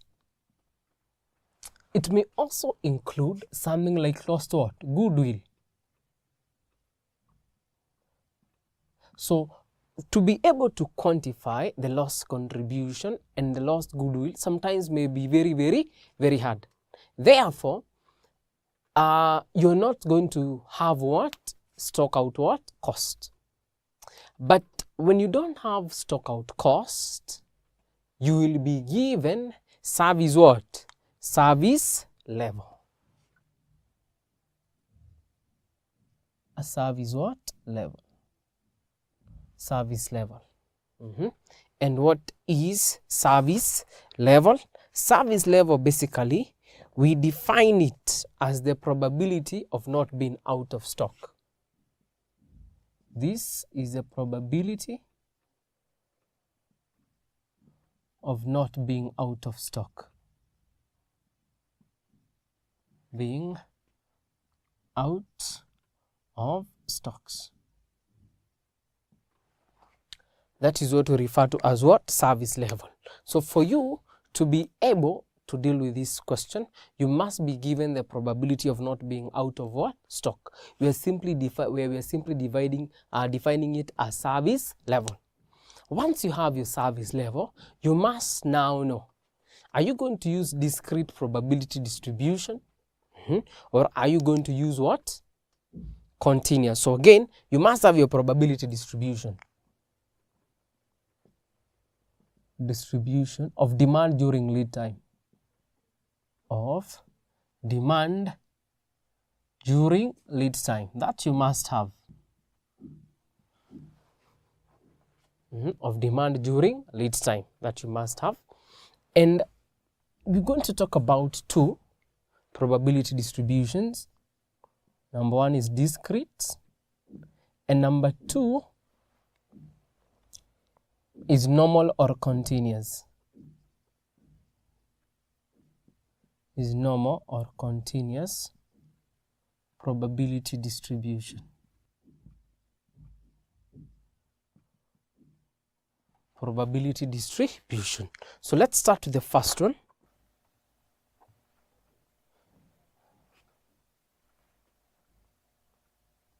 Stochastic models of inventory with unknown stock out costs. With unknown stock out costs. Now, number A, or number one under that, assume discrete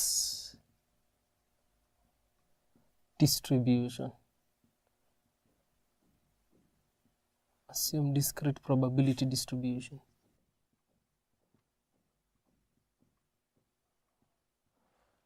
All right. So I want us to do a question. And the question I want us to do is November of 2016. November 2016. Question 2A. November 2016. Question 2A.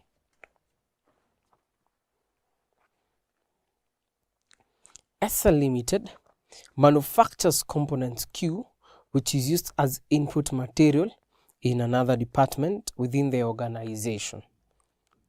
Past data on component Q is as follows. Your average demand per day is 130 units. Your average production lead time is 5 days.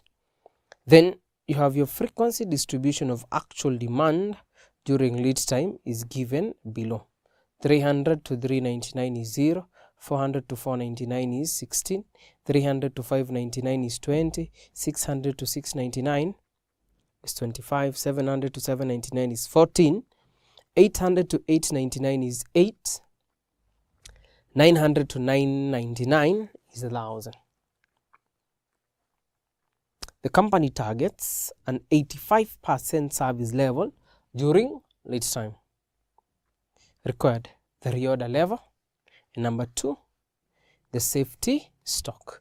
The reorder level and the safety what? Stock. And the safety stock. So let me write this for you here.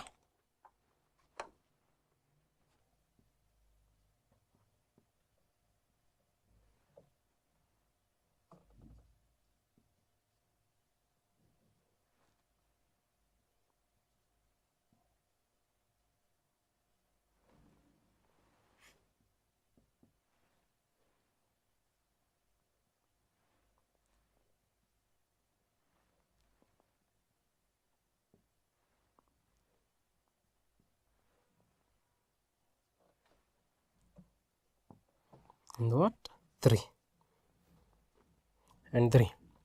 So they're saying the company targets an 85% service level during lead time, then required the reorder level. 1 is your reorder level. This reorder level is a current reorder level without what? Safety stock. Remember, we want to identify the reorder level with safety stock. But the current reorder level without safety stock, you're going to say is what? Daily demand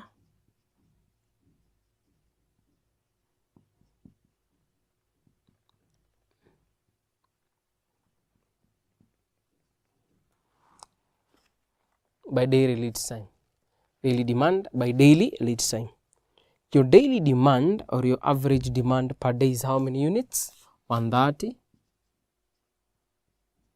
You multiply that by an average daily demand of 5 days. 130 times 5.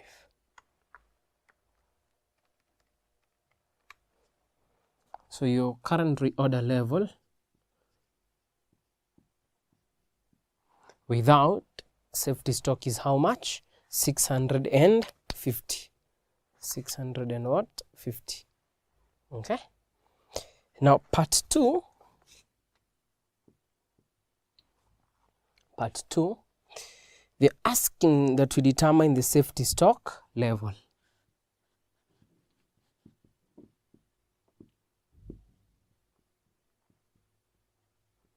Safety stock level. Now, to determine our safety stock level, what will we do? You're going to say it is your reorder level with safety stock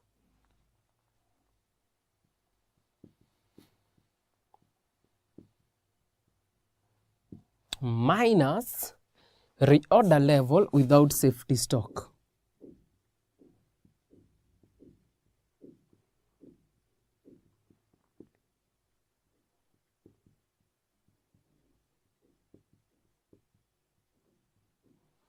Without safety what? Stock. The reorder level without safety stock we know is how much? 650 units, which is the current reorder level. But now we need to determine the reorder level with safety stock. Okay, and we are assuming here that our distribution is discrete probability distribution. distribution. So what you're going to start by doing is to simply to get x. We need to get x. Now that you have information is in what? Ranges. In ranges. So you're going to get the midpoint of these, the upper and the lower class. This is 350. This is 450. Must be 550, the average. 650. 750. 850. 900 and what? 50. Okay. Then we determine our probability distribution. We need our probability distribution.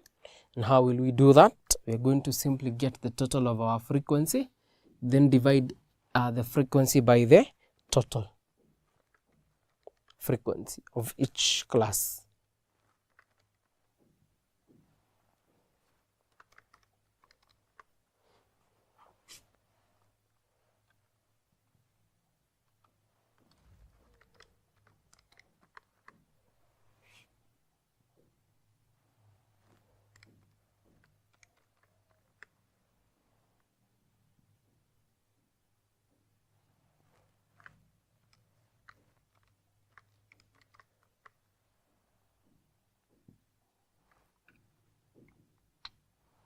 .03.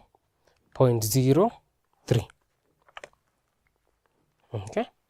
Then once you've done that, once you have determined your what? Probability, you will then determine your cumulative probability. Cumulative what? Probability. And remember, we've said there are certain requirements. Number one, you must have your service level. Your service level is indicated to you in the question. Number two, your probability distribution during what? Lead time. And that is that.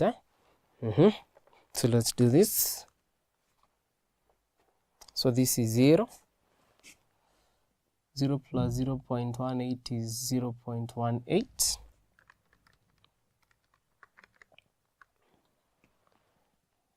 0.41.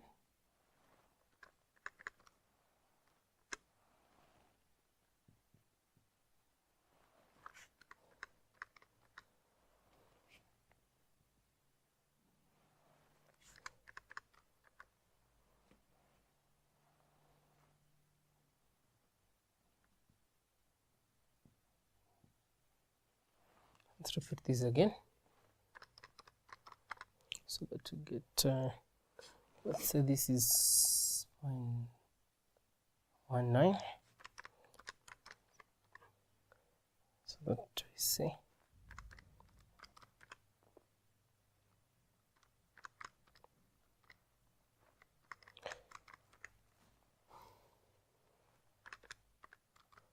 now be careful with the rounding off.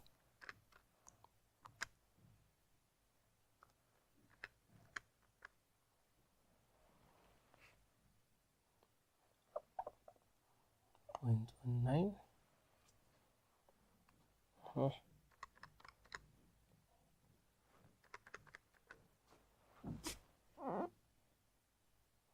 .42.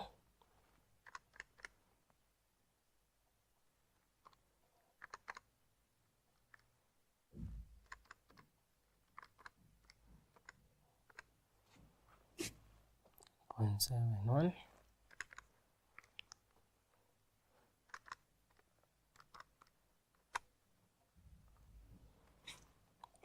0.873.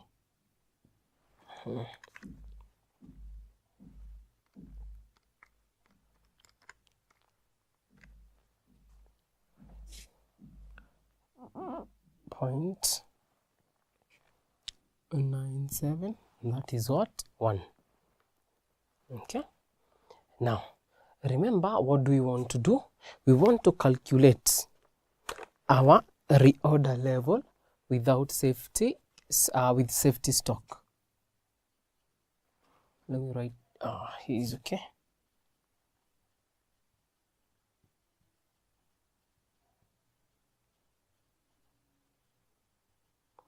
With safety stock.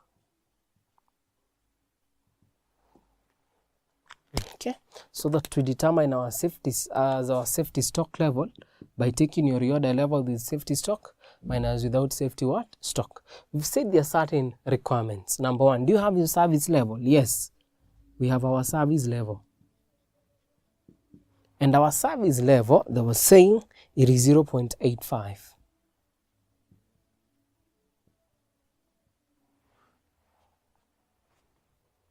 Number two, do you have your probability distribution? Yes, we have our probability distribution. There it is. Then your reorder level without safety stock, we have it.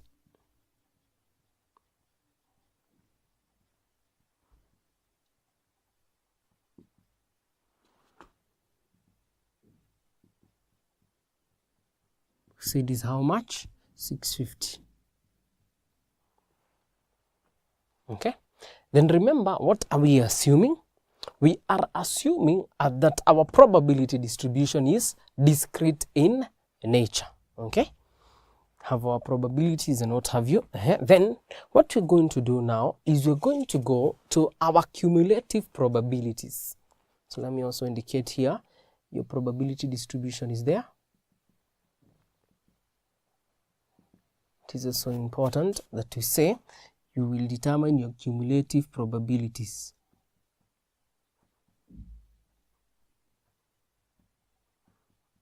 Let me highlight that, okay? Now, your cumulative probabilities, which must be determined if it is discrete, we want a cumulative probability of 0.85 or something very close to 0.85, of between not above 0.8 what? 5, there. So 0.85 is there. So therefore, to determine your reorder level,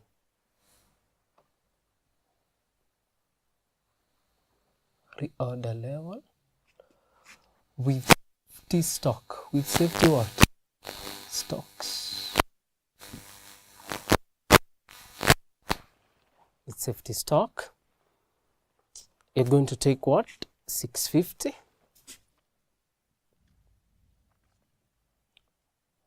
plus 0.85, which is service level, minus 0.71 divided by 0.87 minus 0.71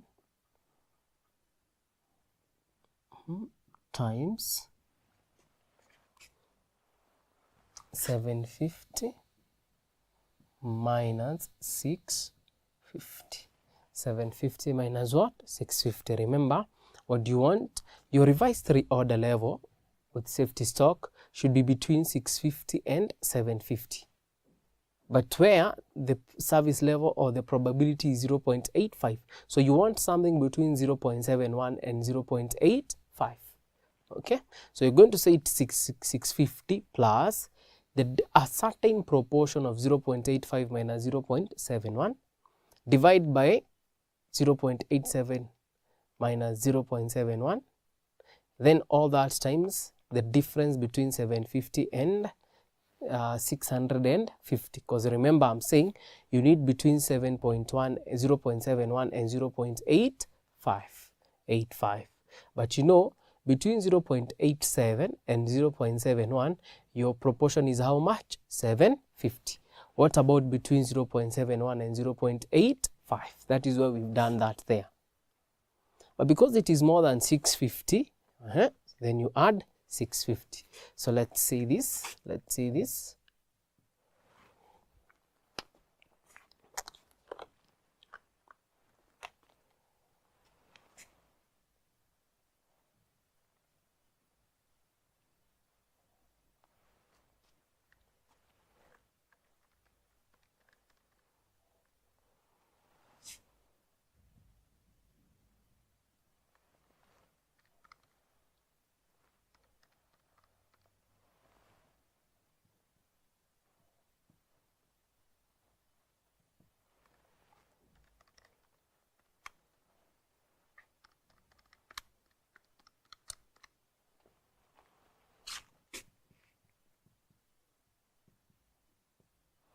So therefore, your new reorder level or your revised reorder level with safety stock is how much? 737.5. So can we now get our safety stock? Yes, we can. Therefore, your safety stock level, you're going to say it is 737.5, which is your revised reorder level with safety stock, minus your reorder level without safety stock, 650. So therefore, how much is that? 87.2, 87.5 units. That is your safety stock. That is your safety what? Stock. But remember, we have assumed that this is what? Discrete. Can even round off this and say approximately how much? 88 units. And now, let's assume that our probability is continuous. So the second assumption, number 2,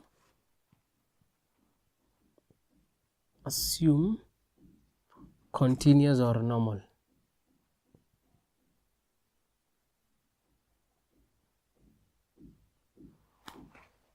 Continuous normal distribution.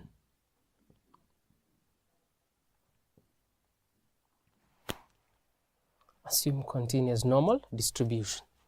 Now, when you assume that your data is continuous or normal distribution, number 1, you must have your service level. That is not changing. Then you must have your probability distribution. That is assumed to be what? Continuous or normal.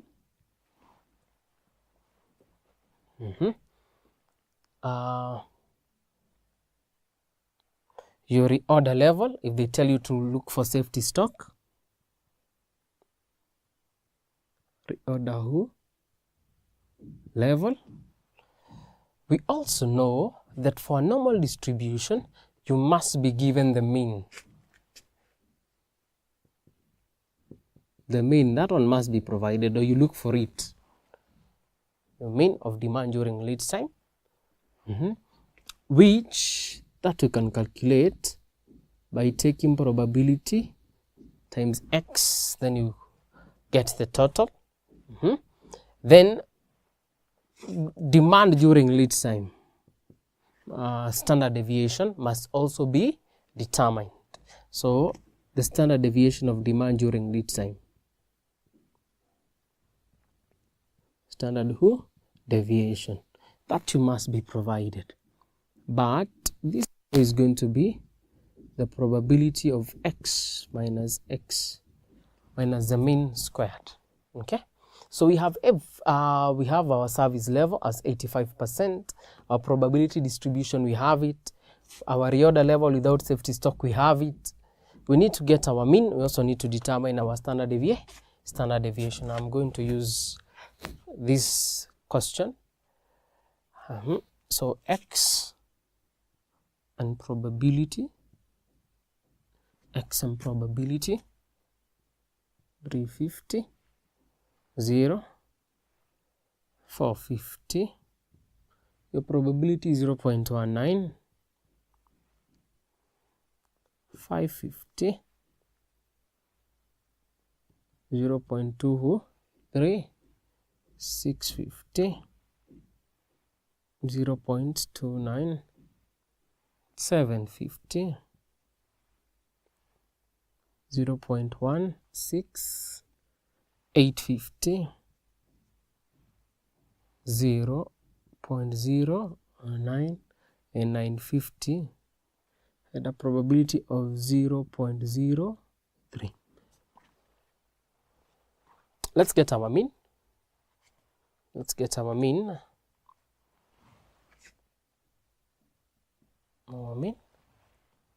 Our mean will be the product of your probability and x. Probability and x. So 350 times 0 plus 450 times 0.19 plus 550 times 0.23 plus 650 times 0.29, 750 times 0.16,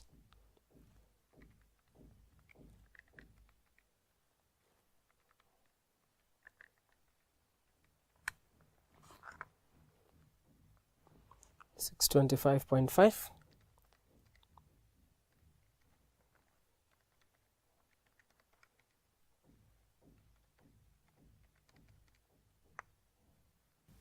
So your main demand is 625.5, eh? So the standard deviation, our probability, x minus x squared, 0, 625.5 squared, 0.19, 625.5 squared,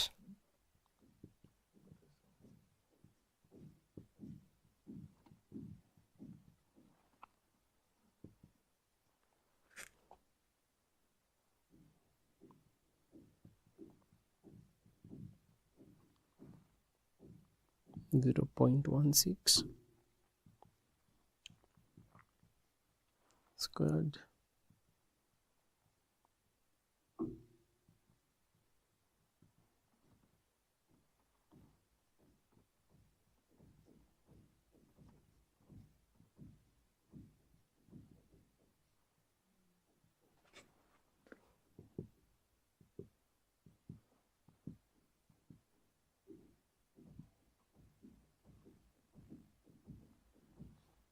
so the total of those deviations will be 15,865.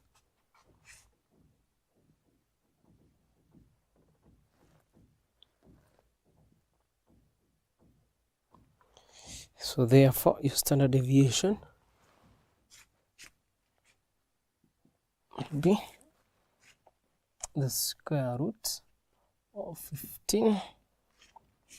15,865.248, meaning that is 125.96. Now we know that our normal distribution normally looks like a bell, or we say it is what? Bell shaped. It is bell shaped, so it looks like this.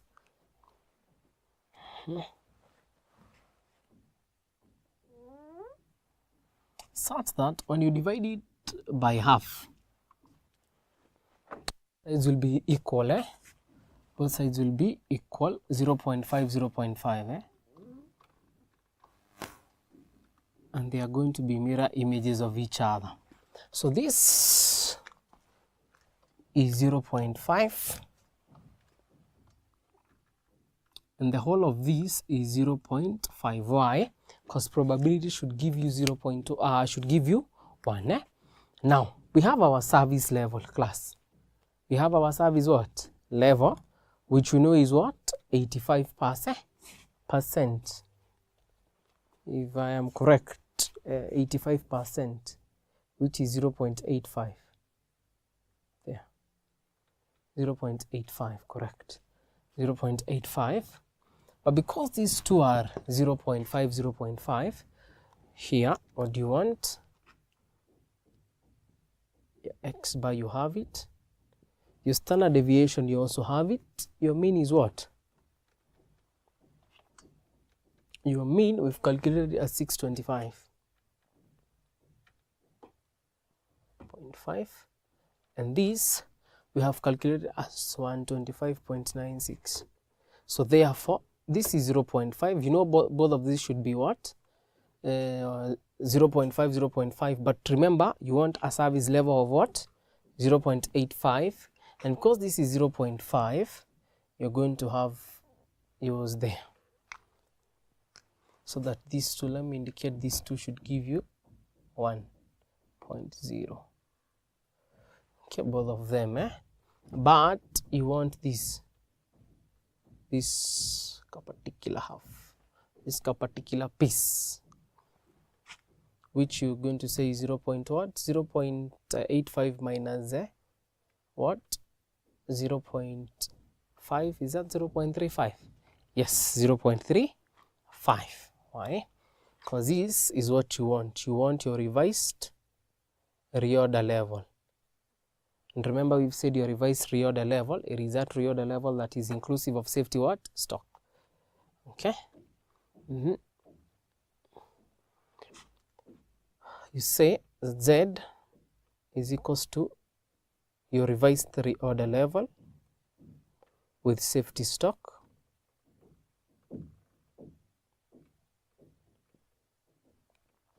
minus your mean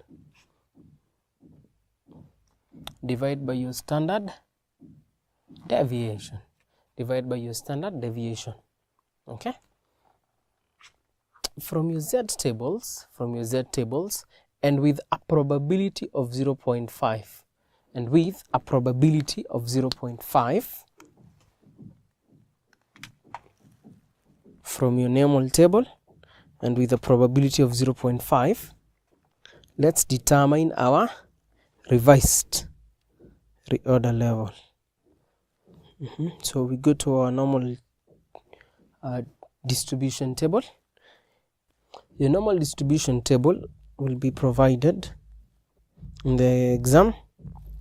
Okay, now because this is probability, because 0.35 represents probability, you will go inside the normal distribution table and read the value that corresponds to 0.35 inside your probability distribution. Don't forget, you want inside your probability what? Distribution. Don't confuse it and read outside. No, you're reading inside the normal distribution table because you want the specific value of what? Z. Okay, so you read inside the table what corresponds to 0.35. When you get that 0.35, then you read the value of Z outside the table. And inside the table, what corresponds to 0.35, I can see it, is 1.03. 1.03. It's the value that corresponds to what? The value of Z is 1.03 and it is one with a probability of 0.35. Okay, then we substitute now and say 1.03 is equals to your revised reorder level. Your mean is 625.5 divided by a standard deviation of who? 125.96. 125.96. We calculate this. 125.96 by 1.03 is equal to revised reorder level minus 625.5.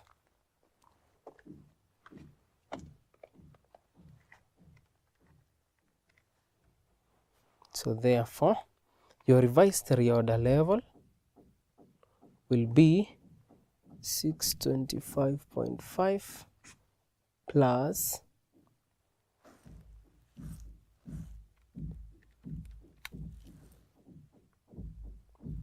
129.73. 129 is 125 times 1.03, yeah?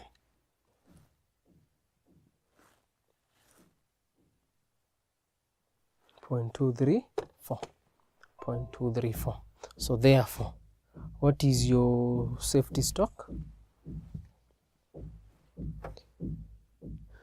Your safety stock will be 755.234, which is your revised reorder level with safety stock, minus your reorder level without safety stock of 650.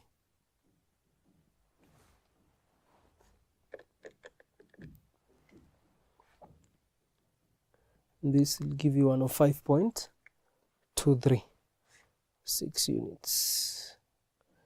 So we will have a revised safety stock of 105.236 units. 0.236 units. All right. That is how we deal with a question on what? Inventory, when you don't have what? Stock out cost, when the stock out cost is not given.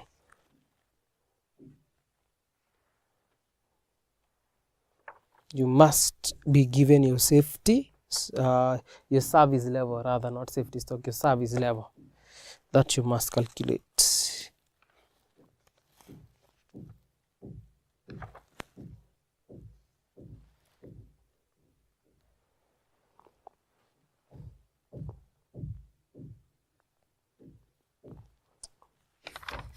You can try out December of 2021. You can try out December of 2021, your assignment.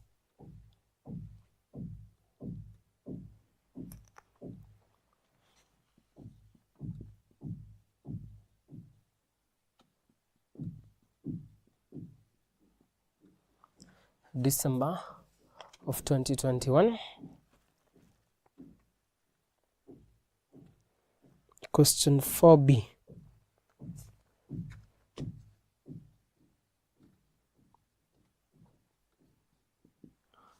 Question 4B, part 2, where they're saying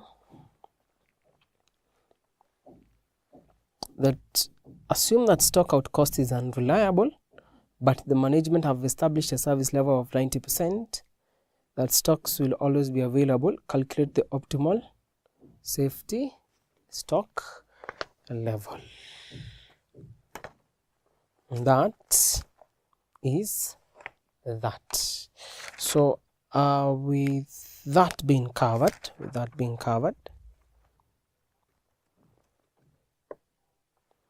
I have talked about, or we have successfully covered, stochastic models of inventory with known and unknown stock out cost, with known and unknown stock out cost, with known and unknown stock out what? Cost. You can also look at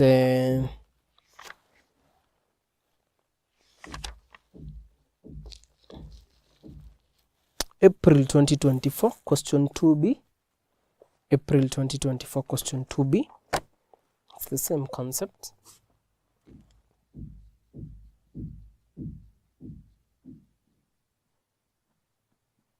There. April 2024 question 2B. Okay. Right. It is what? Uncertainty models. All right. So in the next lesson, we will introduce perishable what? Goods. Perishable goods. All right. So from me and on behalf of Manifested Publishers, goodbye. See you next time.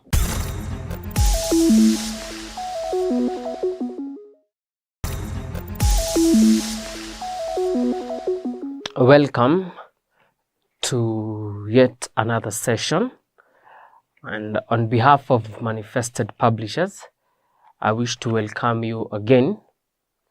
My names are Mr. Mariga. I'll be teaching Advanced Management Accounting, and today I want us to continue with the topic that we had previously introduced of applications of marginal costing. During the last session, we talked about one other application of marginal costing, which is non-routine, non-routine decision, specifically limiting factor.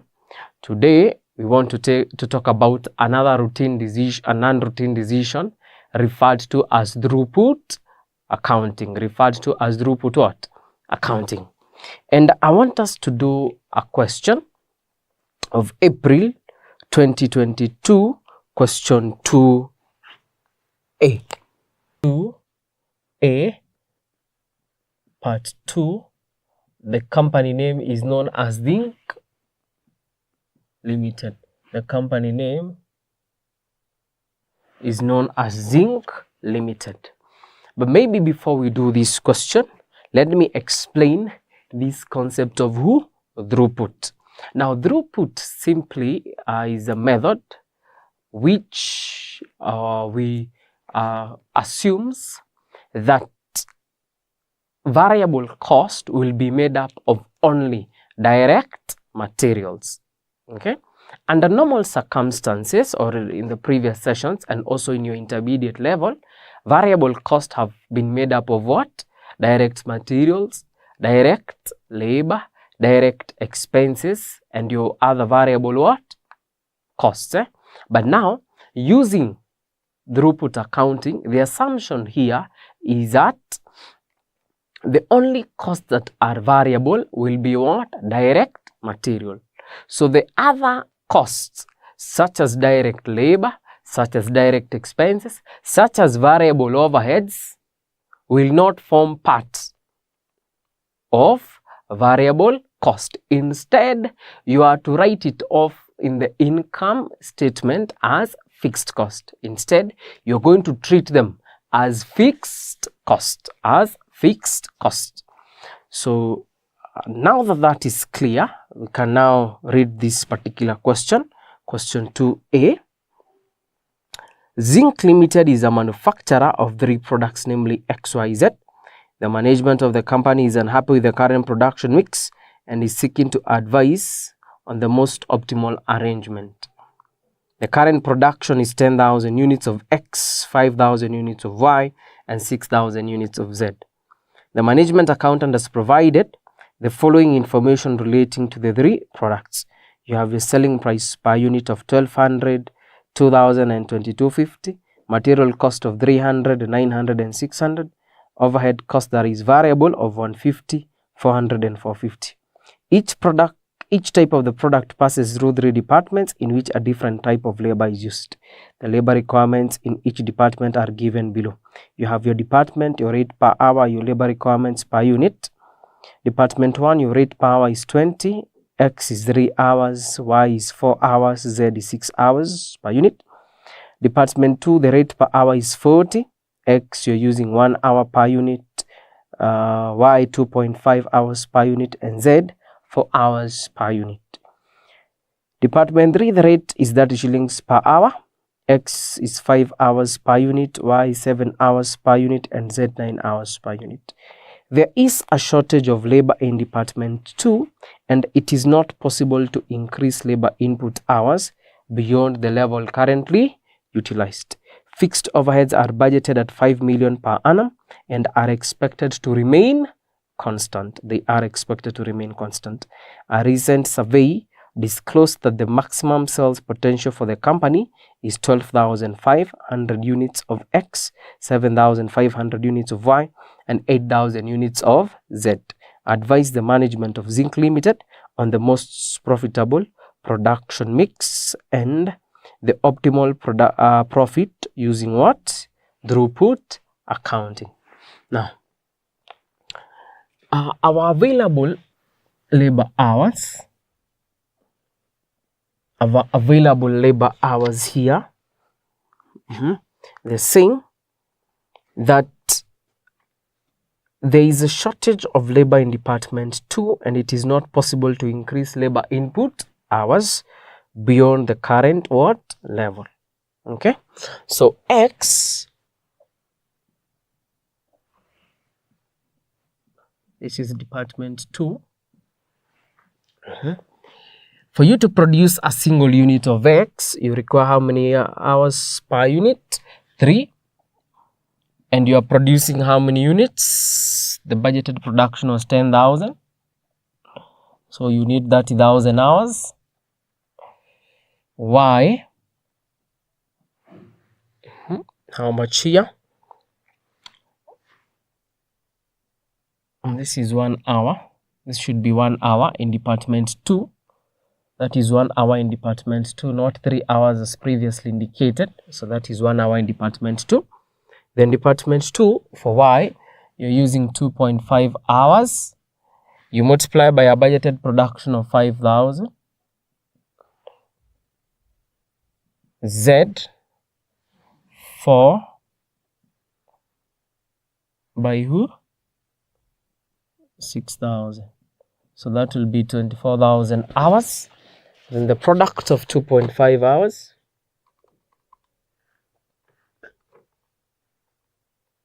is 12,500. So for you to produce all your output, you need 46,500. 46,500. Then have your required labor hours, still in department 2. X, we are determining this so that we can determine our limiting factor, so that we can see how much is scarce in this particular company. You require 1, 2, and 4, but your maximum sales demand is 12,500. Y is 7,500, and Z is 8,000. So that is 12,500. That is 15,000, and that should be 32,000. So for you to meet all your production needs and your maximum demand, you require how many labor hours? 59,500. 59,500. Therefore, you have a shortage or a deficit of how much? 46,500 minus 59,500. That means you have a deficit of 13,000. A deficit, why? Because what you require is far much more than what is available. That is the first thing you do. Then the next item now is to determine our throughput. Our throughput cost per unit. Cost per unit. That is the second step. The first step here is to get our deficit. This is step number 1. So the second step is to get to determine our throughput cost per unit. And your throughput cost per unit, you're simply going to take your what? Your selling price, you subtract all your what? All your material cost. So it will be the selling price per unit, subtract all your direct materials.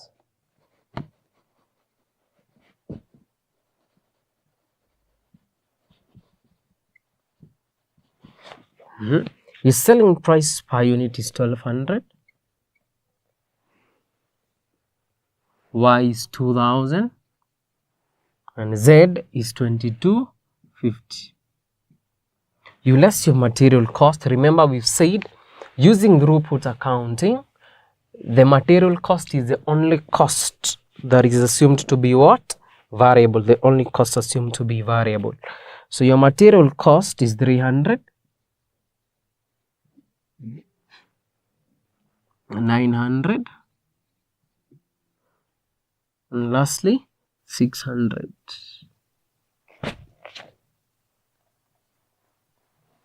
So that this will give you what? Throughput cost per unit.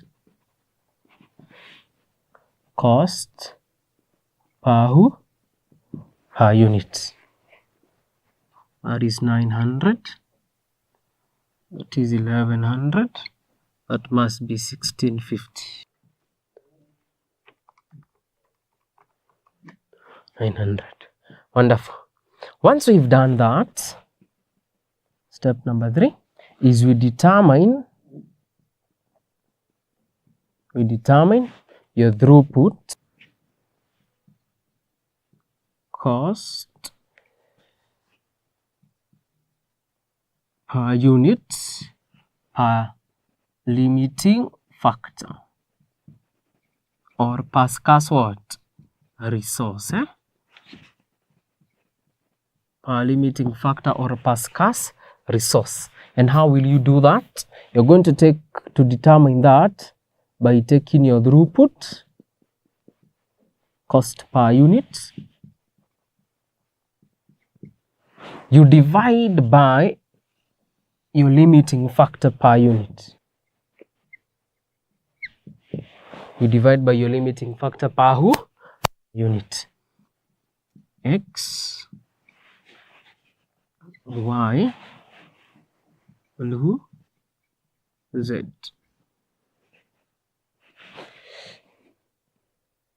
Your throughput cost per unit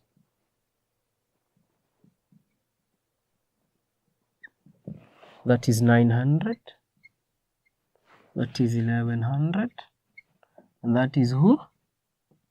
1650. That is 1650. You want to divide that by your limiting factor. And remember, your limiting factor is said is a scarce what? Resource. So your limiting factor is a factor that gave us a what? A deficit or a what? Shortage there. And what was it? The shortage was given by your labor hours. The labor hours per unit. And here, X, you are using 1 hour, Y, 2 hours, and Z, 4 hours per unit. So therefore, your throughput cost per unit, per labor hour per unit,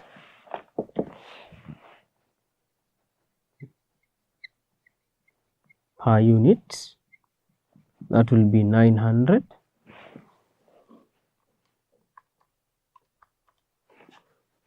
That is divided by 2.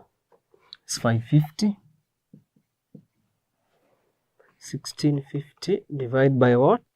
4 is for 12.2.5. For 12.5. The fourth step is to determine your rank.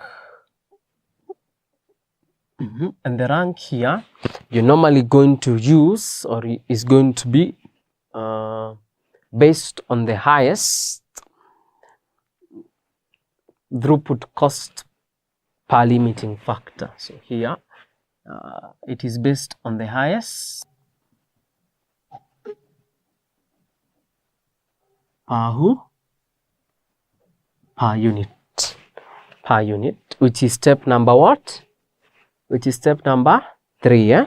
So here you have X, you have Y, and you have who? Z. Your throughput cost per limiting factor is per labor hour per unit. Per labor hour per unit. Here you'll have X, you'll have Y, and you will have who? Z. As per step number 3, that was 900, that was 550, and that lastly, that was 412.2.5. Then you now introduce your who? Ranks.